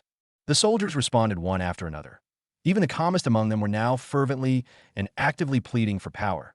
Soldiers who had been with Rowan from day one, as well as those from Winterseed 2, were all motivated to become powerful, ready to go through hell for it. This is very good, Rowan thought to himself. Gazing at the crowd with a smile, he lifted his hand, and the crowd fell silent immediately. You all know me. Once I discover a problem, I immediately seek solutions, and luckily, this time we have one, he revealed, causing the soldiers to look at him with curiosity, eager to see what he had in store for them. Rowan quickly concocted an interesting story about how he had obtained some special books that would grant them unique skills. He told them that the ancestors had sent DeAndre to meet him a few nights back, and DeAndre had delivered the skill books to him, since Rowan had already established DeAndre's image as an angel among the soldiers. They immediately believed his tale, and their curiosity and eagerness to discover the skill books grew. Rowan didn't waste time and brought out the combat skill books he possessed. The books were neither too big nor too small. They had thick red and black covers with glowing text that immediately drew the soldiers' attention. The soldiers gazed at the books, their eyes full of amazement. Each of these skill books possesses special abilities for a particular form of martial arts or weapons. Therefore, I'll be dividing everyone into groups right away before distributing them. Rowan announced. He divided the soldiers into 3 groups: archers, swordsmen, and pure martial artists. The archers were all trained soldiers from Winter Seed 2 who had already mastered long-range attacks. Most soldiers from the original Winter Seed naturally chose the swordsman group since they had trained with swords and saw them as their innate weapons. Many soldiers from Winter Seed 2 joined as well. The last group was for those who volunteered to learn pure martial arts, the art of attack and defense relying solely on the body, without the need for weapons. However, the number of people in this group was much smaller compared to the others. Out of more than 1,400 soldiers, only 90 joined the martial arts group, including Captain Bryce. The swordsman group had over 800 soldiers, while the remaining soldiers were in the archers group. The entire village square was divided into 3 sections after the grouping. Rowan gazed at them and shook his head before moving on to the next stage. Captain Bruce, Captain Josh, and Captain Roland remained the leaders of the swordsman group, since Captain Bryce was the only captain in the martial arts group, and considering it didn't have many members. He became the sole captain today for the archers group. Rowan observed them and selected 3 who had impressive stats, making them captains: Logan, Frank, and Jason. The first 2 were middle-aged, while Jason was in his early 20s. Now, Rowan had 7 captains. He called them forward and spoke to them in front of the group, solidifying their positions in his army. These captains would be in charge of training and supervising their various groups, while Rowan took care of other important tasks in the village. Nevertheless, a few envious eyes stared at the new captains, especially from the soldiers who had been with Rowan from the beginning. They felt left out because Rowan had given promotions to new soldiers and not to them. Rowan could tell their thoughts from their faces and fully understood. He would naturally feel bad and jealous if a newer person got a position he had been seeking for a long time. Rowan didn't want any internal conflict among the soldiers, so he immediately sought to clear the atmosphere by explaining why he had given them the positions. He knew his words wouldn't fully wash their negative thoughts away, but it would calm their raging hearts a little, which was more than enough. After he was done clearing the air, he proceeded to distribute skill books to each of the captains. Divine Kangaroo Fist grants a 100% boost in attack power behind punches and a 50% boost in agility.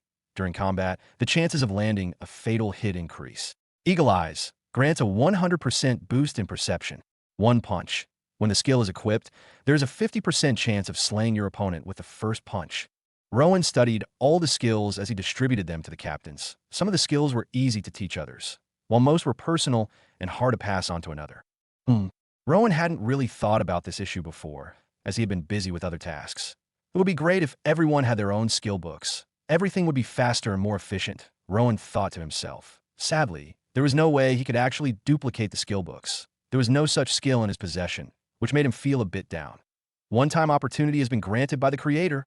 Rowan was greeted by a sudden notification from the system, causing his face to light up immediately. The captains were currently observing the skill books in their hands while the other soldiers watched and discussed. Rowan excused himself for a moment, went to a corner away from the soldiers, and opened the notification without wasting time. The creator is amazed and proud of your journey so far. Your current predicament has caused him to react and give a reward. A reward from the creator of the system itself. Why is that? Rowan was puzzled. Somehow, hearing about the creator made him recall the connection between the goddess of creativity and Riella. He wondered if he had the same connection with the system creator. But he didn't dwell on this thought too long, as he currently had a reward to claim. He already knew the reward was related to the current issue. So he was expecting something that would multiply the skill books in his possession, that he naturally expected it to be free, since it was a reward. Reward. Multiply items. Multiply each item as much as you want. Dang, 100x reward failed to activate. Rowan's mouth was wide open when he saw the reward. He wasn't even bothered about the 100 times reward not working. The reward on its own was already too good to be true. I can multiply any item I want? He asked the system, finding the reward hard to believe. Yes, when Rowan saw this, his eyes widened immediately. Without wasting time, he went back to the captains and asked for the skill books. I need them for something important right away. I think the ancestors are about to bless us with more, but I need these to access the others, Rowan lied. The captains did not bother to doubt him and let him have the books. Rowan rushed back to the corner without wasting time. I want to multiply all my skill books by 1,000 times. Rowan requested right away. Multiplying 25 F/FF rank skill books by 1,000 cost 250 million evolution points. FCK, I need money for this? I thought it was a reward. Rowan cussed inwardly. Ding. The creator is dismayed by your complaint, threatens to take back his reward. Rowan read the next notification with a frown. He wanted to multiply all the skill books by 1,000 at first, but now, hearing how much it cost, he decided to only multiply by the amount he needed. He multiplied the 5 archer skills by 500 each, making it a total of 500. This cost him only 10 million evolution points. For the swordsman and martial arts ones, he multiplied them by 1,000. Since he would also have to take care of the soldiers at Winterseed too, he ended up spending 50 million evolution points. But it was worth it in his opinion that if he had purchased this exact amount from DeAndre, it would have cost way more than it did now. Rowan did not let this go to waste. Since the multiplication was not limited to just skill books, he decided to multiply the other items in his inventory.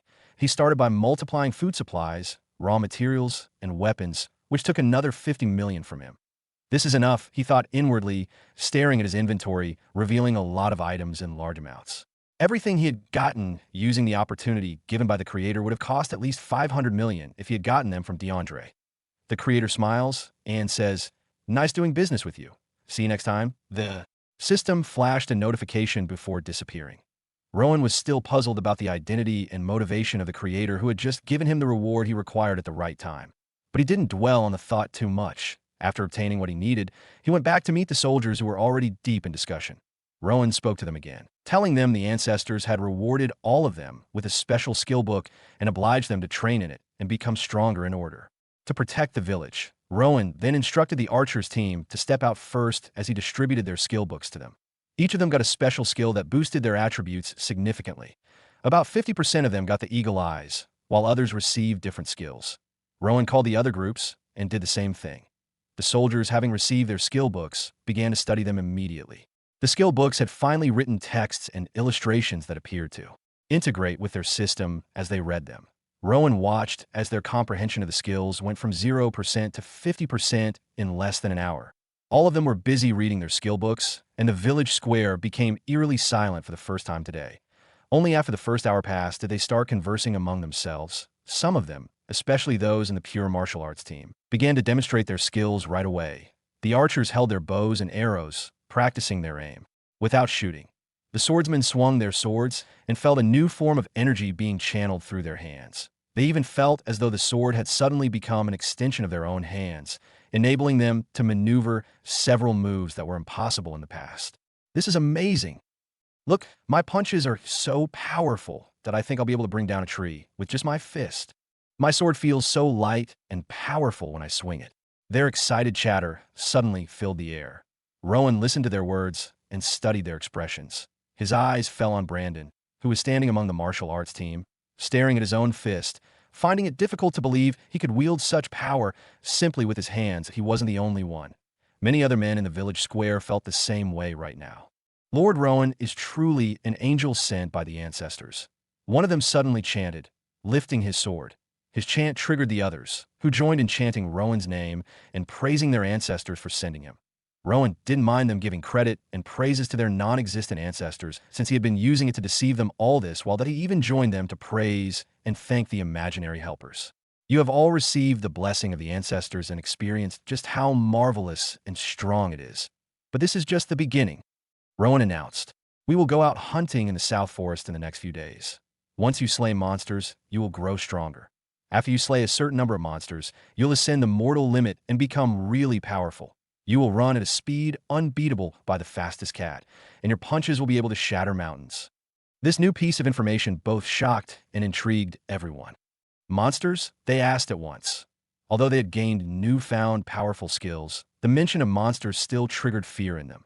Rowan nodded his head and explained he lied to them, saying that the reason he had become as strong as he was right now was because he had slain so many monsters in the past. They immediately believed him, but they still had one question. "Are you saying we will become as strong as you, Lord Rowan?" one of them asked. Rowan looked at the soldier named Winston who had asked and nodded his head. "Yes, you will become as strong as I am currently. Your speed, strength, endurance, and other physical attributes of your body will improve." When they heard this, their eyes widened, and they were left speechless. "Are you ready to take the step toward power? Will you seize this chance to become strong enough to protect your loved ones, or let fear hold you back? Will you prove to me how useful and fearless you are?"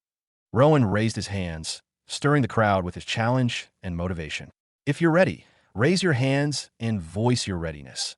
Let the heavens be aware of your boldness and let hell cower." He looked at everyone, his gaze fierce and encouraging. For a moment, the crowd was silent. Then, one by one, hands shot up into the air. "I'm ready," Brandon shouted, his voice filled with determination. "Me too. We are all ready." The soldiers began to chant, their voices growing louder with each word. "Ready to become stronger. Ready to protect our village. Ready to face the monsters." The air was filled with their shouts and the sound of weapons clanging as they raised them high. Rowan felt a surge of satisfaction as he watched them. "Good. This is the spirit we need," he called out. "Thank you, Lord Rowan," they replied in unison. "Thank the ancestors for their blessings. We shouldn't disappoint them and the people of Winter Seed. We should all grow stronger." The soldiers nodded. Rowan spoke with them for a few minutes, discussing the new schedule. He assigned time for them to train together and introduced a new formation to guard the borders at night. He provided the captains with additional skills they could easily teach others, so everyone wouldn't be limited to a single skill. Additionally, since they each had their own personal skills, they would be able to train independently at home and grow stronger at their own pace. For those who wouldn't train at home, the daily training sessions would ensure their skills remained sharp. Rowan also announced their first hunting trip would be in 3 days, motivating them to train even harder in 2 days. Rowan also planned to undergo his power evolution. 2 days passed swiftly after the announcement. The soldiers were training intensely. Riella had made some minor progress in her magic training. Rowan was on the verge of beginning his evolution. At the same time, Dragon and Vishurk had arrived today. New destination: Yellow River City. Washiro's Yellow River City is one of the most popular cities in the country of Washiros. This is due to the presence of the largest artifact market, which has boosted its popularity and economy by a large margin, giving it a significant edge over other cities. Aside from the market, Yellow River City is also known for its beautiful landscape and stunning architectural structures, most of which were constructed by ancient mages centuries ago. Yellow River City also houses Washiro's 7th School of Magic, one of the top 10 magic schools in the country. The school has been trending lately for its reputation of breeding genius mages and its peaceful educational environment. But this changed 3 weeks ago after a disastrous accident occurred. In a lonely, bushy alleyway in a vast city, 2 figures suddenly appeared out of thin air, none other than Dragon and Vishurk. Dragon was dressed in a long brown robe with a hood that covered his head. Vishurk wore the same attire but also donned a mask to cover his face. Immediately after arriving, Dragon observed the area to see if anyone had seen them appear. "Do not worry, Senior. This alley is always deserted," Vishurk said. Being originally from Yellow River City, he knew a lot about the place. He had suggested they appear in this location, claiming it was the safest. Despite his words, Dragon didn't let his guard down and only stopped observing after confirming no one had seen them. It was afternoon, and the sun hung in the sky, casting its glow over the lonely alleyway. The wind blew, making the bushes dance, creating the only noise that disrupted the deafening silence. "We are finally in Yellow River City. Are you sure the mask will fully hide your presence from the school's authorities?" Dragon asked worryingly. On their way here, Dragon and Vishurk had discussed a tragic accident in the forest. Dragon told Vishurk to report to the school's authorities and see if they had any clue about the dark mages that had attacked him on his way back. But Vishurk refused, saying he would do that after he was done helping Rowan awaken his mana core. According to him, he was a low-ranking student at the school and wasn't allowed out of the premises except during important competitions. He wanted to enjoy the freedom for a while and experiment with some of his potion-making skills before going back. He also claimed that the school's authorities wouldn't believe he escaped when even the powerful magic instructors couldn't. He feared he would be taken as a spy and dreaded the torture he might undergo to prove his innocence. Dragon proceeded to ask him about his family, but Vishur claimed they lived.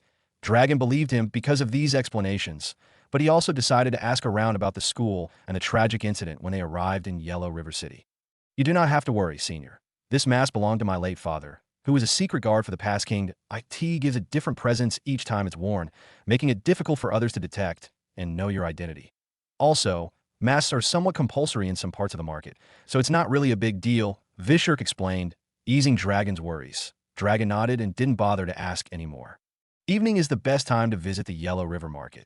The finest artifacts at the best prices are sold then, though we should get going immediately. We might even get to purchase some cheap and high-quality mana crystals. Vishurk spoke with such enthusiasm, as though he couldn't wait to see the market. Dragon had heard many interesting tales about the Yellow River Market, which is why he chose this place. All kinds of magic artifacts of various grades were sold there, that if one was lucky, they might even get to see and buy some divine beast eggs. Both of them began strolling out of the bushy alleyway. I heard there's a black market in Yellow River City. Is that true? Dragon asked. Yes, but the black market is very difficult to access, Vishurk replied. He was walking really fast beside Dragon, looking eager to reach the marketplace. After strolling for a few minutes, they walked out of the valley. They arrived at a busy street with a lot of activities going on. A group of teenagers could be seen playing with simple magic not too far away. And a burly-built mage was carrying the corpse of a gigantic antelope he had just hunted, with many people gathered around him. Dragon slowed down to take in a view for a few seconds. Although the street was busy and filled with people, there were no conflicts, and everyone seemed to be living peacefully. He enjoyed the scene before hurrying to catch up to Vishurk, who was already ahead. As they strolled through the city, Dragon couldn't help but admire the lovely views. They walked past a giant bronze statue of an aged mage holding a large orb in his hands. They also passed a few statues of royal figures. Vishurk, talkative as usual, didn't miss the chance to tell the tales of the figures on the statues, and the stories were quite refreshing.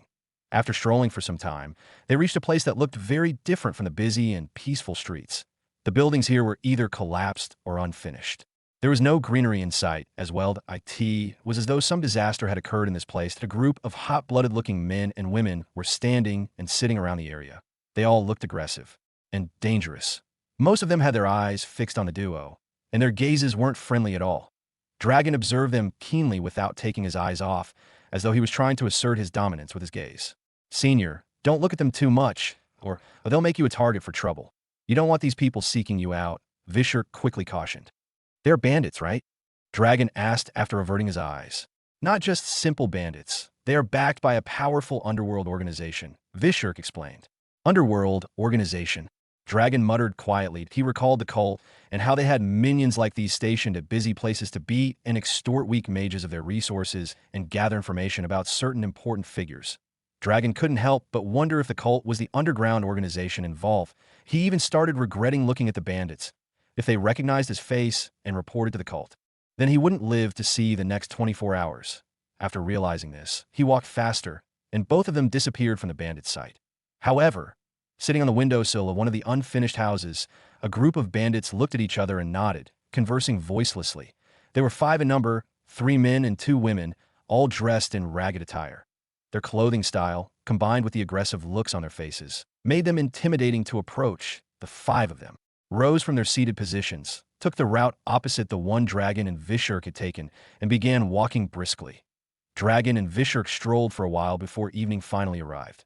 The sun dipped below the horizon, casting a warm glow over the land. A gentle breeze rustled through the trees, and the air grew calm and refreshing, carrying the quiet promise of a blissful night. They were walking through a wide avenue, bustling with people moving to and fro from a certain direction.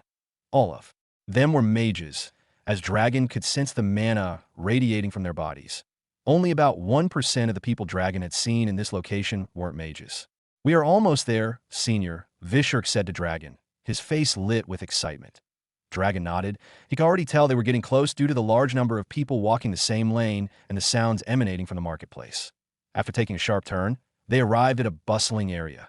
The area was vast and filled to the brim with people either buying or selling magic artifacts. Some sellers operated from stores, while others carried their wares and approached promising customers to advertise them. Mana orbs sold here with a 20% discount. Come and get yours. I just hunted down an E-rank raging kangaroo with a fire magic attribute. The flesh will boost your fire magic, and the skin can be forged into top-quality material with built-in heat and cold resistance. Come and get your quality healing potions. The scene was lively and bustling. Everyone looked busy. Dragon couldn't help but stand for a moment and observe the market, taking in a harmonious yet rowdy scene. Although he had been to many markets in the past, none could compare to the Yellow River Market. "This is great," Dragon muttered to himself with a smile. Beside him, Vishurk was also observing the scene with a bit of nostalgia in his gaze. "Let us go and get what we want before it gets sold out," Dragon said to Vishurk after taking the scene for a few seconds. "Haha, we do not have to worry. Ether crystals are mostly rented out instead of sold, so there are always a large amount available when you go to buy them. The only people who actually purchase ether crystals are the heads of big families and leaders of magic institutions. Only a wealthy man with enough coin to spare would purchase an ether crystal he would only use once." Vishurk explained as they walked further into the market. Two middle-aged women rushed towards them. One held a stack of black magic robes, and the other was holding several wooden magic wands. "Come and patronize us. Handsome man, we have top-quality attire," one of them said to Dragon. "Come, patronize me. My prices are cheap, and I treat my customers very, very well," the other one said, her hot, sexy figure accentuated as she wrapped her hands around Dragon's arm and flirted openly. "I will make sure to patronize you too when I am in need of your wares. Hope you give me discounts and treat me well," Dragon said to them calmly, a smile on his face that made the women feel charmed. They happily left, telling him to come to them when he was ready. Vishurk was pretty amazed by how Dragon was able to draw them in less than 2 minutes after he had stepped into the market. "I am handsome, and none of the ladies have treated me like this before," Vishurk thought inwardly. "Maybe they like older men," he concluded as they strolled through the market. Searching for merchants with ether crystals, many people approached them, mostly women who try to advertise and sell their wares to Dragon. Vishurk was not ignored, but only the male vendors advertised to him. About 30 minutes passed, and they finally found a stall with ether crystals. An aged man with gray hair sat idly inside the small building. When he noticed both of them, he stood up and rushed towards them with a smile. "I'm the only one you can find who sells arcane crystals in the entire Yellow River Market tonight. But do not be afraid, I am an honest man, and I won't inflate the price because of that," the old man said. Dragon didn't really listen to his explanation as he began observing the ether crystals. Only Vishurk spoke with the man and asked him to describe his products. The old man grabbed 3 ether crystals and placed them on the table. "This one is the basic arcane crystal, sold for 1,000 gold coins that IT can only check for the basic 4 elements. And it only detects the strongest element affinity in the body while neglecting the others. Let's say a mage has a strong fire magic affinity and weak water and earth magic affinities. This crystal will only detect the fire one. I would advise you not to get this one," the old man explained. He moved on to the other ether crystal. "This is the intermediate ether crystal that IT can test for only basic elements like the basic one. But it detects all 4 at once if you possess them. That IT is the most accurate one for testing for basic element affinities. That IT costs 5,000 gold coins." The prices the man called out caused Dragon to suck in a deep breath as he understood the value of the sums being mentioned. The old man turned to the last one, and his face lit up as he began to explain. "This is the superior ether crystal that IT can detect up to 20 elements, including advanced elements like blood magic and spirit magic. That IT goes for 10,000 gold coins. But since it's your first time doing business with me, I'll sell it to you for 9,500 gold coins." Vishurk and Dragon listened to his words. That Vishurk's expression was hidden by the mask he wore, but Dragon had a rather troubled look on his face. "Can we get it for 5,000 gold?" Dragon asked. The old man looked at him with the nastiest gaze, as though he was about to come out and throw punches. "I will only take 500 gold off. You can get it for 9,000 now," he replied. "We do not have that much. Let us do it for 6,000 gold." Dragon responded immediately. Soon both of them got in a heated bargaining that shocked even Vishurk. The old man was sweating buckets as he and Dragon bargained with each other. After several minutes of back and forth, they finally agreed to do it for 7,500 gold coins. Dragon brought out a money pouch containing 7,500 gold coins and handed it over to the old man, who now had a depressed expression on his face. He received the money pouch, counted the coins, before handing the ether crystal to Dragon. Dragon and Vishurk waved at him and left the store. "UF-kin, bastards," the old man muttered hateful curses inaudibly as he watched them leave. Dragon and Vishurk strolled around the market for a few minutes more to get what they could. They purchased potions, ingredients for potions, and some special stones. They spent up to 20,000 gold coins altogether. Both of them were strolling down a lane when Vishurk spotted a special ingredient for the awakening potion. He told Dragon, and both of them rushed towards it. I will sell the quad-colored eagle flower for 400,000 gold. No bargaining. This is the cheapest you'll find in the whole world right now. However, when he heard the price, his expression crumbled. The seller noticed the change in his expression and tried to console him. I have the inferior quality one, the tricolor raven flower, and it goes for 250,000 gold. It's 2 days old, hence the low price. If you want the new one, you'll get it for 300 or 350,000 gold coins, the seller explained. The more he explained, the more depressed Vishurk became. Even Dragon didn't bother to bargain with the seller, since the total amount of gold in their possession wasn't even up to 50,000 after everything they'd purchased so far. Vishurk went to other stands to look for the ingredients for the awakening potion, but he could only inquire about the prices as they were too high. Now he understood why most nobles go broke just to awaken, that he knew the ingredients were expensive. But he never expected them to be this expensive. After they were done strolling through the vast market, they prepared to retire and look for an inn to rest their heads for the night when they began hearing troubling rumors. Have you heard?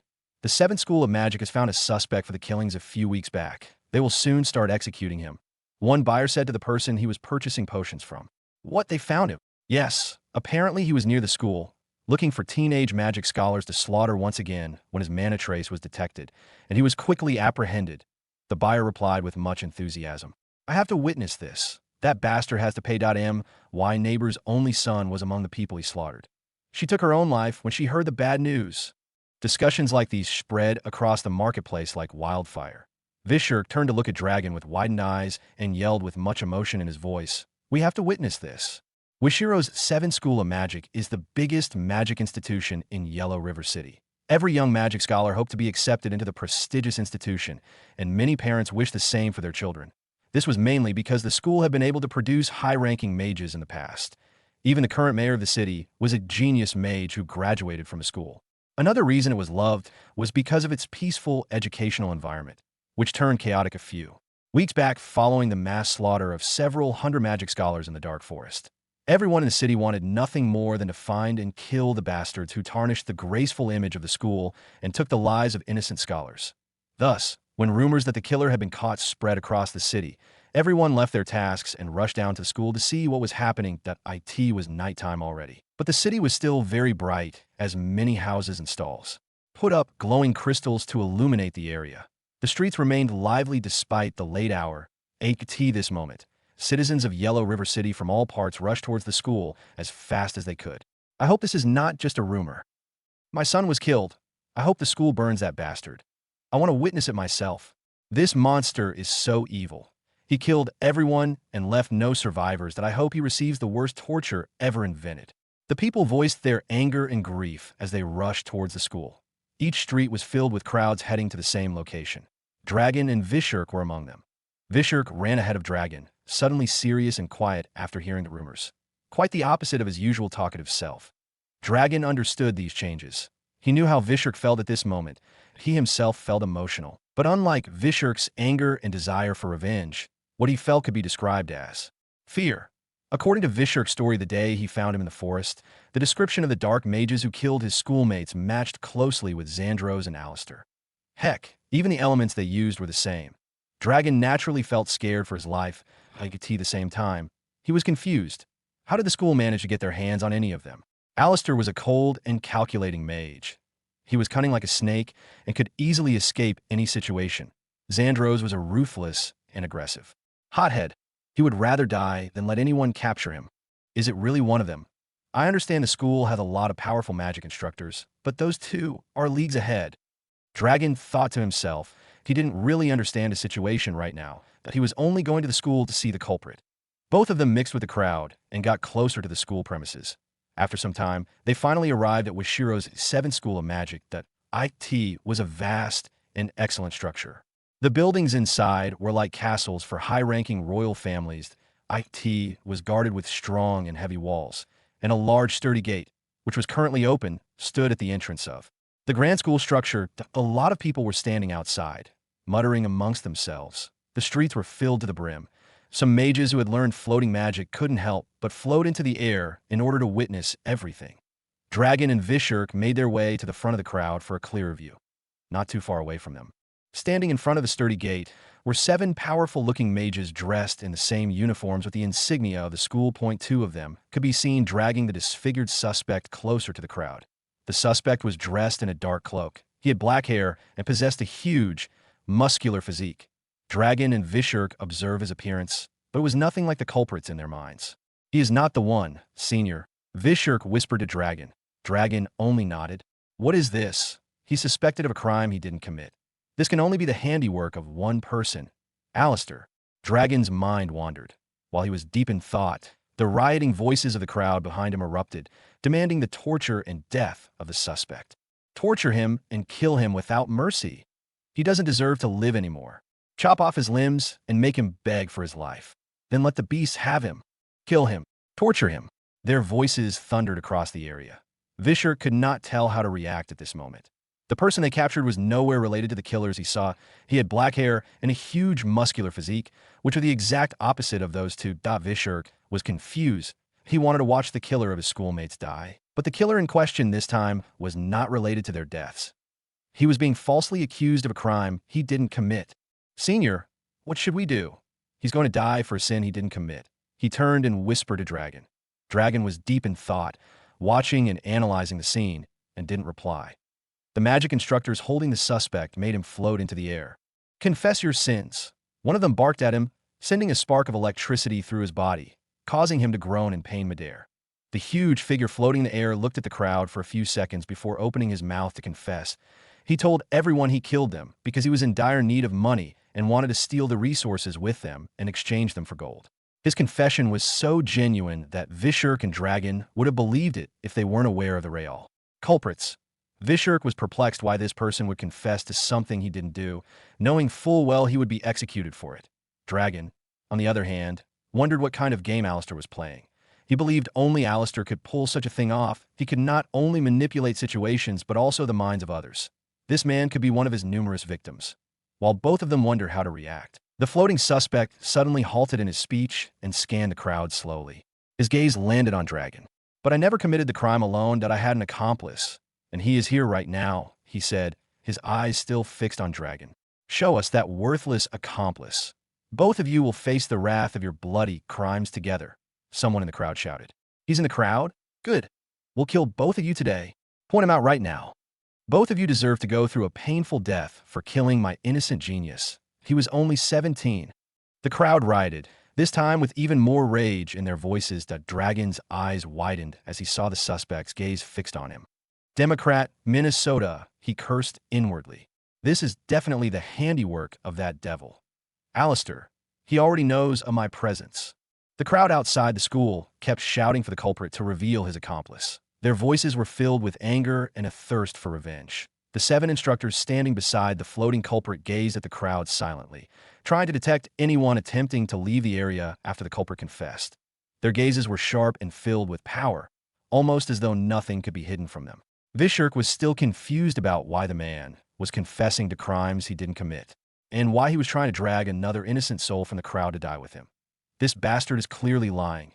The dark mages I saw that day are very powerful. Just their aura would be able to slaughter everyone standing here right now. That if one of them was here in the crowd, everyone would have noticed," Vishurk pondered. "Why is he doing this? Did those dark mages pay him to lie? Or is he being controlled with forbidden mind control spells? This is not good at all." Vishurk turned to look at Dragon, who was standing beside him. He saw that Dragon was focused on the culprit, with many unexplainable emotions on his face. Vishurk returned his gaze to the culprit and saw that his eyes were fixed on Dragon, as though he was trying to fish him out. "What is happening?" Vishurk became even more confused with the situation. While he was alone in his own mental world, the rioting crowd did not stop demanding the capture and death of the second killer. One of the 7 instructors moved forward, sending a bolt of electricity at the floating culprit, forcing him to bring out his accomplice. The instructor who had cast the floating spell made the culprit float closer to the crowd to get a better look and fish out his accomplice. As the culprit got closer, the angry crowd picked up stones and threw them at him furiously. Dragon held Vishurk's hands and led him deeper into the crowd, quietly leaving the front row. The instructors were focused on the culprit, and the crowd was busy stoning him, so no one noticed them sinking into the crowd. Also, because Dragon had moved away, the culprit couldn't find him when he got to the location he had spotted him earlier, and a frown suddenly appeared on his face. Dragon was hiding in the middle of the angry crowd. He noticed the frown appear on the culprit's face when he didn't see him and immediately knew it was the handiwork of the cult. Without wasting time, Dragon began dragging Vishurk as they made their way to the back, away from prying eyes. "Senior, why are we leaving?" Vishurk asked. "It is not a good choice to remain here anymore. Yes, you can already see. Those dark mages you saw that day are playing some kind of drama with the people of Yellow River City. Their goal is unknown," Dragon explained hurriedly, making his points difficult for Vishurk to understand. Vishurk trusted the judgment of Dragon, so he didn't question him too much and just went along with him. Both of them journeyed to the nearest inn. The riot continued. The body of the floating culprit had been injured so much by the stones thrown at him. His figure became even more disfigured than it was a few minutes ago. "Show us the accomplice," the crowd kept demanding angrily, unaware of the torment going on inside his head. He was here just now. Where did he go? He thought. This is bad. I'm going to fail the mission of the dark-robed angel. His mind raced as his heartbeat increased. The crowd and the instructors grew more impatient as time went by. Their aggressiveness towards him doubled. And he couldn't help but wish for a quick death. One of the 7 instructors turned to the others and said, "I don't think his accomplice is here anymore. Let us take him in and investigate. We must milk the truth out of him." The other instructors agreed. One of them proceeded to address the crowd and told them of their plan to torture him for information about his accomplice. The crowd protested against it and demanded quick death, but the instructors promised them that they would give him a public and humiliating execution. Only then did the crowd keep calm. "We trust you guys will do the right thing. Make him speak.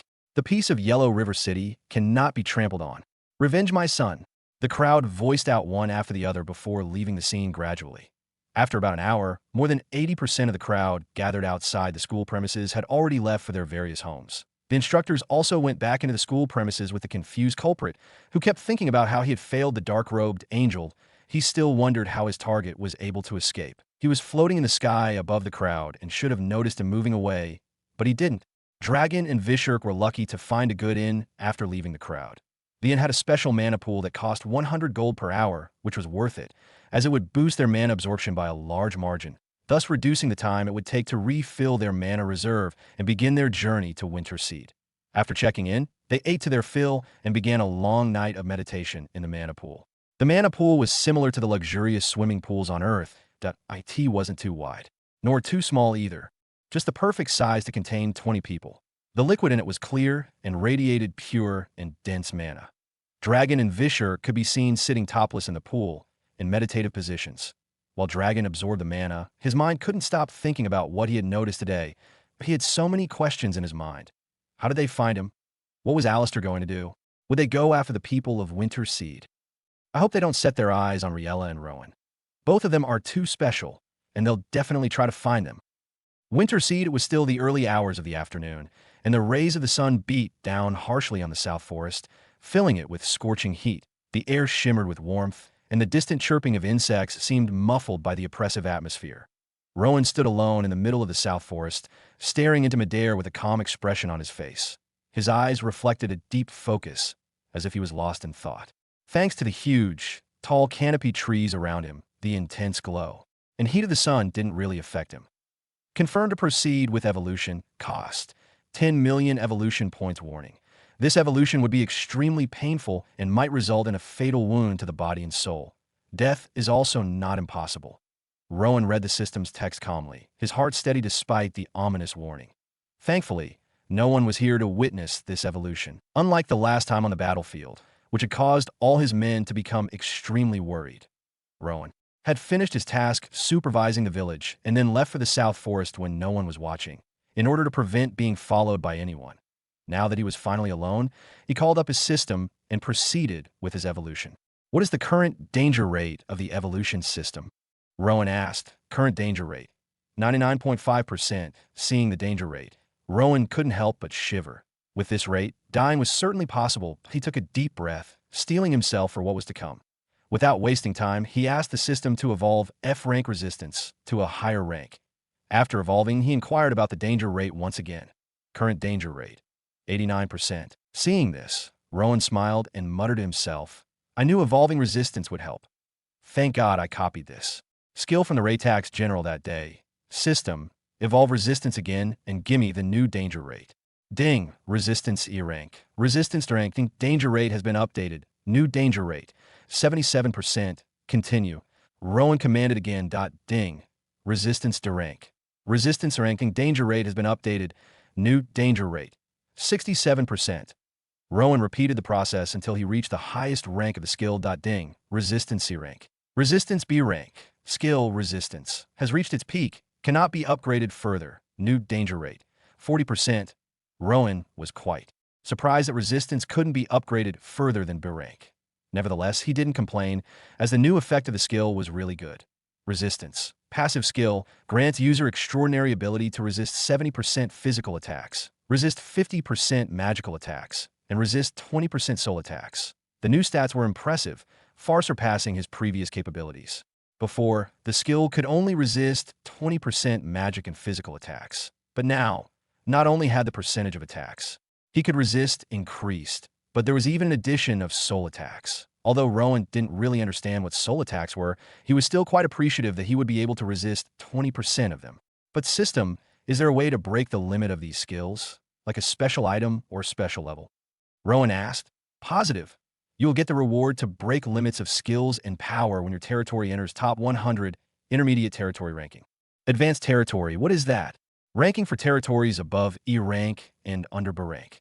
Hearing this information, Rowan's zeal to evolve himself and his territory became even greater. System, begin the evolution. He commanded. Ding, beginning evolution. Deducting cost of evolution. Successful. Good luck. Following the series of prompts, Rowan's body was invaded by a ghastly sensation of pain, as though he had just swallowed fiery hot lava. Rowan fell to his knees on the ground as the unexplainable pain grew more intense by the second. His vision blurred, and beads of sweat formed on his forehead. Evolving, 0%, boosting physical strength, 3%, boosting physical defense, 8%. A series of notifications popped up as the pain kept growing worse every second. Just as the system had explained, this evolution was so much more painful than the first. Even with the evolved resistance skill, which should reduce his pain by a large margin, the pain he was feeling right now was almost as painful, if not more so, than the first time. Boosting vitality, 20%. Time went by slowly as Rowan was engulfed in hellish anguish. If Riella or any of his men were here right now witnessing this, they would definitely think that Rowan was dying. Improving evolution core, 57%. Improving core compatibility, 77%. As time went by, the evolution got closer to its conclusion. Rowan was still kneeling on the ground, clutching his stomach with a pained expression on his face. But something truly spectacular was taking place in his body at that moment. That a dark, misty aura could be seen escaping vigorously from his body, swirling around him like a living shadow. A sizzling sound could also be heard from his body, coupled with the sound of bones cracking and rearranging themselves magically. The pain Rowan was feeling at this moment, as his evolution got closer to finalizing, was so much greater than at the beginning. The harsh burning sensation was still there, along with a new feeling as though his body was being torn from within. It was almost as though he was experiencing an extraordinary growth, which was naturally intense and painful. Rowan's knees grew weaker and his body collapsed onto the ground, head kissing the green grass. His hands were still clutching his stomach, fingers digging into the soil as he fought against the overwhelming agony. Unfortunately, while he was busy getting stronger, not too far away from him, a pack of powerful wolf-type monsters, about the height of a full-grown bull, could be seen. They were about 50 in number. They all had jet-black fur and purple eyes. Among the pack, there was one that was the size of two bulls combined. It was the leader. It let out a loud and sharp howl, echoing through the forest, and the other wolf monsters obediently gathered around it, their eyes glowing with uncontrollable rage and bloodthirst. The leader let out bestial growls as if communicating with its pack. Reacting to the words of their lead, they all gritted their teeth hungrily and furiously and began marching towards Rowan. Rowan's agony intensified beyond anything he'd ever felt. His body was on the verge of breaking through, the evolution nearing its completion. The dark mist swirling around him grew denser, wrapping him in a shroud of shadow. Anyone who saw the dark mist would definitely suspect that he was getting possessed by some demon or evil dark creature. Improving core compatibility, 88%. Each percentage felt like an eternity. The searing pain coursed through his veins, and his bones felt as if they were being reshaped by an unseen force. Rowan gritted his teeth to manage the pain, but if he had an option, he would have given up at this point, given how painful the whole process was. Sadly, he couldn't. That as the pain intensified, Rowan couldn't help but wonder what his future evolutions would be like. Would the pain increase? Without a skill like resistance to evolve, wouldn't he die from the pain? Growl. Rowan was still questioning himself when a terrifying bestial growl blasted across the area. The sound of birds flying away and smaller animals escaping could be heard, making the situation more horrifying. Monsters? Rowan pondered. Surprised, he managed to lift his head off the ground to observe his surroundings, even though his vision was blurry thanks to the anguish conquering his body from within. Behold, even with blurry vision, Rowan was greeted with the scene of gigantic demonic wolves approaching. This is bad, Rowan thought. With the pain he was going through right now, he wouldn't be able to defend himself against these powerful demonic wolves. Thankfully, he had a divine beast companion. But calling it out was really difficult since he couldn't speak properly, and even his mind was fuzzy. But the feeling of death drawing closer boosted his strength, and he managed to call Blaze out of the divine beast plane. Blaze stood in front of Rowan defensively, staring at the group of demonic wolves drawing closer. Blaze had grown so much in the short time it had been in the divine beast plane. It was now almost the size of a full-grown lion. Its fur was much longer now, and its grayness shone brilliantly. Blaze let out a furious growl as its eyes blazed with anger. Although they were of the same monster species, he couldn't and wouldn't forgive them for even harboring the intention to hurt Rowan. Rowan kept his hand down, as holding it up became difficult, painful, and almost impossible. Nevertheless, he could hear the bloodthirsty growls from Blaze and the demonic werewolves. Soon the sound of their clashes reached Rowan. Sounds of sharp claws swishing through the air, sounds of fireballs blasting, and the growls of the wolves as they engaged in combat spread across the area. Finalizing evolution. 97%. While the battle took place, the evolution got even closer to completion, but it became really slow following the 97% mark. Fortunately, the pain did not increase, it reduced slowly. Your pet has suffered a ghastly wound. Another set of notifications began to reach him. FCK, why is the evolution taking so much time? Rowan cussed when he received the notification that his pet was in trouble. What he felt at this moment was akin to a father stepping up to protect his child. The Blaze's pain growl could be heard as the group of demonic wolves ganged up on it and tried their hardest to kill him. The demonic wolves were really fast, and their claws contained poisonous substances that made the wounds they left on Blaze more painful. Fortunately, Blaze was also pretty fast and also possessed fire magic as his trump card, which gave him a little advantage. The demonic wolves were fearless, but they tried their hardest to prevent their fur from catching on fire. Blaze surrounded itself with a wall of fire using flame synchronization and prevented the wolves from getting too close to it. Unfortunately, it still had to protect Rowan, and thus, each time one of the demonic wolves moved closer to Rowan, it would call off the wall of fire and go to defend him. Master, be fast, there's so many in number, I can't hold up for too long, Blaze said to Rowan telepathically. Rowan heard it but couldn't reply. Minutes passed as Blaze continued defending and Rowan continued experiencing the pain of evolution. Finalizing evolution. 99%, just 1% remaining. Rowan thought he had received a lot of notifications about Blaze getting more wounds inflicted by the demonic wolves. He couldn't wait for everything to end so he could help Blaze slay the wolves and earn back the evolution points he had spent evolving. Not too far away from Rowan, Blaze was standing in the midst of fire and bleeding profusely from all parts of its body. Blaze managed to kill 7 out of the group of 50 demonic wolves, plus their leader who hadn't attacked since the brawl began. The pack leader sat down several meters away, observing the battle without reacting. The other demonic wolves formed circles around him, ready to attack and devour him anytime soon. The pack leader observed its minions struggling with Blaze for a few minutes. Ikati let out a disappointed growl before standing up from its previous sitting position. Its huge figure, combined with a feisty look in its glowing, cold red eyes, made it a menacing and terrifying sight to behold. Without wasting time, it began strolling towards the others, its huge figure making loud thump sounds as it approached. Blaze turned to look at the approaching pack leader and gritted his teeth. Your pet is under danger. Death is 200% possible. Rowan received a notification. Almost at the same time, the pack leader let out a terrifying howl that caused the area to go eerily silent for a few seconds. FCK. Rowan cussed.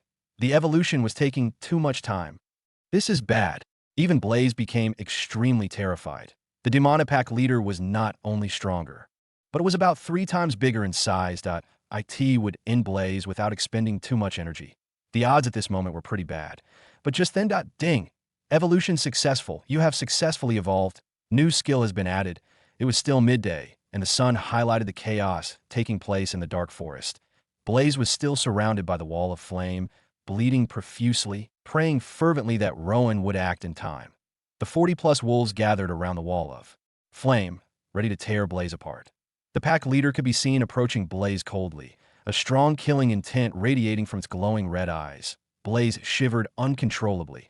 He hadn't felt this fearful since the Raytax attack. At this moment, Blaze felt that death was closer to him than survival. Blaze braced himself to engage, even though he knew it was futile. Growl. The pack leader let out a cold growl as it drew closer, its eyes fixed on Blaze and the wall of flame, failing to notice the phenomenon taking place behind. The other wolves stepped aside obediently as their leader drew closer. Blaze used flame synchronization to boost the intensity of the flame wall to try and fend off the pack leader and stop it from getting closer. But it failed miserably. The pack leader kept moving closer without halting to IT was as though it was set on intimidating Blaze before finally killing him. Blaze tossed fireballs and flame discs at it, but it evaded them without much effort after closing. The distance between them, the pack leader finally launched into the air in a powerful leap as it prepared to pounce on Blaze. Time seemed to slow down at that moment.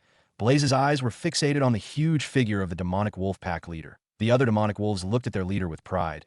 They all knew it was over for Blaze. The demonic wolf pack leader was descending when suddenly a figure shot out from behind Blaze, disrupting the chaotic scene at once. It was none other than Rowan. Rowan was covered in dark mist that spewed out vigorously. In his hands was a black dagger that glowed menacingly. The gigantic demonic wolf pack leader was stunned when it saw Rowan's dark figure darting towards it at an impossible pace. "You bastard wolf!" Rowan shouted as he thrust his dagger forward and stabbed its EY. IT let out a loud, painful cry as it landed back on the ground a few meters away from Blaze. Rowan also landed on the ground and stared at the pack leader with hatred. The other demonic wolves stepped aside as though they were giving both of them the platform to fight it out. Blaze canceled the flame wall and stepped beside Rowan. "You did a good job, Blaze. You can rest now. I'll take care of these bastards for you," Rowan said to Blaze without looking at him, his eyes fixed on the pack leader. Blaze nodded and stepped away from the brewing battlefield. The demonic wolf pack leader was furious after its got stabbed by Rowan. IT let out a bestial growl, and suddenly all the demonic wolves that had stepped back earlier started circling Rowan. "What a cowardly leader you are," Rowan scoffed, turning to the group of wolves circling him. The wolves got closer, and at once they pounced on him. Rowan was unfazed. He clutched his dagger and muttered slowly, "Activate Blade's spirit." Immediately, his dark blade was engulfed in intense blue energy.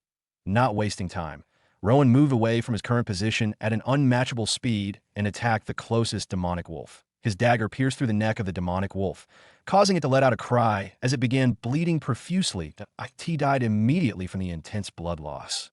"You've slain X1 demonic wolf. Evolution points plus 300. 100x reward activated. 30,000 evolution points have been rewarded. 2 demonic wolves nearby pounced at him from opposite directions, filled with hatred after witnessing the murder of their colleague. Rowan sprinted away from his position, causing the 2 demonic wolves to clash against each other, injuring themselves with their own claws. Rowan smirked and quickly slew both of them as the nearby demonic wolves became even more serious with their attacks. Rowan danced through the battlefield like the proverbial reaper.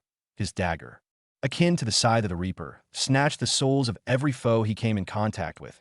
His movement across the battlefield was effortless. IT was almost as though he was having a field day battling with them.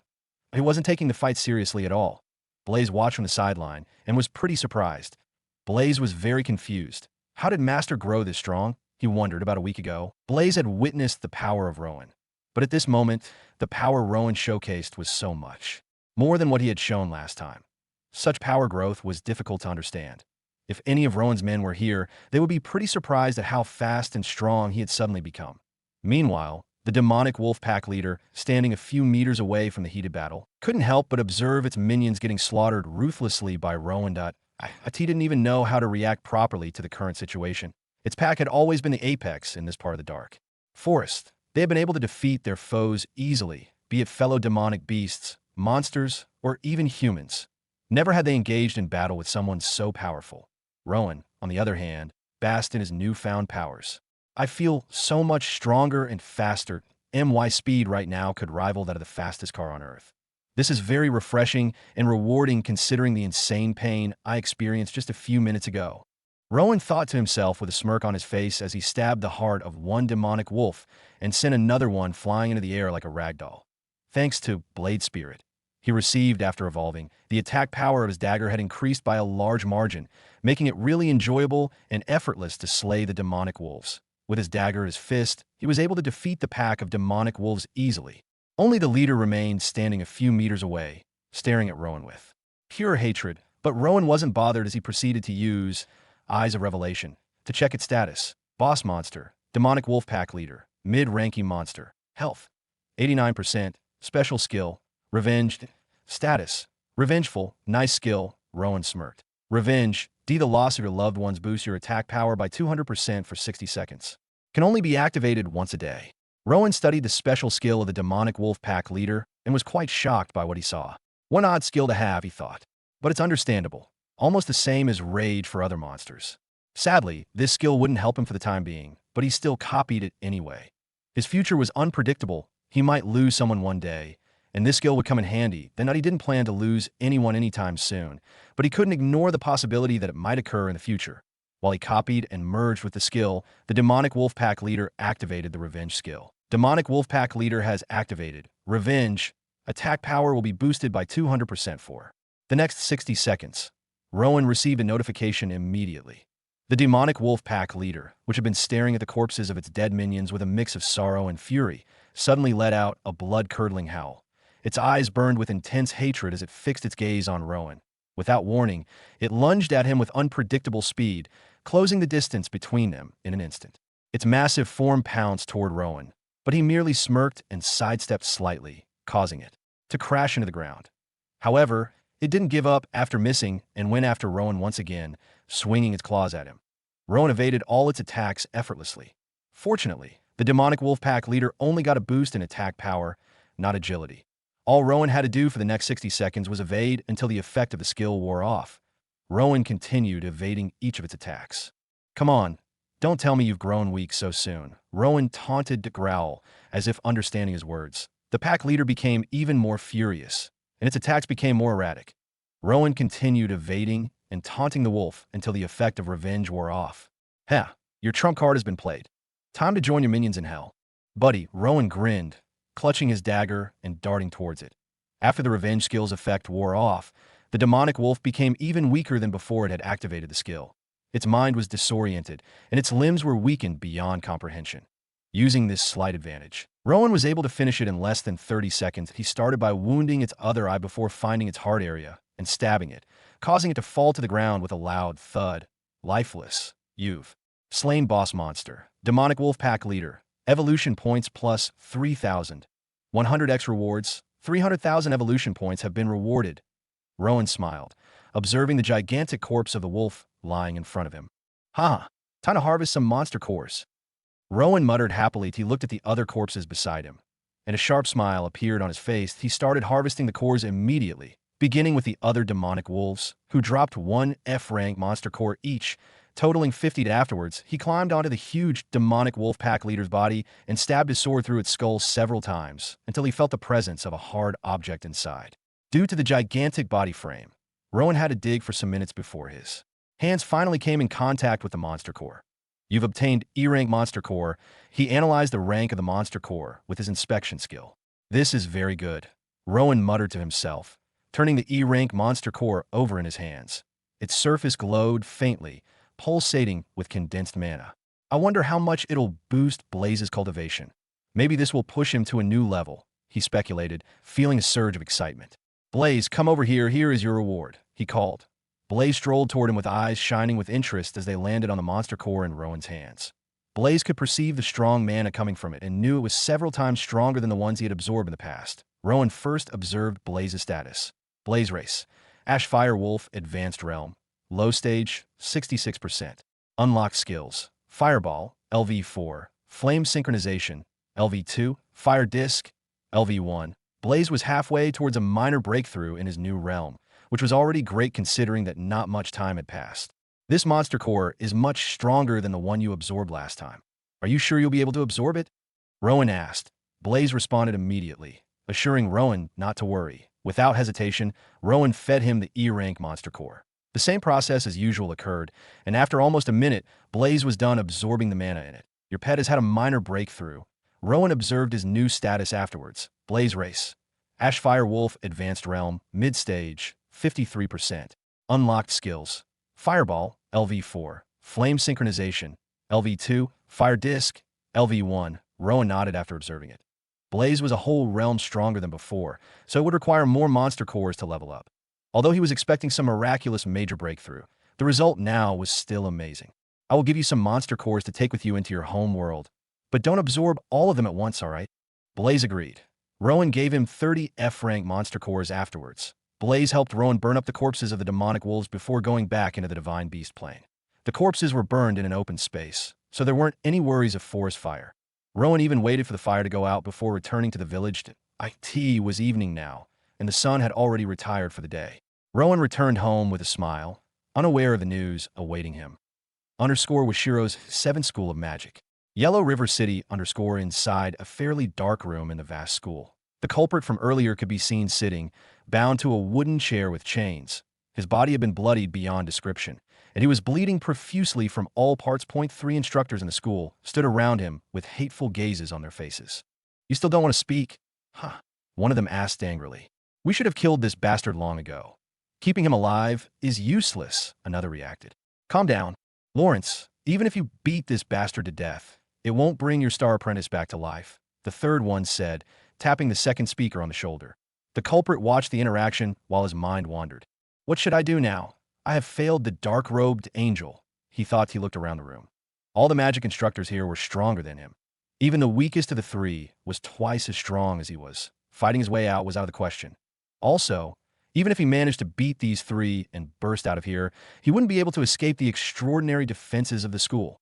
I never expected that bastard to escape, he thought bitterly, clenching his fist despite the chains that bound him.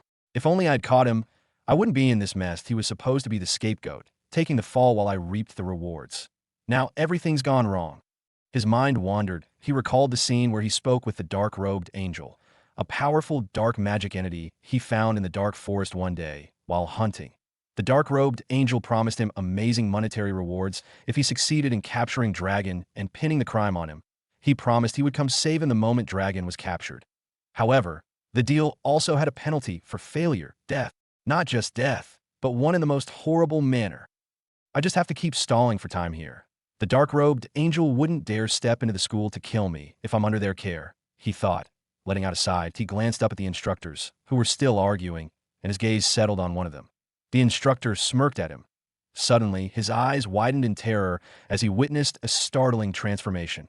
For a brief moment, the instructor's face contorted and shifted, morphing into the sinister visage of the dark-robed angel.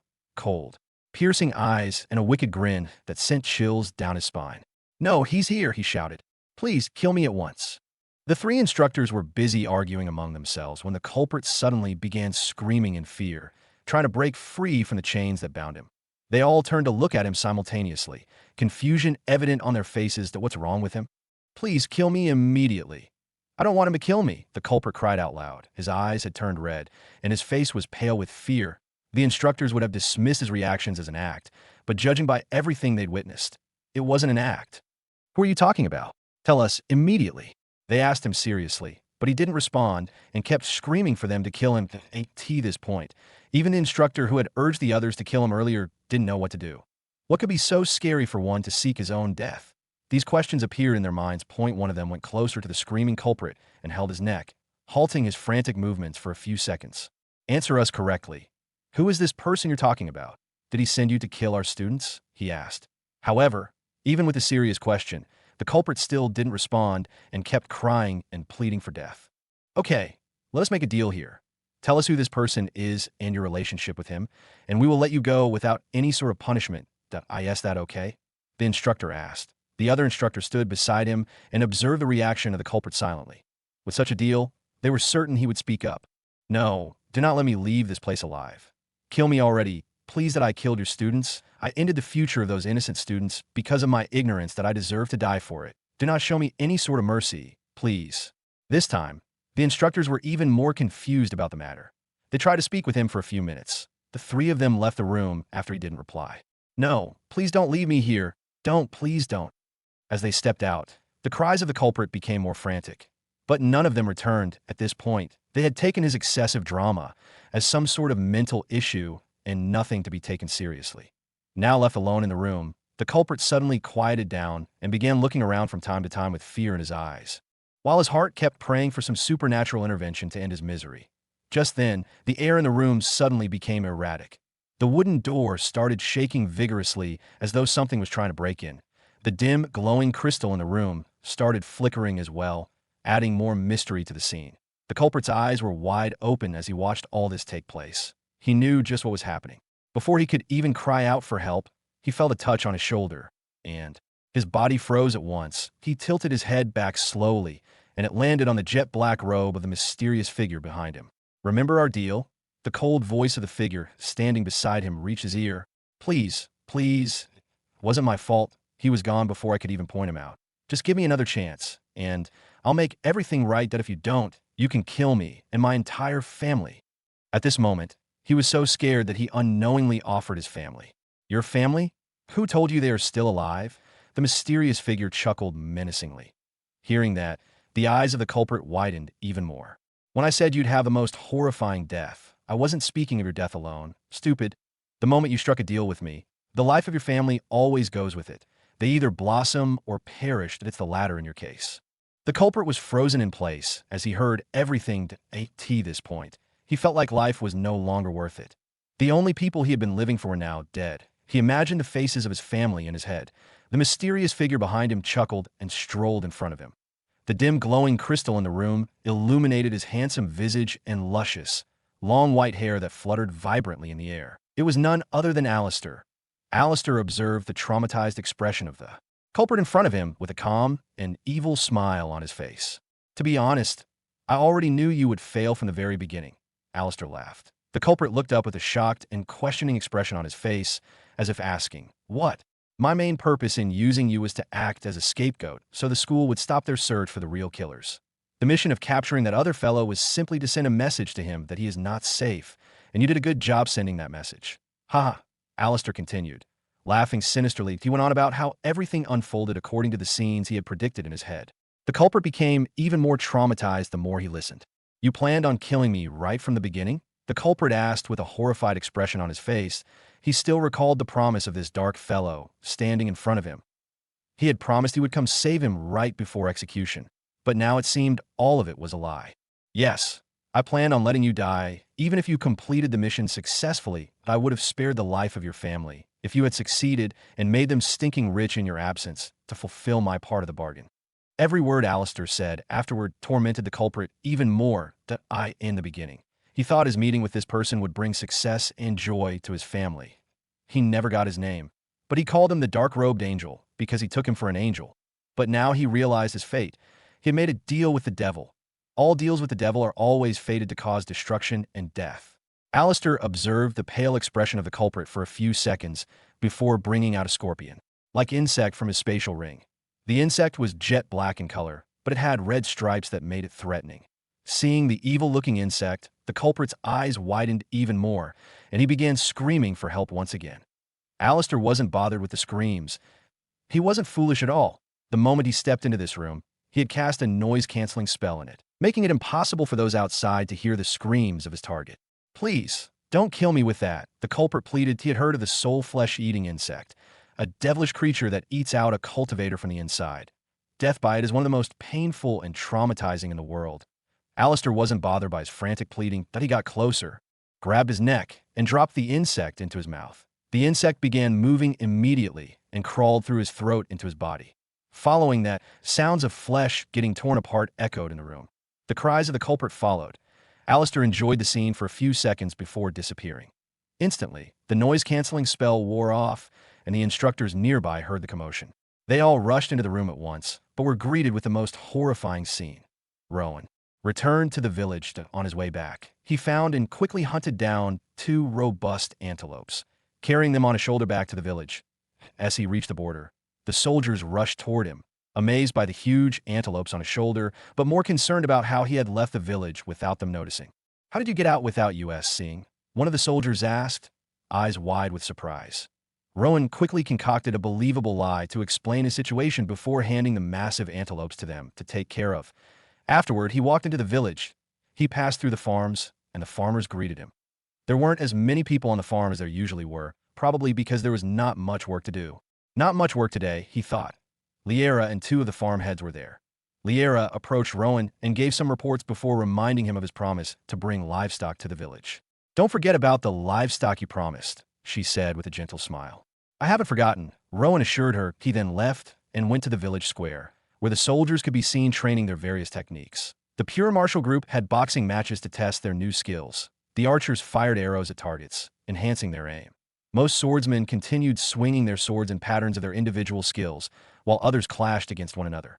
The scene was sharp and productive. Rowan couldn't help but enjoy it for a few minutes before leaving to meet Riella, who should be teaching her apprentice by this time. Today was the day Rowan would distribute the sewing machines to them, but he could have done it earlier, but he had to wait since Riella was mostly busy with magic than teaching in the last few days. However, when he got there, he was greeted with an entirely different scene that made his eyes and mouth open wide in shock. Not too far from the village square stood a large building, mostly used for get-togethers by the villagers. Since it had no actual owner, IT had been in the village for ages, and to date, no one knew the true owner. The building was quite big with a wide structure.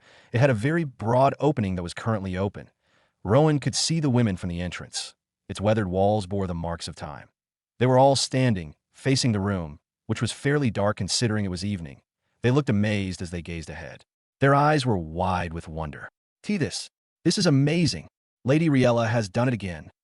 The women let out amazed gasps. Since their backs were turned to Rowan and they were many in number, standing at the entrance, Rowan couldn't see what had amazed them. Curious, he rushed towards them. His heart quickened with anticipation. He made his way through their midst. They didn't seem to notice him. The women were so amazed that they even failed to notice his presence and greet him. After pushing through, Rowan's eyes took in the scene, and they widened. He was astonished by what he saw. Magic! Rowan exclaimed, truly surprised. Not far from him, Riella stood, eyes focused on her outstretched hands. Hovering above them was a small ball of warm and pure white glow. The ball of light wasn't stable. It seemed to be flickering, probably because Riella hadn't mastered it yet. Riella heard Rowan's voice and quickly turned to him with a smile on her face. Rowan, look, I activated my first spell alone, Riella said, smiling. She sounded really proud as she showed Rowan her magic power. Rowan was still stunned and couldn't reply immediately. He struggled to find words. Although Rowan was not a mage, he was aware of how rare and powerful light magic is. That IT is one of the divine elements. Also, the fact that Riella was able to form a spell without the help of a tutor could only mean that she was truly blessed with magic. Or did she really do it herself? What if the goddess of creativity helped her? Rowan wondered. But this made Rowan somewhat confused. Everything about Riella had been taking the right turn in the last few months. She had become the disciple of a god, awakened a powerful skill, and now she was a mage with a rare and almost impossible level of talent. Rowan had thought of himself as the protagonist in the beginning, but now he was having a little bit of doubt. The ladies around were still looking at the light ball in Riella's hands while voicing their astonishment. Riella, this is amazing. Rowan finally spoke up with a sincere, proud smile on his face. That Riella's smile widened. She couldn't focus on the spell anymore, and it went out. The light faded gently. She immediately ran to meet Rowan and hugged him happily. She told him about how she was able to activate the spell.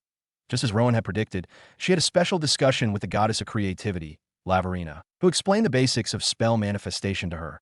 According to her, Lavarina only explained the concepts and basics of spell manifestation. She was able to use what she had learned to activate her first spell. Rowan was surprised and envious at the same time. If only he had some goddess beside him, he would have achieved faster progress toward his goals. Riella, you are really talented and precious. That I am sure Dragon would be shocked beyond imagination when he returns and finds out about your amazing achievement. Rowan praised and patted her hair. Their short display of affection made the women in the room somewhat jealous and happy for Riella at the same time. While Rowan spoke with his wife, he checked her character status. Riella, occupation, arcane threadmaster, special skill, enchanted embroidery, magic cultivation, first level apprentice stage, spells, tier 1 light ball, status, sleeping, light ball, materializes a small, glowing orb that illuminates the surrounding area, providing gentle, steady light. Requires minimum amount of mana to activate and steady mana supply to stabilize. This spell requires skill, magic, and light magic to copy. A new section had been included in the character status, containing the spell she had mastered. That a brief description of the spell was also revealed with a brief message at the end. I can copy spells too, this is awesome. Rowan thought, but he wasn't aware of this. But seeing this made him happy. He wouldn't have to waste time in the future learning spells if he could copy them. Sadly, he could only see the spells of the characters he was linked with, and among them, only Riella possessed magic. I could see that moment. A plan appeared in his head, but he didn't think about it too much. Riella, I have acquired the sewing machines you requested, he said to Riella afterwards. That Riella's eyes lit up immediately, as did the other ladies in the room. Can we see it? The ladies requested curiously. Riella had already informed them of the machines that could make their sewing more than 10 times faster. Thus, they were naturally curious to see this miraculous machine. Rowan observed their reactions for a few seconds before bringing out the sewing machines from his inventory. The sewing machines appeared out of thin air and landed softly in the free spaces in the room. The eyes of everyone widened immediately as they witnessed this. Their amazement was not from the sewing machines appearing out of nowhere, but from the sight of them. The sewing machines were unlike anything the women had ever seen. Each machine had a smooth wooden frame with delicate carvings along the edges. The iron parts gleamed, reflecting the soft light in the room. The pedal at the base looked sturdy, yet easy to press, and the needle mechanism was intricate but approachable. It's so beautiful. It looks like a work of art. Riella stepped forward, her eyes wide with amazement. She ran her fingers gently over the machine's surface, feeling the fine craftsmanship. Rowan, this is incredible, she said softly. I've never imagined a tool like this. Rowan smiled and told Riella to try it out first. He taught her how to use the sewing machine to avoid any sort of accident. After receiving Rowan's short lesson, she took a seat in front of one of the machines. The other women gathered around her, their faces full of anticipation. She placed a piece of fabric under the needle and pressed the pedal cautiously. The machine hummed softly as the needle began to move up and down, stitching the fabric smoothly. Gasps filled the room immediately. It's so fast, one woman exclaimed. And the stitches are so even, another noted. This will change everything. We can create so much more in less time, Riella said with so much joy in her voice. She continued to guide the fabric, becoming more comfortable with each passing moment. The other women watched closely, excitement building among them. Can I try next? A young woman asked eagerly. Of course we'll all have a turn. Soon, we'll be making the finest garments anyone has ever seen, Riella replied with a smile. Rowan felt a swell of pride as he observed them. The sewing machines were already bringing happiness and hope to the village. He knew they were taking a big step forward, considering the cold and rainy season was fast approaching. Thank you, Rowan. This means so much to all of us. Rowan nodded and smiled. I'm glad you like them. I can't wait to see what you'll create with it. The women spent the rest of the afternoon experimenting with the machines. Laughter and chatter filled the room as they discovered new techniques and shared ideas. Rowan stayed with them and observed them getting used to the machines in a short amount of time. Riella discussed with the women their schedule for tomorrow before meeting Rowan as they returned to their home.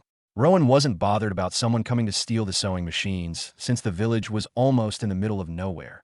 Even if they did try to steal them, how would they move them or even know how to use them? However, even though he wasn't scared of someone stealing them, he still asked some soldiers to guard the place on their way home. Rowan received an unexpected notification. Ding. Link character, Rowan has awakened. Yellow River City 2 days later. The people of Yellow River City still haven't forgotten about the bastard who ended the lives of their loved ones. Each day they awoke, they spent an unhealthy amount of time praying for the downfall of the evil monster who committed such blunders. Some of them even became impatient, seeing that the officials of the school hadn't said anything about the matter. They went to the school to protest for some time, but were driven out when a magic formation was set up, forming a magical barrier that stopped them from getting close. This made the people wonder what the school was doing. However, while all this went on, Dragon and Vishurk did not stop cultivating. Morning, noon, and even the dead of night, both of them spent all of it meditating and refilling their mana reserves. Vishurk was able to refill his mana reserve on time with the help of mana stones he had purchased. Dragon spent more time filling his up because his mana reserve was much bigger than that of Vishurk. Also, Dragon refused to utilize his mana stones. He kept paying and using the refreshing mana pool at the end. He would only use his mana stones when he got to Winter Seed, where there wasn't much mana to cultivate.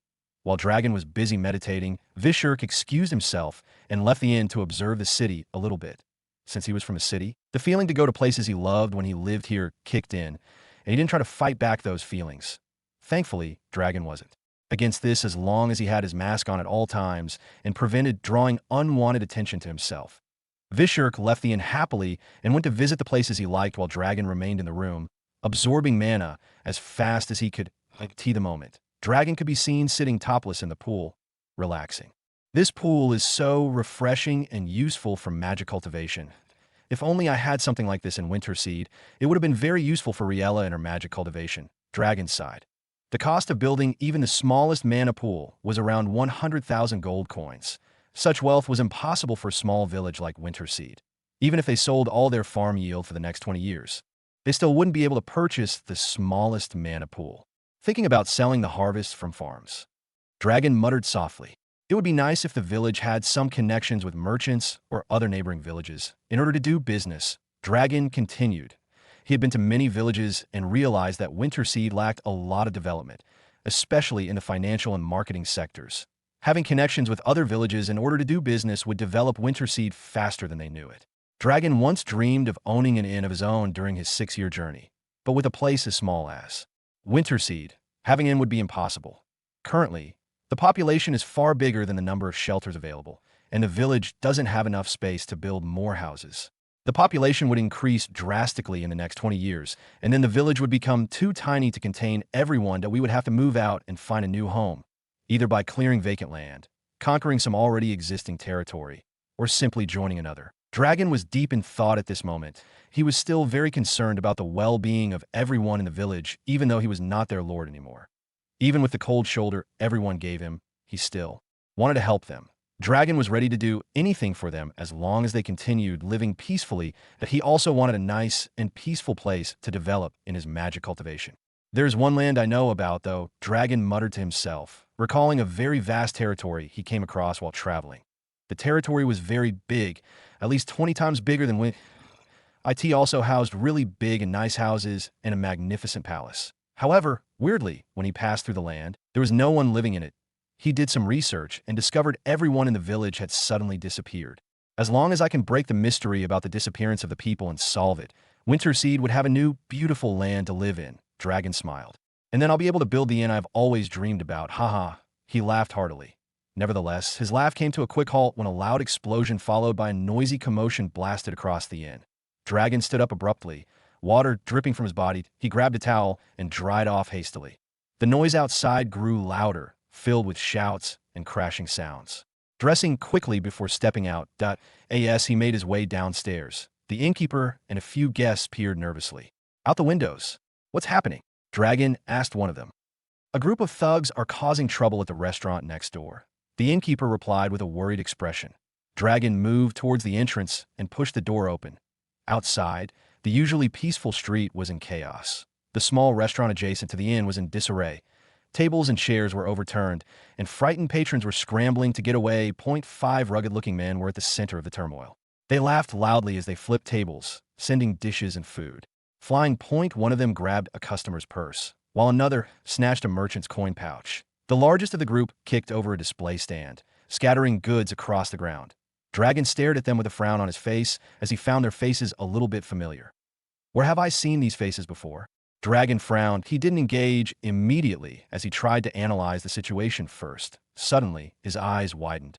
They're the same bandits we saw 2 days ago on our way to the market. Dragon recalled what Vishurk warned him about when they saw the bandits, and his eyes widened. Could this be another trick from Alistair? Dragon quickly recognized them as the same bandits he had seen 2 days prior.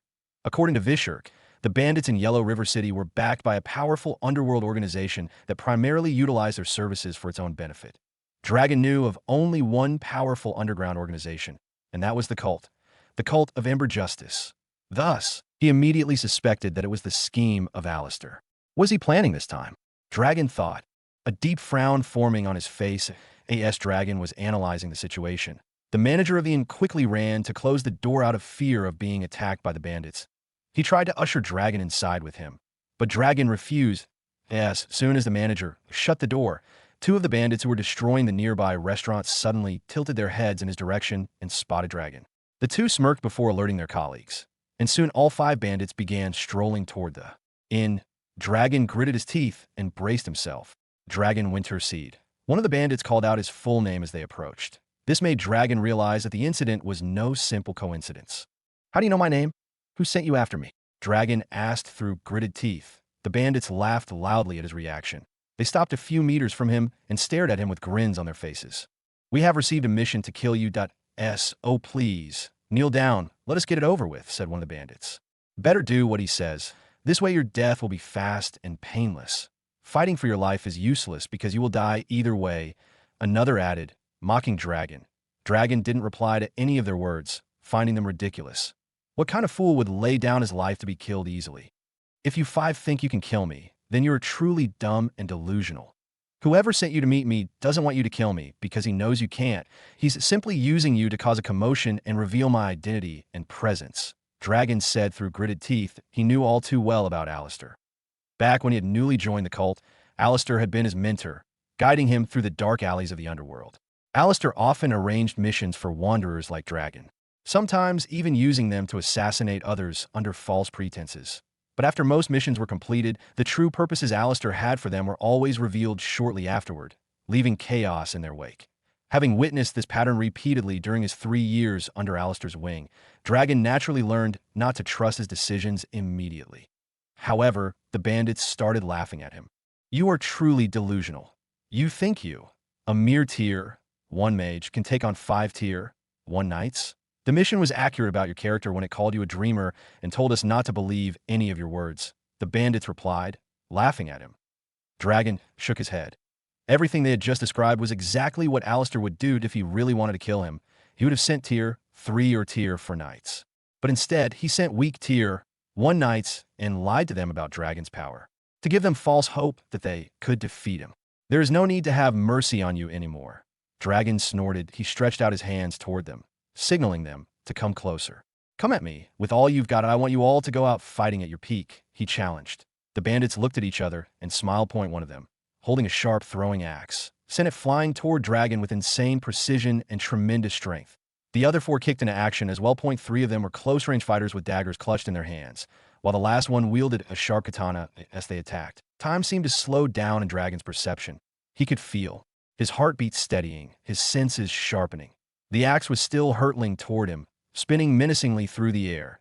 The metallic glint of the blades in the hands of the close-range attackers caught the sunlight, creating a blinding flash. The ground beneath his feet seemed to pulse as the bandits charged, their footsteps echoing like distant thunder.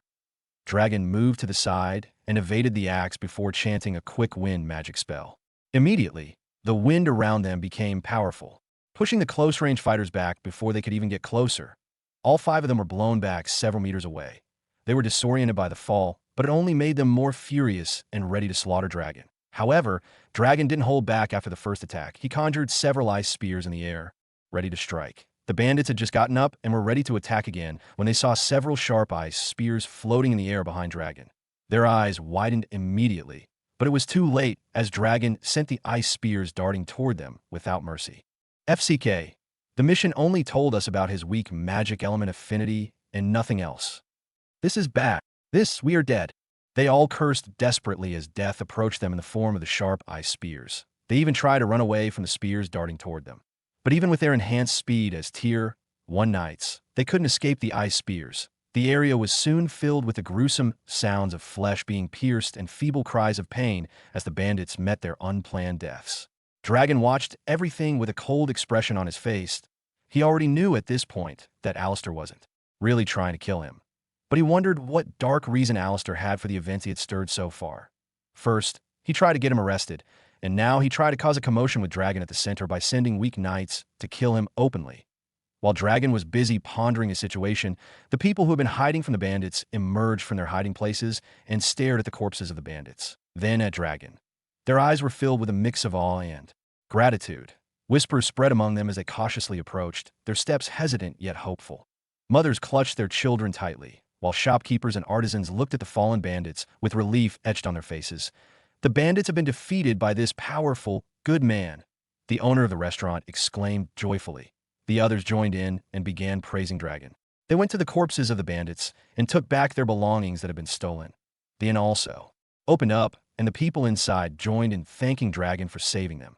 Dragon didn't stay outside to bask in the praises. If he did, he would only be helping Alistair draw attention to him.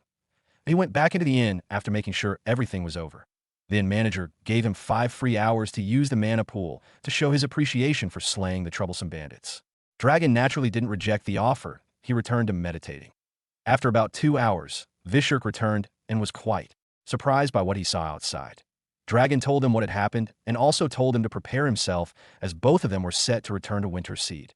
The last 2 days in Winter Seed have been highly productive, with many interesting developments in important sectors of the village. Most of the soldiers who received the skill books from Rowan have reached peak comprehension of their various skills. The swordsmanship of the swordsmen has become more refined. The aim and precision of the archers have improved significantly, and the bodily strength of the martial artist has increased. Those who have finished mastering their skills have voiced their readiness to hunt and grow stronger. Sadly, Rowan had to delay the hunting a little bit. The work at the farmlands has been completed already. The farmers only go to the farm in the morning to water the crops. Currently, only some grapes and mango trees have harvestable fruits.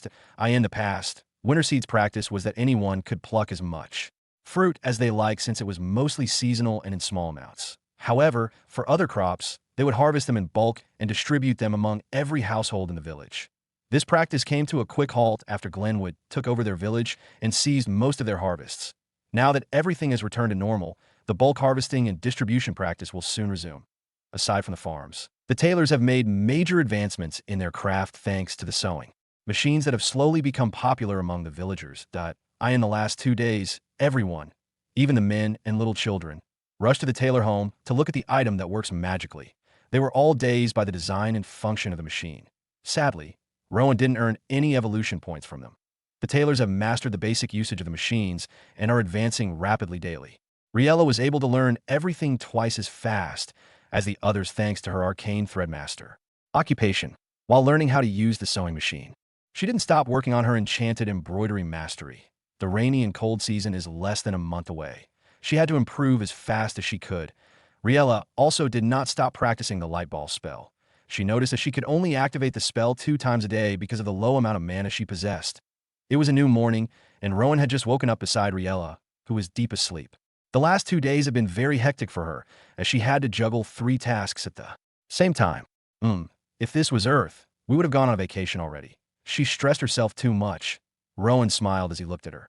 Rowan rose and went to the kitchen to prepare something for both of them to eat. He had just finished preparing the meal and was about to wake up Riella when loud knocks came at the door. Rowan frowned. These kinds of frantic knocks don't always end well. What is it this time? He sighed disappointedly as he went to open the door. He was quickly greeted by the faces of Alara and Brandon. Rowan hadn't seen both of them together before and thus found it a little bit odd. Lord Rowan, Liera is missing, Alara reported. What? Rowan wasn't expecting such news this morning. Yes, Lord Rowan. Alara came to me and the soldiers this morning and told us she couldn't find Liera in her room. We went around the village searching for her, but she wasn't around and none of the soldiers saw her leaving at night, Brandon reported. Brandon was still speaking when Bruce and his wife rushed onto the scene. They're the closest family of Liera and are really worried about the news circulating. Both of them voiced their concerns. Rowan listened attentively and fell in a deep thought, pondering the issue at hand. Liera has a strong curiosity for herbalism. She is either resting or picking and mixing herbs. Could it be that she has left the village to go look for herbs alone? Rowan wondered. You all shouldn't worry. She might be out looking for herbs as usual. I'll go look for her myself. Rowan assured them. He was certain she was very much alive since there hadn't been any reduction in the population displayed in his status window. Liera would have told me if she was going out to look for herbs, but she didn't. She only told me she was going to relax for the day, Alara replied, sounding really worried. Rowan nodded. Suddenly, the urge to ask a question appeared in his mind, and he asked without hesitation. Did she inform you about anything before leaving? Aside from going to rest, of course. Brandon, as well as Bruce and his wife, looked at Alara.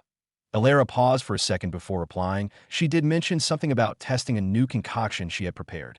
A new concoction? Was she ill when she visited? Not really. She was really healthy last night. She even mentioned that the concoction wasn't for treatment, that I tried asking what it was for, but she told me she would reveal it in the future, Alara replied. Could this be related to her missing? Alara looked at Rowan and asked. The others also looked at him. I'm not sure yet, Rowan replied. But I assure you guys that she is alive and okay. And nothing will happen to her, he assured them. You can go back home and continue with your day. Liera will be back before you know it, Rowan concluded. They nodded and left. Rowan went back inside. Riella was already awake. She had heard all the discussion earlier and was pretty worried as well. Liera is her friend, so she naturally became concerned. Are you sure she's okay? She asked worriedly. 100%. Rowan replied while picking which robe to wear for the day. He picked the one with boosted luck and got dressed. I will be back very soon. Rowan bade her farewell. He called out Blaze, and both of them set out for their first destination of the day. Rowan and Blaze departed from the house, heading straight to Liera's place. Upon entering, they conducted a quick search. Liera had mentioned a concoction, and Rowan was quite curious to see it. If his assumptions were correct, the mixture might provide a clue as to why Liera had left. While searching the room, Rowan came across a wooden bowl containing a pink liquid. System, analyze this, he muttered. Ding. Analyzing analysis completed. Dreamer mixture. An ancient concoction first discovered 3 years ago. When ingested, it induces strange realistic dreams. These dreams can either cause the death of or improve the physical or magical abilities of the user. Note: the dreamer mixture is sometimes poisonous to men. Note: the effect weakens the user's soul and spirit temporarily. Reading the details, a frown crept onto Rowan's face. I knew my intuition wasn't wrong. She might have taken this, and the concoction made her start sleepwalking or something similar. We have to find her before she ends up in the den of some ravaging demonic beasts or monsters. Rowan thought, his concern growing. Come on, Blaze, let's go, he said, tapping Blaze. Together, they left the house without wasting any time. Rowan and Blaze set out for the north side of the village, where Liera was often seen picking herbs. They ran past the soldiers guarding that area, greeting them as they went. Some of the soldiers volunteered to accompany Rowan, but he declined their offer, knowing they wouldn't be able to keep up with his speed.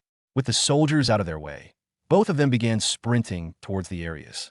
Beyond the northern border, Blaze's sniffing abilities had grown stronger as it ascended in cultivation ranks. Even while running at peak speed, Blaze could sniff out anything out of place. A significant advantage since they wouldn't have to slow down.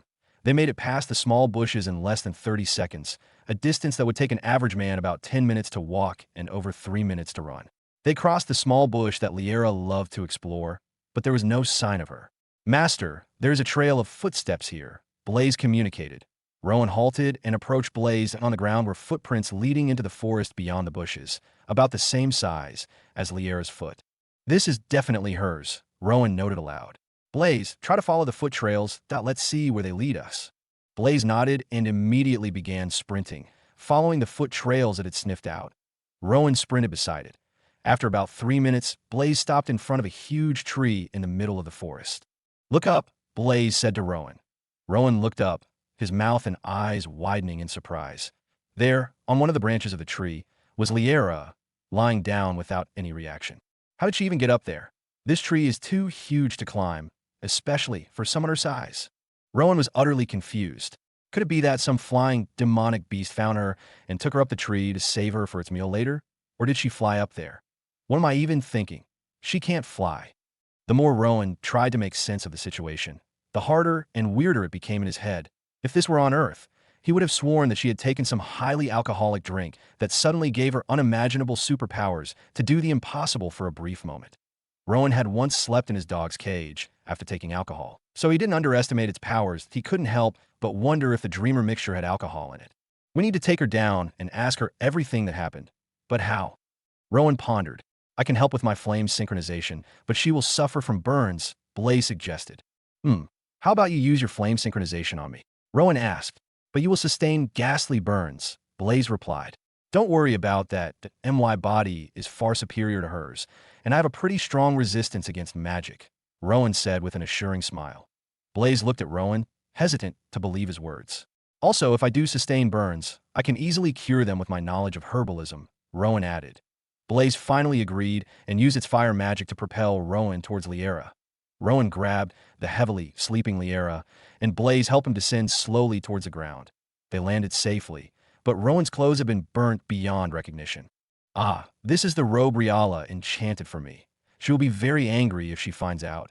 Rowan sighed. He gently placed Liera on the ground and asked the system to analyze her condition immediately.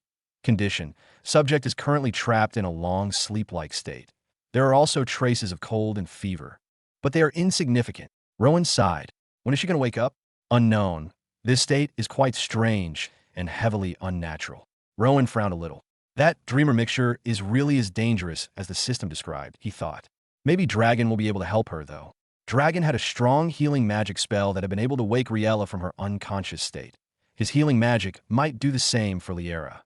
Rowan carried her in his arms and took her back to the village. The soldiers were quite surprised when they saw them returning with Liera.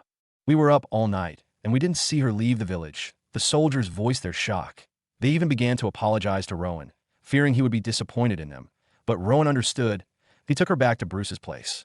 Bruce and his wife were very worried when they tried waking her up, and she didn't respond. Alera also wondered why she was in such a strange state. Rowan had to assure them that she was okay. Dragon is an expert in stuff like this. When he returns, he might be able to explain her condition and heal her. That is, if she doesn't wake up on her own, Rowan added before leaving. Blaze walked beside him to take a tea that moment. A system notification appeared. "Your deputy lord, Rowan, is undergoing Winter Seed 2. Over 2 weeks have passed since the last monster attack. And exactly 2 weeks since Dragon Winter Seed. Their savior left the village. During these weeks, the villagers have undergone significant developments, especially in the military sector. The soldiers became highly motivated to grow stronger. They were ready to break past their natural strength limits by any means possible, as long as they could protect their loved ones from the lurking dangers around them. Even the young children who witnessed Dragon Winterseed's heroism became highly motivated and began training earnestly, inspired by his example. The number of children running around the village and playing decreased noticeably as they focused on training. Rin noticed this change because the number of injured kids coming to him daily had drastically decreased. This was advantageous to Rowan, as it gave him ample alone time to practice his herbalist skills and experiments that he had made major advancements in his skills, identifying more herb mixtures and their reactions to certain ailments and injuries.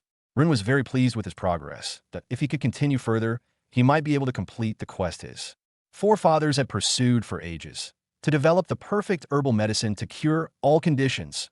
Rin had never believed he would achieve this in the past due to slow advancements during Fagin's oppressive reign, but now it seemed truly possible. Yesterday, he finally managed to create the potion he had long desired. The dream mixture.